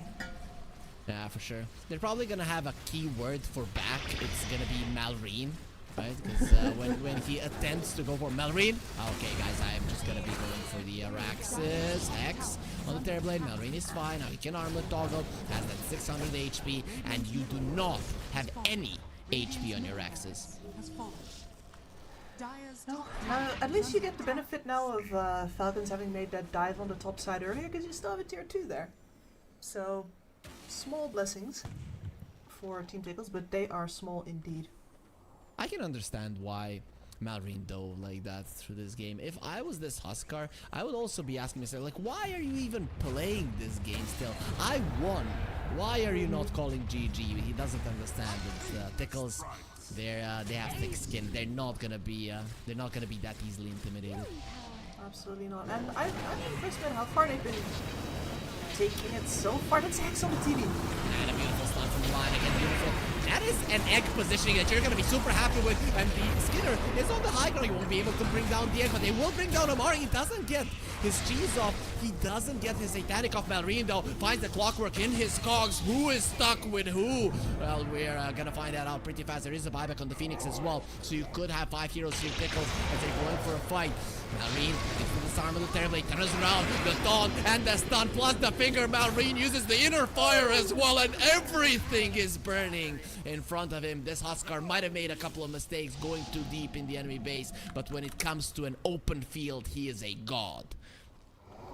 Yep, and Malrine also gets that Berserk Potion. We haven't really seen it in use too much in recent times, but that is a massive boon for a Huskar and his attack speed. He'll be buying back here. Probably they will buy back on the Primal Beast, which is probably gonna put both of the supports of Team Falcons above him. He is familiar with that position. Good vacuum. Awesome vacuum, but there is no Clockwork, meaning that you can't get on top of him. Snaking does die, does allow Lorenov not to be behind both of the enemy supports. He will catch the Huskar before the life break connects. That can actually happen. Okay, now we know. If he had gotten the taunt off, it would have been a bit different. It would have been, but shoulda, coulda, woulda. At least Team Tickles is still making them bleed for every single time that they overextend themselves. And here, once again, tier 4s are dead. As Britney Spears would say, you gotta work. Team Falcons, they're gonna have to do it if they want the victory in this game. And so many things are not being popped by them in a situation where you're 30,000 ahead. It would be easy. Like, okay, I'm gonna press my ulti, my Q spell, my get one item off, and the fight is over. There's no way the enemies can win. Though Team Tickles, they are getting some of these opportunities, and they are capitalizing on them perfectly to keep themselves in the game. Yeah, Team Tickles are really... They had to play it patient a lot with the 2 racks falling, because they don't get the opening there. Like, a lot of the bad goes that are possible were not made. Their discipline is admirable here, and yeah, a lot of that is just down to... Is it their discipline, or is it Malrine saying like, now why are you still playing? Like it's that Tickles knows now that there's something to get here. They have learned. So Shiva's coming in, excellent item as well. The slowed attack speed huge versus this entire lineup. Armor as well. Sure. So the Alchemist has level 25, which is nice. He went for the regeneration in Chemical Rage. Obviously on level 20 he went for the base attack time. But overall, we're not seeing the Alchemists just really lay into somebody. We're seeing Team Tickles just slowly approaching the fight. If somebody gets caught, they just get deleted. Yep, and the reason for that is mostly, I think we will see him do that again if, like, for example, both the Clockwork and the Darkseer are dead. But right now, the lesson that we have all learned, I think, in this match is that if either of his two cores are wailing somebody and he comes in, it is the perfect target for Norman to come in with the counter engage. So they're simply just not giving us, like, fine, we can't leverage all three of our cores at the start of a fight. That is okay, we will wait until that hook shot is spent, until everything is a bit more spread out, and then Skitter can, you know, hang and bang. But before that, we'd rather not give you the opportunity, thank you very much. We have 2 refreshers on the board, one on the Phoenix, one on the Huskar, and also a Ninja gear on Force, meaning that this Darkseer will be able to find even better initiations. As long as that tier 2 on top is standing, Kips, this game is not over. Yeah, this man has been so sneaky, but this fight might be the one where it ends. The high ground position this time in the hands of Falcons. Yep, and not a lot of buybacks on the board. The illusion of the teleplay coming forward. Smoke goes for the jetpack. And now it's actually gonna be the Husker that is caught. They have the 4-step onto the side. He'll be fine. Beautifully done. As Malrine does finish off Norman with the overtime damage. Juliet is trying to lay into the Razor, but his damage is being taken away. There will be a Hex in the backline. Malrine, he gets the taunt on him. He needs to get a Thunder off. A lot of stuns are there, but who is gonna be his Thunder target? Juliet for now. He's gonna decide to run away. Husker has been broken, but not dead just yet. There's the finger, and the Lotus are protecting the Terrorblade, not from Amar. He has the damage necessary to finish him off, and it is time to write those 2 letters and admit defeat, because game 1, lower bracket finals, is over. It is, but I am impressed by Team Tickle's tenacity here. They felt very keenly that Falcons was going to give them an opening, even if there was absolutely no reason for Falcons to do so, and Falcons obliged. There are chinks in that armor, and Team Tickles held on way longer than, you know, you think, okay, the Skadi high ground defense with the TV, but they take that fight outside of the base, and they get a whole lot of mileage out of it. So altogether, if you're Tickles, as far as, like, you know, complete and utter draft losses go, they held themselves really well here, because this game was looking over at minute 3. Yep, at minute 3, literally, when you had 3 CS and the enemy mid laner had 25. It is pretty brutal. But overall, it was the overextensions of Team Falcons, the overconfidence that they got from that laning phase that led to a game being, you could say, relatively exciting, though it was passive compared to what we saw in the previous series. So looking forward to game 2 and potentially game 3. Do you think that this is the type of a series that awaits us? A little bit more passiveness, not a lot of kills, everybody just farming? Especially if Falcons gets themselves another lead in the laning stage, I do think so. I think we've seen Team Tickles play very patient games as well, but they do want to do something with their spell synergy. I think we see that time and time again, that they're really in on creating proper team fights and synergizing those spells together, using their heroes together. And if the Falcons get ahead again, they're going to be playing individual, they're going to be farming very effectively, etc. So it all depends on who gets the upper hand in the next laning stage. So really all I want is to see Falcons draft well for the lanes. Excuse me, Team Tickles. We know Falcons will do that. Yep, we know they will. This game, it looked over even before the laning stage ended, but this far into the tournament, we have to expect that every victory will be hard fought, and Team Falcons, they really did work for this one, but in the end, they got a very well-deserved victory. Still, 1 or maybe 2 more games await us today, but only after the break.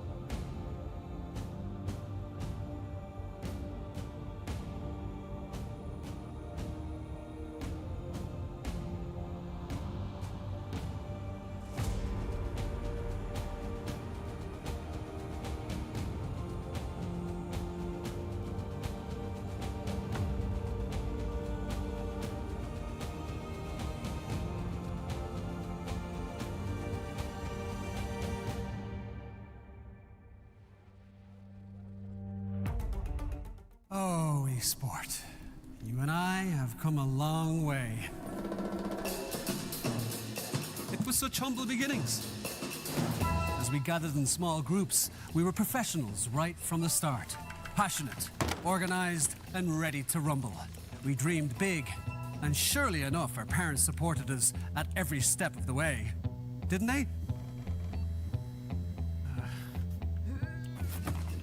Fired up by all this love, it wasn't long until we caught the scent of competition.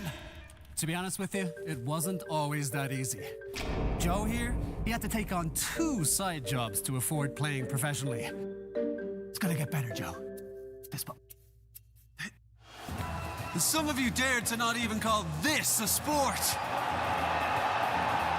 And look where we are today. An endless stream of esports events every year. Bet you didn't see that coming, Mom and Dad.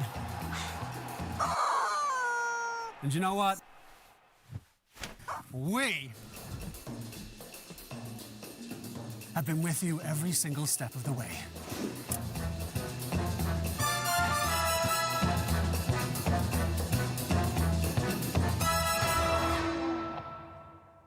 Dream of working with people you watch on screen. Exclusive esports opportunities handpicked just for you. Candidate profile to raise above competition. Let 10GG handle routines. Make a step towards your dream today.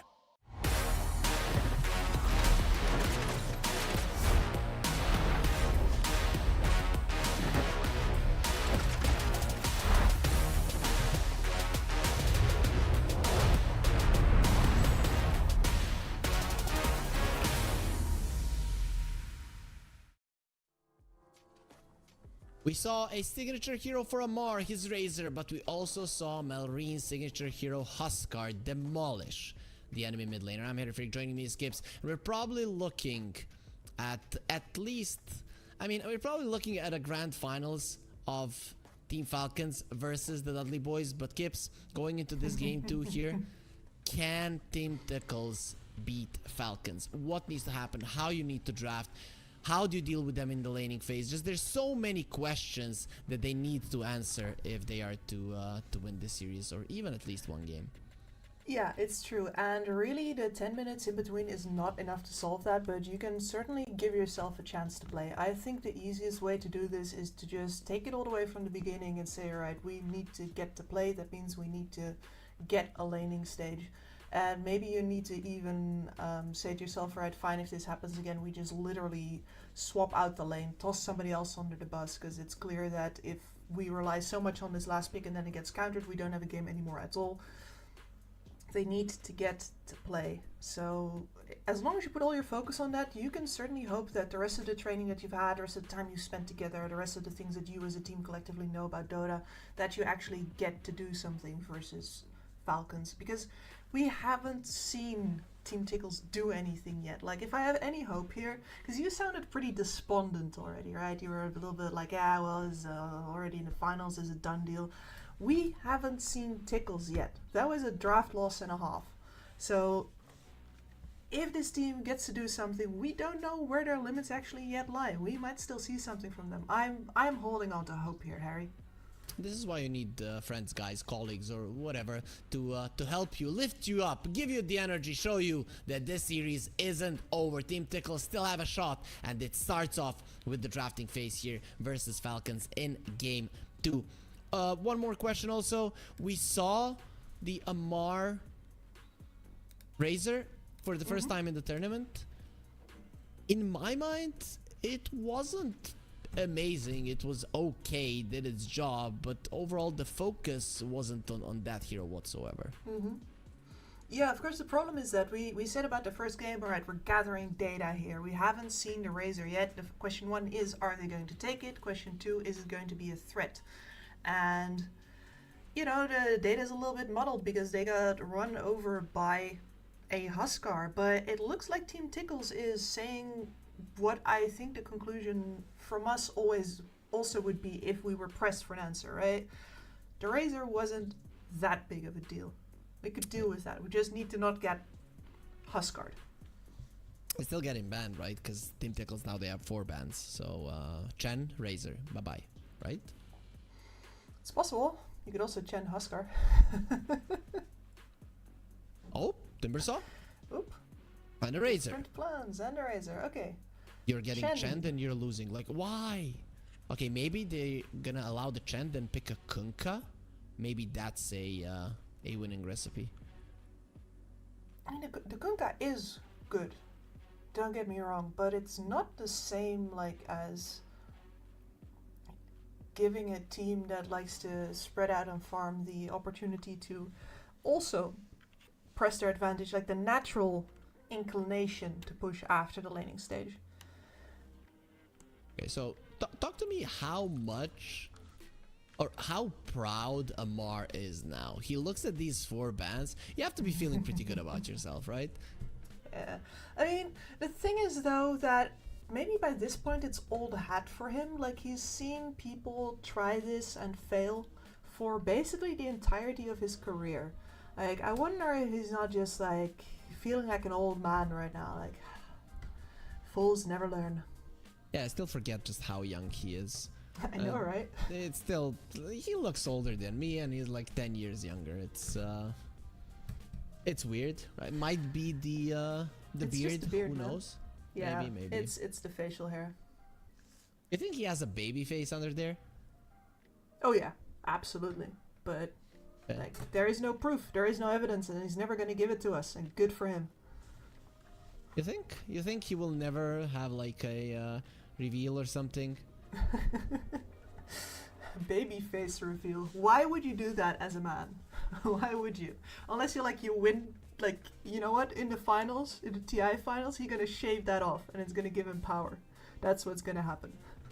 I mean, I understand why you wouldn't want to do it as a boy, but you know, as a mature man, like 50 plus years, which he is super far away from, you would want to have a baby face, right? That's kind of the problem. When we are young, we want to look old. When we are old, we want to look young, instead of just enjoying. I actually love I look at myself in the mirror quite a lot. You know what? If I was you, I'd probably do that as well. Oh, see, that's what I thought as well. Yeah, I am quite beautiful and humble as well, as there's a Treant Protector on the other side. These two position 5s have been very popular, though we have seen a lot more of Treant, obviously, as teams are less afraid of him. But Falcons getting a Chen, I think their victories with this hero have been the most dominant out of all the games that we have seen from them. So I'm very surprised that Tickles allowed it, and there's the Kunkka. There is a Kunkka indeed, which is at the very least going to give them a shot here. You're going to be able to clear through that army pretty well. You're going to have the kind of hero that allows you to entrench under a tower and say, no, we're not going to get siege down here. You're going to have to actively move into us, which is something that the Kunkka, of course, very much enjoys with the boat reaction, with the torrents, etc. So Treant Protector Kunkka, pretty defensive start, but absolutely the correct start.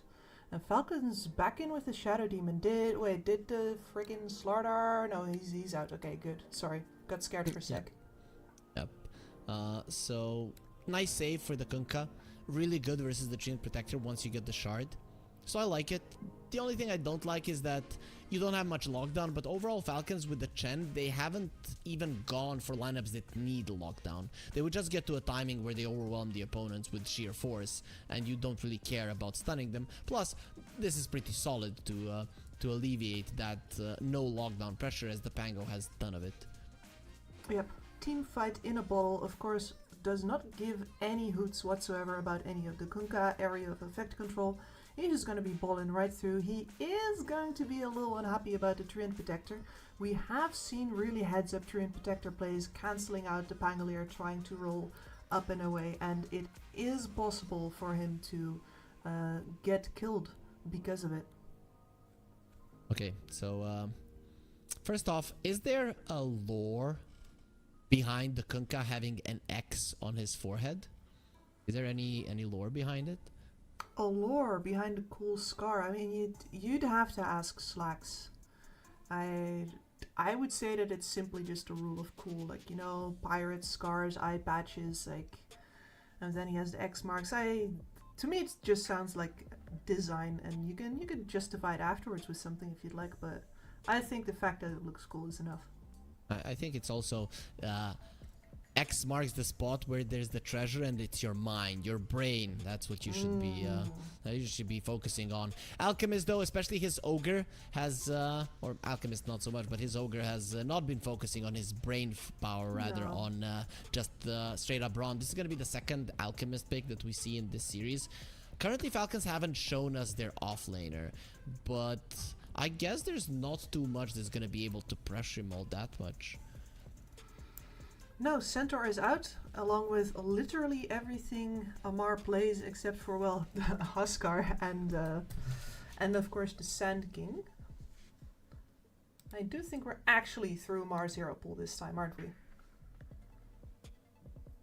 Okay, so Tickles are going full-on team fight with a strong Alchemist. This is actually a pretty good way to battle HN. I think they discussed this before the series, right, guys? If we cannot win normally versus them, let's allow them to play their best bet and have a tactic ready for it. And good team fight that you don't want to run into, and an Alchemist who's going to be able to capitalize on farming while Falcons are pushing and applying pressure is a smart way to go about it.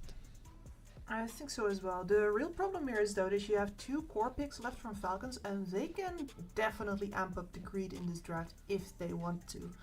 The question is, of course, if they do. We have seen Falcons picking up more speed, playing these games faster than previously, less of the passivity that we saw in their series versus Dudley Boys. So the question is if they're going to be tempted into that, or if they're going to say, no, we were trying to play fast, we are going to stick to playing fast. In which case, right now, you definitely want to pick up something to deal with the Phoenix egg, for sure. And you could go for the Luna if you really want to, but they'll get the Doom. And that is not really a hero that helps you deal with the Phoenix whatsoever. But I think it falls back into the category of we're gonna make the game super long, apply the pressure with our supports, with our Pango, and just farm with the other 2 greedy cores. That could be the approach. I was thinking about the Naga. The only reason I have against it is, of course, the Alchemist Radiance. But if you play it properly, the Tundra style, Tickles might not ever get a team fight. No, very true. And I think they might also be building up to that, because I was thinking about that Naga Siren as well, and there is already a Darkseer ban here now. They might be looking for either a big time stats hero that's going to skill phenomenally with items, or they might be looking for an illusion hero. Of course, illusion heroes usually big time stats builders either way. Yeah, I was more talking about the option of, like, I don't know, a Morphling, a Luna. She's out. Gets banned out. Terrorblade as well. That is an illusion based hero that doesn't care that much about the Radiance. Is annoyed by the Phoenix, however, but basically any Manta hero here would be solid. You know what I would love for Falcons? That destroys, dismantles the Alchemist in the late game? A Juggernaut, right? But yeah, Violent is out of the tournament, so we're probably not going to be seeing that hero. A man can dream. Yeah, I mean, I also think that in general, even Violent hasn't really been playing it that much since the Blade Dance lifesteal got changed, right?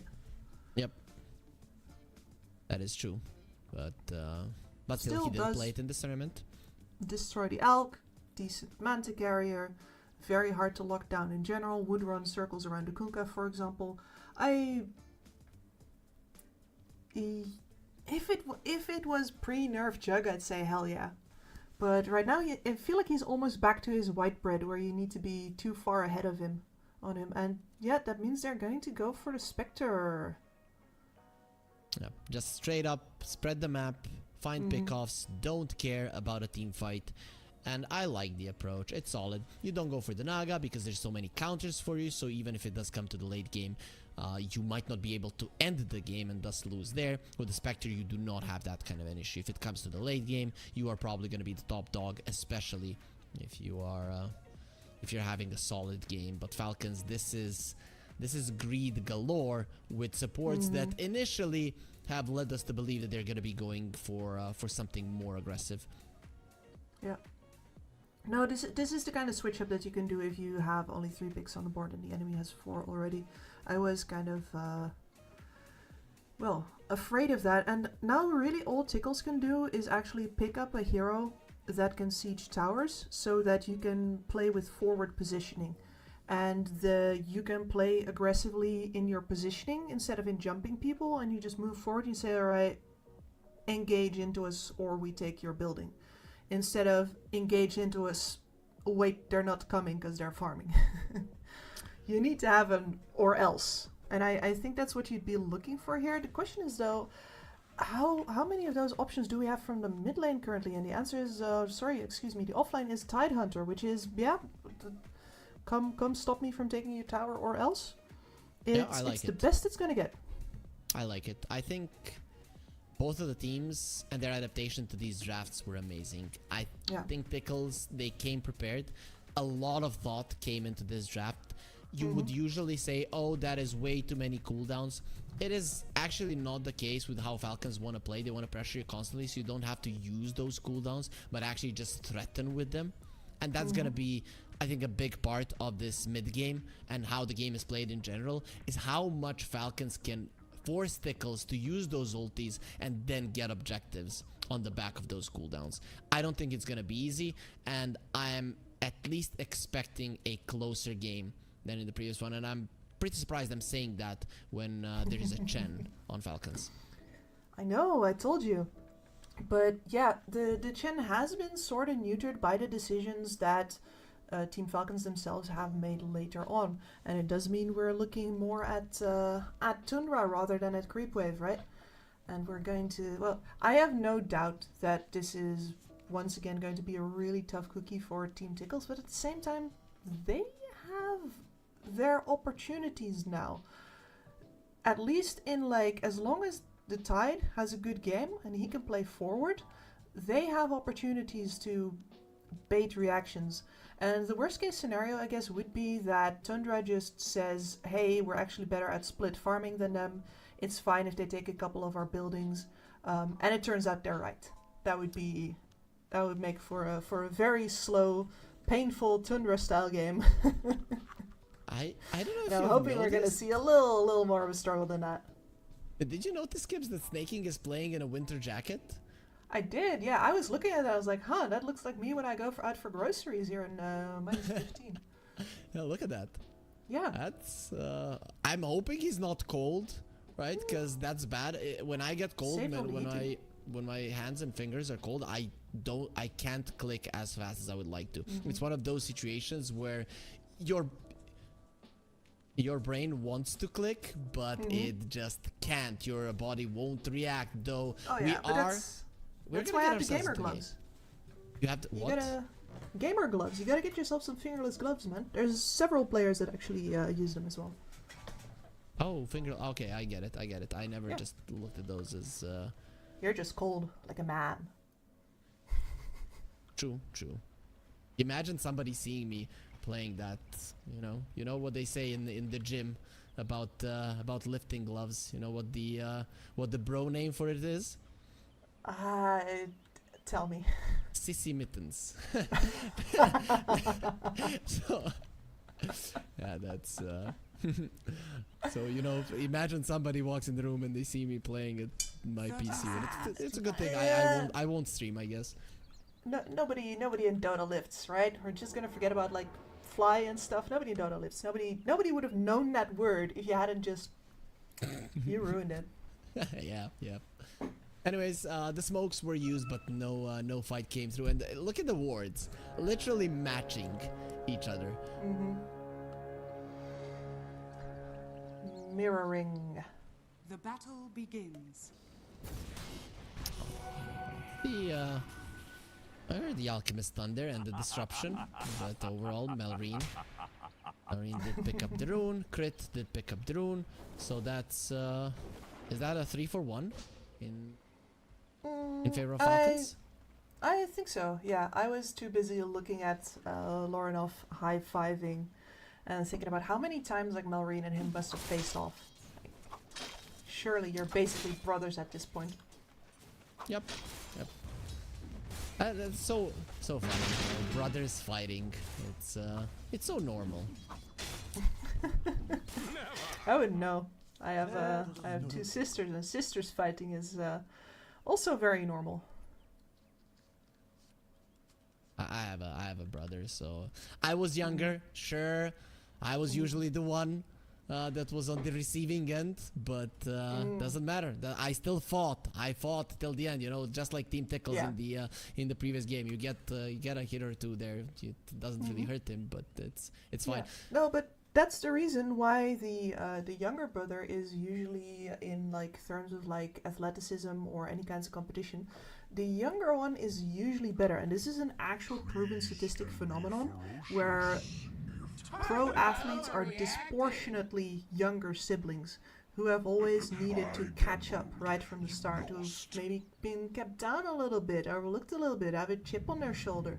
And there is some examples of that as well, most notably, of course, Sumail and Yawar in Dota 2, but we're also talking Ace and Link, if anybody remembers Link at all, Chessie and Limp. And right now, I think the ones who currently not prove that are happening, because I think Dobson has a younger brother who's not in the big picture yet, and I also think that Double King has not yet overtaken DNM. So, who knows, but generally it holds. Younger brother achieves higher. Okay, so younger brothers are amazing. That's what I heard, and I'm pretty happy about it, as no kills just yet. Norman is taking some damage. Of course, Chen, level 1, he gets a laning creep, and Phoenix with no armor it's gonna be a problem for him. But let's talk about the mid lane. Now Lornov is gonna get his revenge, right? He should have the edge in the mid lane. Yes, absolutely. This is his time to finally get to play a game of Dota 2. Very excited to see what he's actually going to get to do with it. Malrine, of course, has some options around this. The problem is, of course, that Pangolier is the best against heroes that deal their damage in bursts, so you actually get to have the temporary damage reduction, get to trade with that, and unfortunately for him, Lornov is just going to be slapping him around, the old-fashioned way. Yeah. Though they did change the shield crash now, right? It's you get a shield rather than a percentage of damage mitigation, which is it's good, but it's definitely not as good as it used to be. No, it's not. And you're going to have that constant damage coming in still. Malrine just got smacked by the tower twice. Crit, on the other hand, will get smacked by the unstable concoction with the minus armor. It did hurt, not enough to deter him from a fight, and now there's no unstable concoction, so they're going for the Collis. Amar doesn't have the Infernal Blade, it seems, so the Collis will be able to walk himself away. No, and I would actually be kind of surprised to see him pick that up in this laning stage as well with the Shadow Demon. I think you're playing purely on a trading basis here. You're not going to get into a fist fight with the Treant Protector usually. The Leech Seed is just going to do too much, versus you. So instead, you're going for out-sustain and out-farm. You're going to get your greed up. Has been killed. I want to say greed, devour up. So Hard with the Alk opposite him. we talked about lane skips and how Falcons very rarely lost them. This pretty much looks like a loss, right? Only the Alchemist is kind of struggling, but Kunkka is winning the lane, mid lane pretty heavily. And the side lanes are at least even, but with a good potential of the Tide overtaking the enemy core, and Alchemist will have more farm than the Doom for sure. Absolutely. No, I agree, and I think a lot of good is being done on a bottom lane by the Phoenix here as well, because this Chen has not really been up in the Tidehunter's hair at all. Oh. Wait, what did he say was the problem? So Malrine said bye then? Yeah, I don't exactly know what it is, but that looks to be like either a headset or a mouse problem. But like, you know what? That technically he is correct. He is the one on Falcons who's had the least success so far. So you know, you can't really say like, oh Malrine, you're rich. Just buy it. We measure our wealth in the number of friends we have, and Malrine looks like the kind of outgoing guy. So So, you know. Please, Amar, not with the mantles. Have some mercy. Hopefully he's not gonna be doing it. But this is, we really have been blessed in the playoffs mostly that there were no disconnects, no problems whatsoever. So I guess we do deserve, or players or viewers, whoever deserves a little bit of a pause. And this time, of course, they can go to the Twitter of Pinnacle Esports Dota 2, and there they can follow it. They can know when we're gonna be live, when maybe some future tournaments are gonna be there. Probably none of them this year, but we're approaching the end of 2023. And of course, Pinnacle.gg/odds, not only for Dota, but this is a Dota tournament, so you can definitely put your bets on this game, on the Grand Finals game, and some of the other titles that we have for you in normal traditional sports, and of course other esports as well. But you have to be 18 plus, and we do advise you to bet responsibly and carefully, and only put down as much as you're willing to spend. As Malrine, he is really having fun.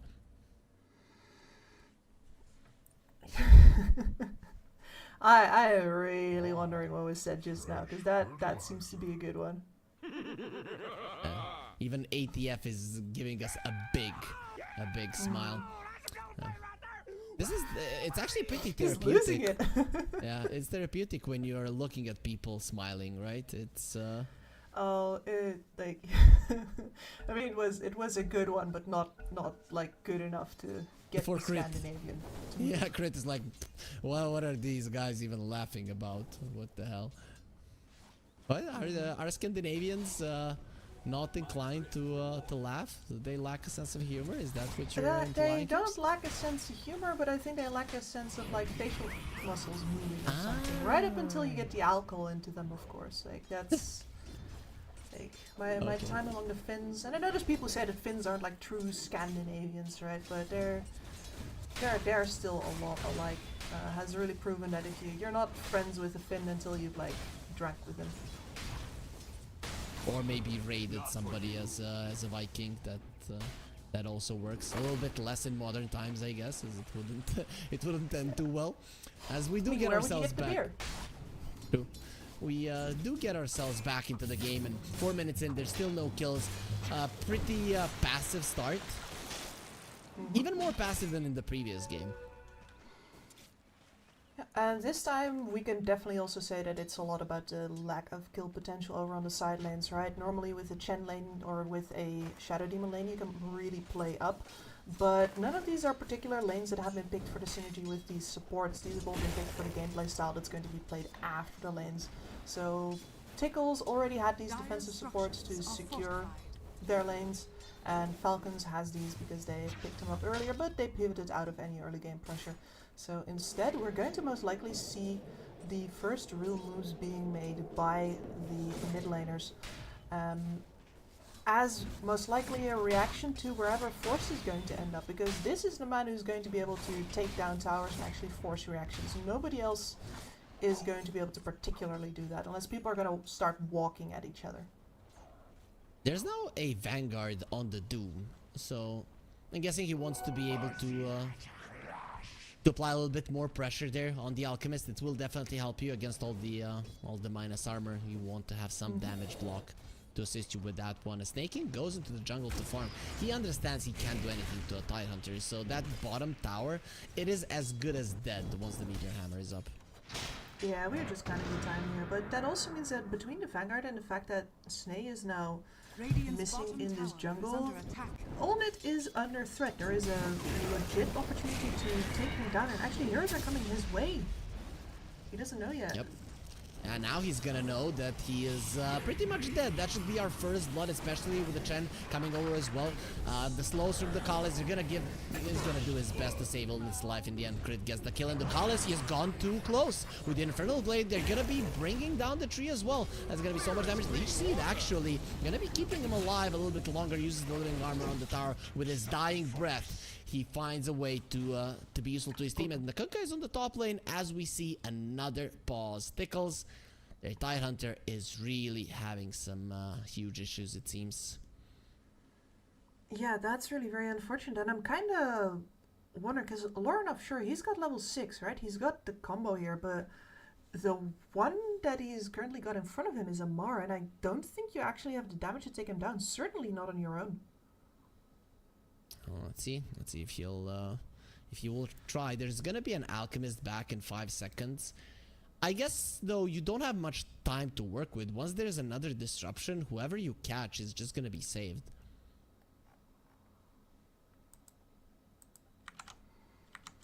Or Well, let's see. Maybe it's as simple as a. It shouldn't be a lane switch either. It is. No, you cannot do that, right? No. Tidehunter wants to push the towers. You don't want to be playing with that. Does Unit look to like he's in a spa? Like there's a bath there on the left. Behind him is the sauna. It literally looks like a spa. You're kinder than the last time. The last time you remarked this, you said he was in a bathroom. Yeah, but now I'm seeing it more as maybe was this in the back? Did it exist? The structure in the back existed, yeah, as did the shower curtain next to him. I think the frog in the back behind him is actually the upgrade. Like, you're seeing the frog and thinking like, oh man, this is fancy. I wish I had a frog. Oh. I don't have frogs though. Unfortunately, imagine having a farm of frogs and then just I haven't actually never eaten frogs' legs, even though I did go to France. You know what? I haven't either. I've had snails though. Like at some point in your life, you're just like, okay, fine, screw it. See what it's all about. Why do people eat this stuff? And the answer is like, yeah, snails are actually pretty fine. But I'm not like, oh no, now I live in Finland. Now I will never have snails again. Can't say I miss it either. That would be pretty weird. You know, if I was in Finland hunting those sea lions, that would be awesome. Of course, with my bare hands. Oh, not the seals. Oh, yeah. I mean, They are endangered. Really? Yeah. I mean, because there's literally only one place where they live, right? It's in the really big inland lake. Like, animal facts. We have a pause. You can't stop me. What happened is that it used to be connected to the actual ocean, and saltwater seals got all over the place, and then when the oceans retreated, the seals stayed, and these are the ones that adopted to sweet water. So they're only in Finland, only in this particular lake, because that's the only place where the seals made it, and everywhere else they didn't make the transition to sweet water all too well. So okay, that's the story of the Saimaa seals. I didn't know that. That's awesome. And did you see them live? No, I haven't seen them yet. I have not. I've seen live streams. Like there's a ton of these wildlife live streams. Like if you're ever like stressed out after a game of Dota, you just want to chill. There's all kinds of wildlife cams in places, and there is one where they have a cam aimed at a particular like favorite sunning rock of the Saimaa seals. And sometimes they come to the rock and just bask. Rest of Dota? What the hell? That never happens to anybody. As you can see, everybody on Team Falcons is laughing. And okay, on the side of Team Tickles, they're a little bit more serious, but that's just because they are the ones that are solving issues currently, so they're mostly focused on that. But overall, everybody who plays Dota always has fun. That's what we see on player cameras. That's what you see if you have ever gotten into a pub and you see just how much of a fun time everybody is having. Mandated. Yeah, mandated for sure. So we're still waiting for the issues, whatever they are, to be fixed, which is really not happening at the moment. We did see Force there for a little bit, but if I'm not wrong, he is most likely playing from the Philippines, right? Like this is the most global team in Dota by far, because we have Force from the Philippines and Norman from Mongolia playing with 3 Eastern European players.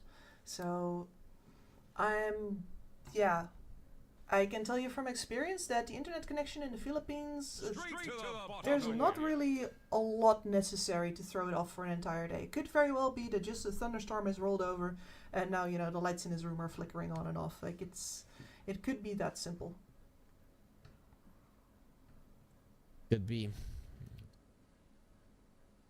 We'll see. Hopefully, I mean, Falcons, they're still laughing though. I'm guessing they would want, if they win this 1-2-0, to rest as fast as possible so that they're prepared tomorrow for the grand finals. It is a team that has already beaten them in a best of 3 series. It will be a best of 5, however, like every grand finals that we have had here at Pinnacle. Just to remind our guys, our viewers though, I don't know how they could forget. We had 4 Malta Vibes tournaments, $50,000 prize pool, and of course the top team did go to the exclusive bootcamp in Malta. I don't think all of them have used the opportunity to go there just yet, but of course they will be using it as soon as they can, as soon as they need that exclusive bootcamp with a 5-star hotel. But this is our biggest tournament of the year. We're celebrating 25 years of Pinnacle. With that, we're celebrating 13 years of Pinnacle in esports, and that is why we have the anniversary show with $100,000 prize pool. We had 4 groups, we had 20 teams. The biggest tournament of Pinnacle here this year thus far. Hopefully there's gonna be more to come. I hope so too. And yeah, it's been kind of insane the amount of teams that were involved this time, and how it really clear it is what the different levels are that we have in Dota currently. I guess it's one of the things that, in spite of, the fact that for me as a caster there's a lot less to do now that there's no DPC, etc. The fact that you get a lot more mixed tournaments right now without the solid division between 1 and 2 really reminds you of, who are the up and comers, who are the never have beens, and who are the ones that are going to stay on top. Like the comparing strengths has been something that's been missing for the past couple of seasons. So getting to see it all play out here and getting to cast a bunch of it has been a pleasure. So I've heard different opinions on the abolition of the DPC. What are your thoughts? Are you optimistic about the future of competitive Dota, or are you a little bit more on the pessimistic side? I'm a little more on the pessimistic side, but that's because in my career I've always been vastly in favor of supporting smaller teams and getting stability. Like, the fact that we've seen, for example, Boom play like 3 series and then implode. Well, they played an entire group stage, right? But that was it. They lost 0-4, and that's just it. That team is no longer.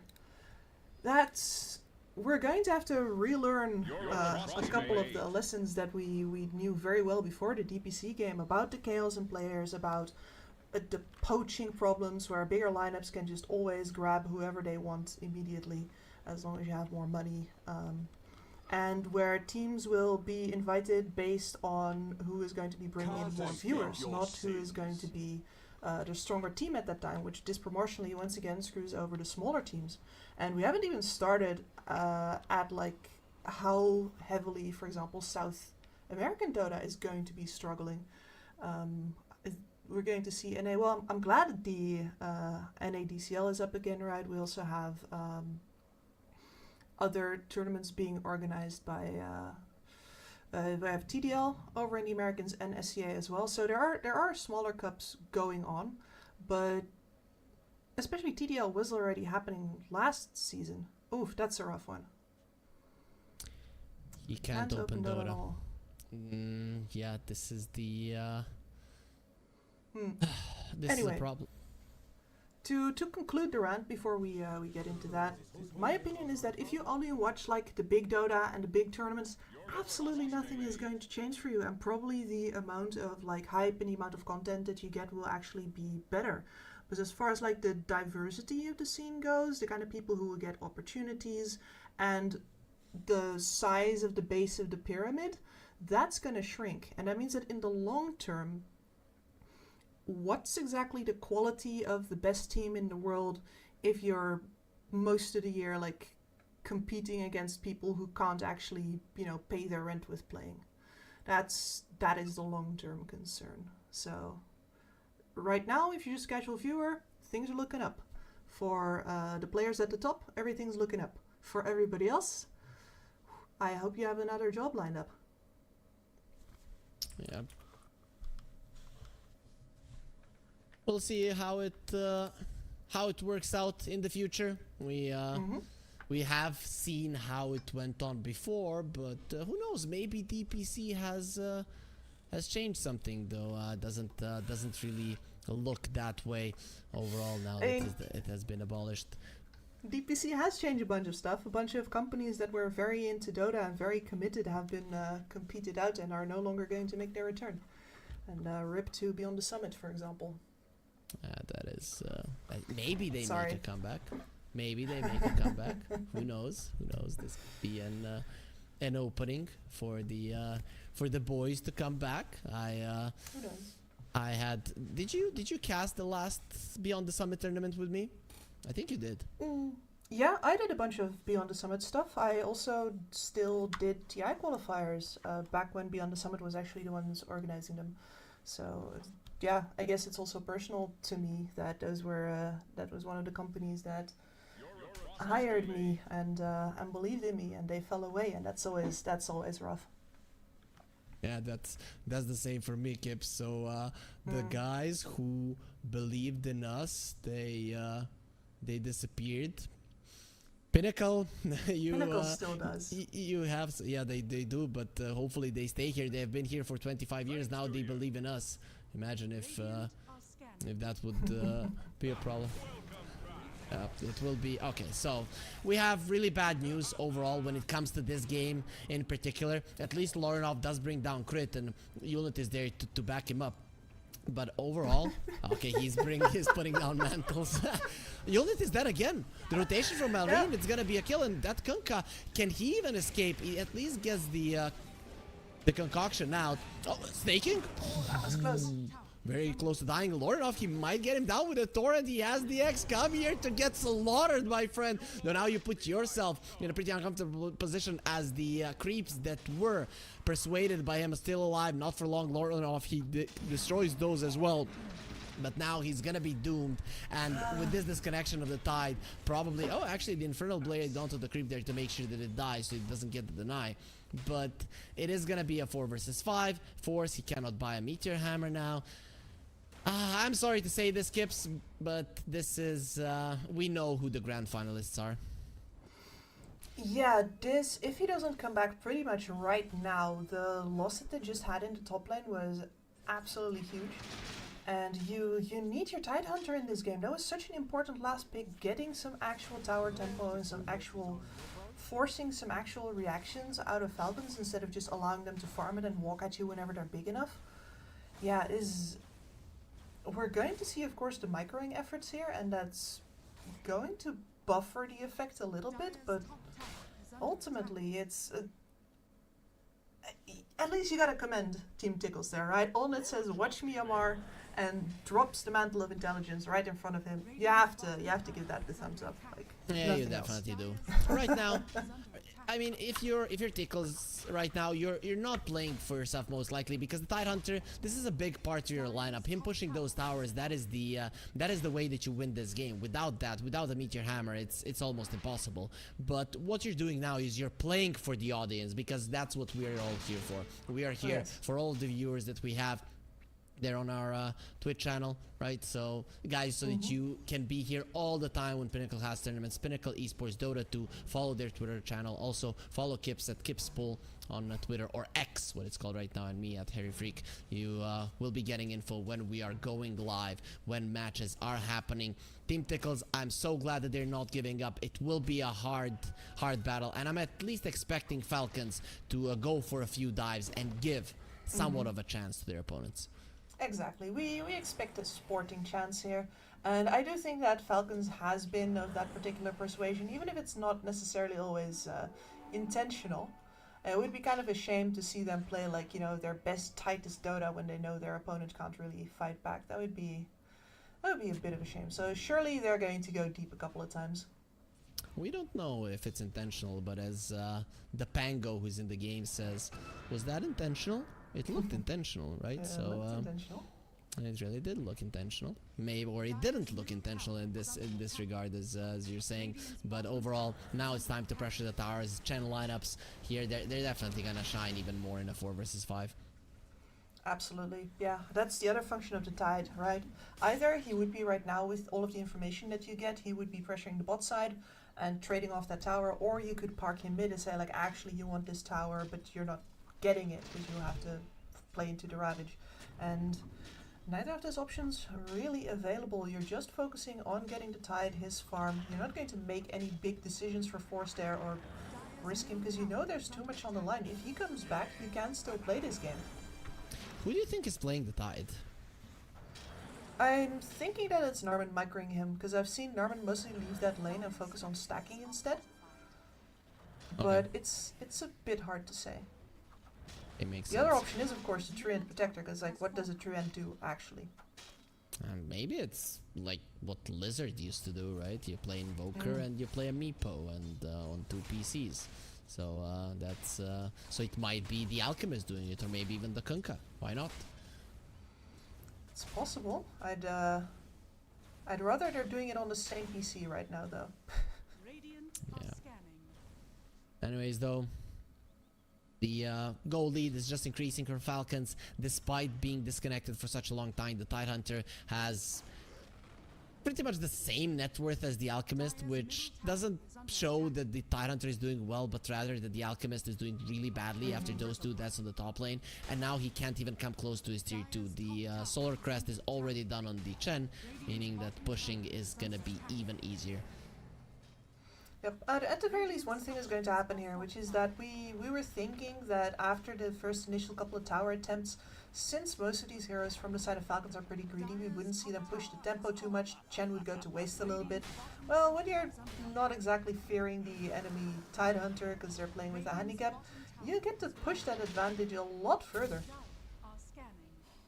Yulnit, he's gonna be able to farm in front of his tier 3. At least something finally coming his way, as Tickles are in a smoke, going behind enemy lines on the top lane. The Spectre, that's the hero that they want. She's at the death camp, exactly where you want him. You want that Spectre dead, but he'll be getting himself out towards the Alchemist. The vision was there, Yulnit giving vision to the Spectre. Saves the life of Skitter, and now you are in a bad position to fight. There is Doom on Amar, doesn't want to use it, going for the Phoenix. He has the egg if he wants to go for it, but the Desolate from Skitter will be more than enough damage to call his TP out. Not gonna be happening. Crit, he stops it. That was a long TP. I don't know where he TP'd, I guess to the bottom lane where the Alchemist already went right now, so it is gonna be a double kill for Skitter, and 3 heroes of Tickles are just dead. Rough. Only 2 players dead, most likely though. Yeah, and a double bounty for Yulnit. You gotta take him where you can get him. Yeah, I think if you've played that fight together and in the right mood, either Yulnit is there or he doesn't give the vision, and then also the Tide probably doesn't get stuck over on the other side of the fight. Like you might be able to actually rally around a Ravage if you have that, but it's so bloody hard to coordinate if you have one player playing both the Tide and the other support hero. That is true. Or maybe it was Yulnit playing him, and that's why he didn't move the hero away from the creeps. Yeah, you know, that that could be the case, as Amar still has the mantle, right? Just it is kind of chilly. We have seen it from Snaking's clothing. Dire's bottom tower is Beautiful. under attack. I'm guessing that he's going to give it back and bring it to the fountain. Skitter actually takes quite a lot of damage there, but I don't think there's anything he can do. Amar actually walked into the boat just to show a little bit how powerful they are. The Treant will get denied. Right now, Team Tickles, they're gonna start fighting between themselves. You have a numbers disadvantage and you're killing each other. That's a recipe for disaster. Yeah, but isn't it another one for our bingo? Like, we've had pretty few ones to cross off, but or was there already a deny? I don't know. Probably production will give us a confirmation, but I think there was no denies, which would be very weird.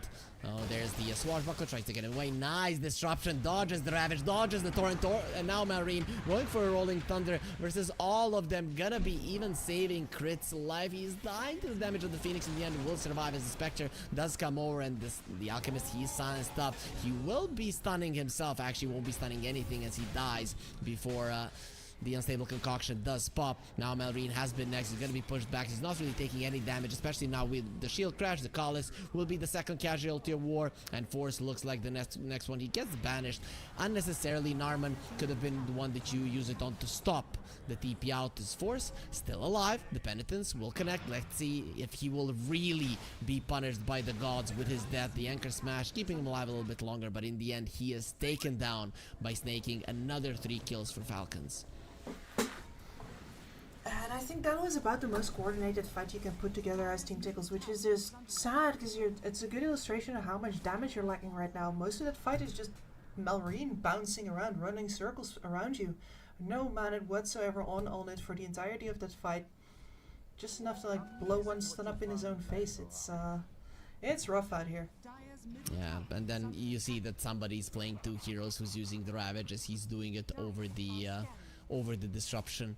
It is kind of sad. So now we can get into some more important predictions. Do Tickles get a single kill until the end of the game?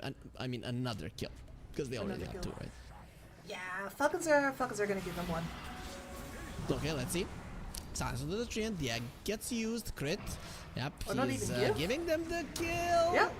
He's running away. Nope, not gonna be happening. The Doom was on the Alchemist, so there's the kill. Treant will get punished for the sin of killing him. And the poor Alchemist, he will die to the Doom. So much overtime damage. Even the regen from the Alchemist can't do anything versus it. Narman is taking a lot of hits. Malrine gets slowed down. The boat is coming in. And that's gonna be another one. He does high-five the tower, but in the end, he doesn't have the HP or the damage necessary to finish off Narman and survive. Oh, and I thought that Onit already had the Radiance before that fight, but instead fight allows him to finish it off. So, you know, that is actually a net win for Team Tickles. I can't believe those words are coming out of my mouth. Because Falcon's just a little overeager once again. They understand that this game is over. They're playing a little bit for fun, giving openings to their opponents, and Team Tickles, they're still amazing Dota players. We're seeing one of them was pretty good at Warcraft 3 as well. We still haven't gotten a tip on who it is. Probably never will find out. Doesn't matter. Crit. Gonna get X'd. He has a disruption. Will hide himself, but there will be a torrent waiting for him. He gets the blink off just in time. Force fell down. Has to be very careful about what he does or whoever is controlling him. So for now, Tickles, they will disperse. Yep. And the game still sort of plays out like you'd expect it to, with the Doom as well as the Alchemist both farming on the side, Spectre somewhere else, and 3 heroes of Falcons trying to get as much reactions and kills as possible. Malrine doesn't decide to go for the Tidehunter. I thought he's gonna attempt it. Tidehunter is still pretty tanky, though not as much as he would be if Force was really playing this game. No, he's not, but you can play for fun, but it doesn't mean you have to play like completely mindlessly, right? As oh no, that's a stun with Amar's name on it. That is a kill on Amar. He's not getting out of that stun. He got out of it. Actually just uses the Doom on the Phoenix and TP out. The fountain doesn't heal you. Maybe it was better for you to stay close to your teammates so they can deny you. Is the Phoenix gonna live, Kips? Oh, I'm not sure. I guess he's dead. He's No. alive. He's alive.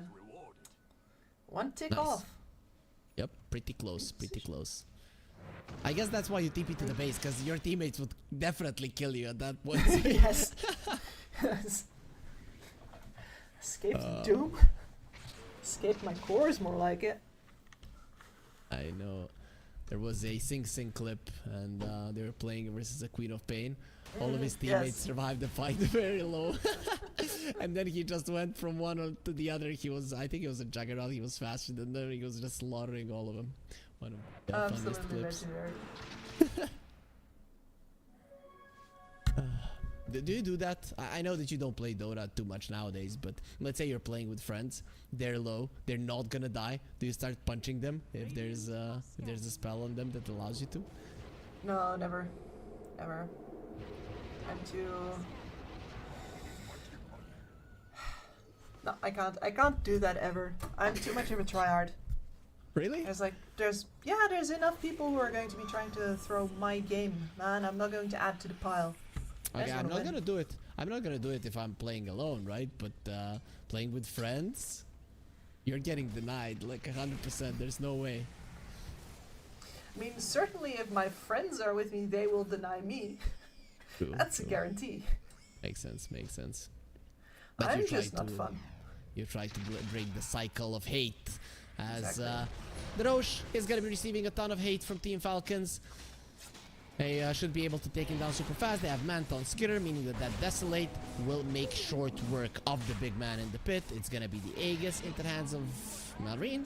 He's the one that picks it up, and it might be time to end this for Falcons to officially get themselves into the grand finals, where they're gonna be able to exercise revenge on the Dudley boys who won against them in the second round of the upper bracket. They fought their way through the lower bracket. Falcons, they've played a little bit more games, practiced more as a team. And Team Tickles, is this their last smoke of the tournament, Kips?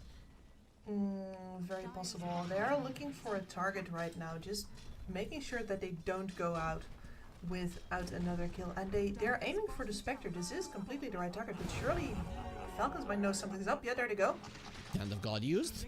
And God has touched the Spectre. The disruption is there. It's gonna allow him to live 2.5 seconds longer. But the Doom is there. Amar comes over into the fight. Gonna be using onto the Alchemist, meaning that you're not healing whatsoever.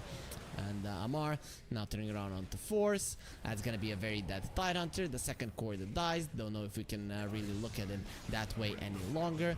Lorinov, he has been X, so he should be able to get himself to a safe position. But the Yules! Not like that. You are not escaping Lorinov. You could have gone out if you wanted to. You decided not to do it. And there it is, the last smoke of Team Tickles of this tournament. A pretty crappy way to leave the 25-year anniversary show. But bad things do happen. And out of that, at least we're going to be getting the most anticipated grand finals of this tournament. I do think so, yeah. And it's a shame, like Team Tickles doesn't really get to play because of the Huskar counterpick in the first map, doesn't really get to play because of disconnection in the second map, and that leaves them a mystery, right? We still don't know quite what it could have been. But on the other hand, Team Falcons was slated by pretty much everybody who thought about it in preparation of this tournament to be in those finals, whether as the winner or the second place, and it's no surprise to see them go through, regardless of the performance of their opponent. Overall, how do you think Team Tickles are going to be feeling after this series? Are they going to be thinking, oh, bad things happen, that's fine, let's go over it? Or do you think it's definitely going to leave a sour taste in their mouth? Because this is a pretty bad way to go. You don't get to play game number 1 and 2. I mean, I don't even want to talk about it.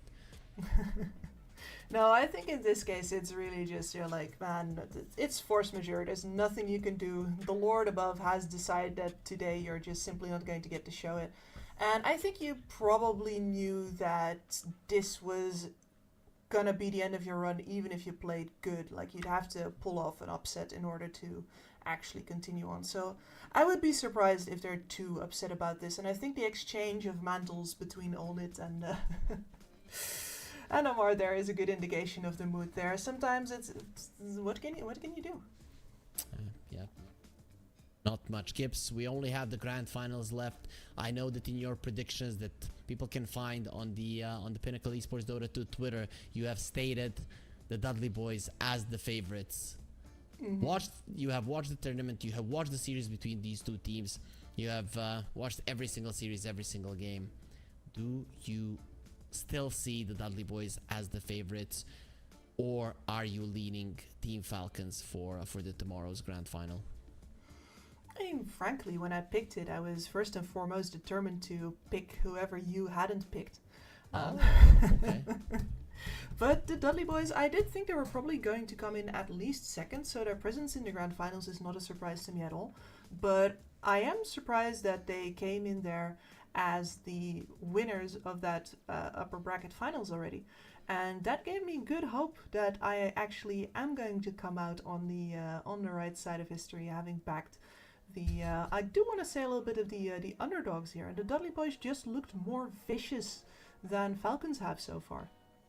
Yep, especially in those second 2 games of that best of 3 series, as they did lose the first one. But that concludes our day here, Kips. Thank you again for being here with me. Tomorrow we will return, both me and Kips, to give you the best of 5 grand finals. It will start at 17 CET, the same time as every single grand finals of every single Pinnacle tournament started this year. It's gonna be the Dudley boys versus Team Falcons, and it will be a best of 5, hoping for a 5 game series. But whatever happens, it is gonna be an exciting one. We'll see tomorrow who wins, but until then, everybody, hope you have a good night.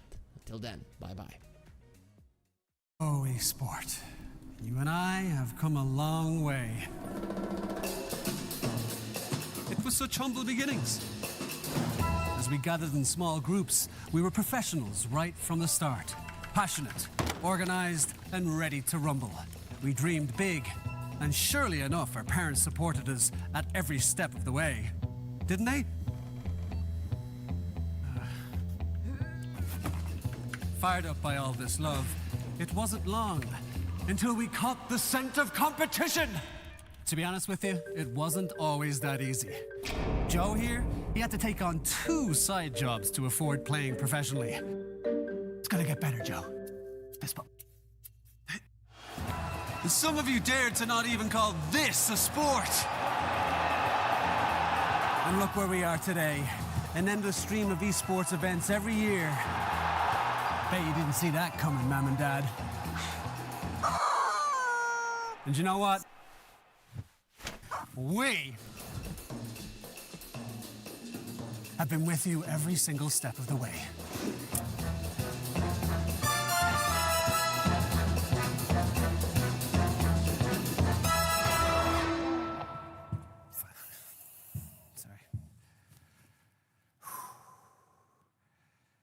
Go on, go back.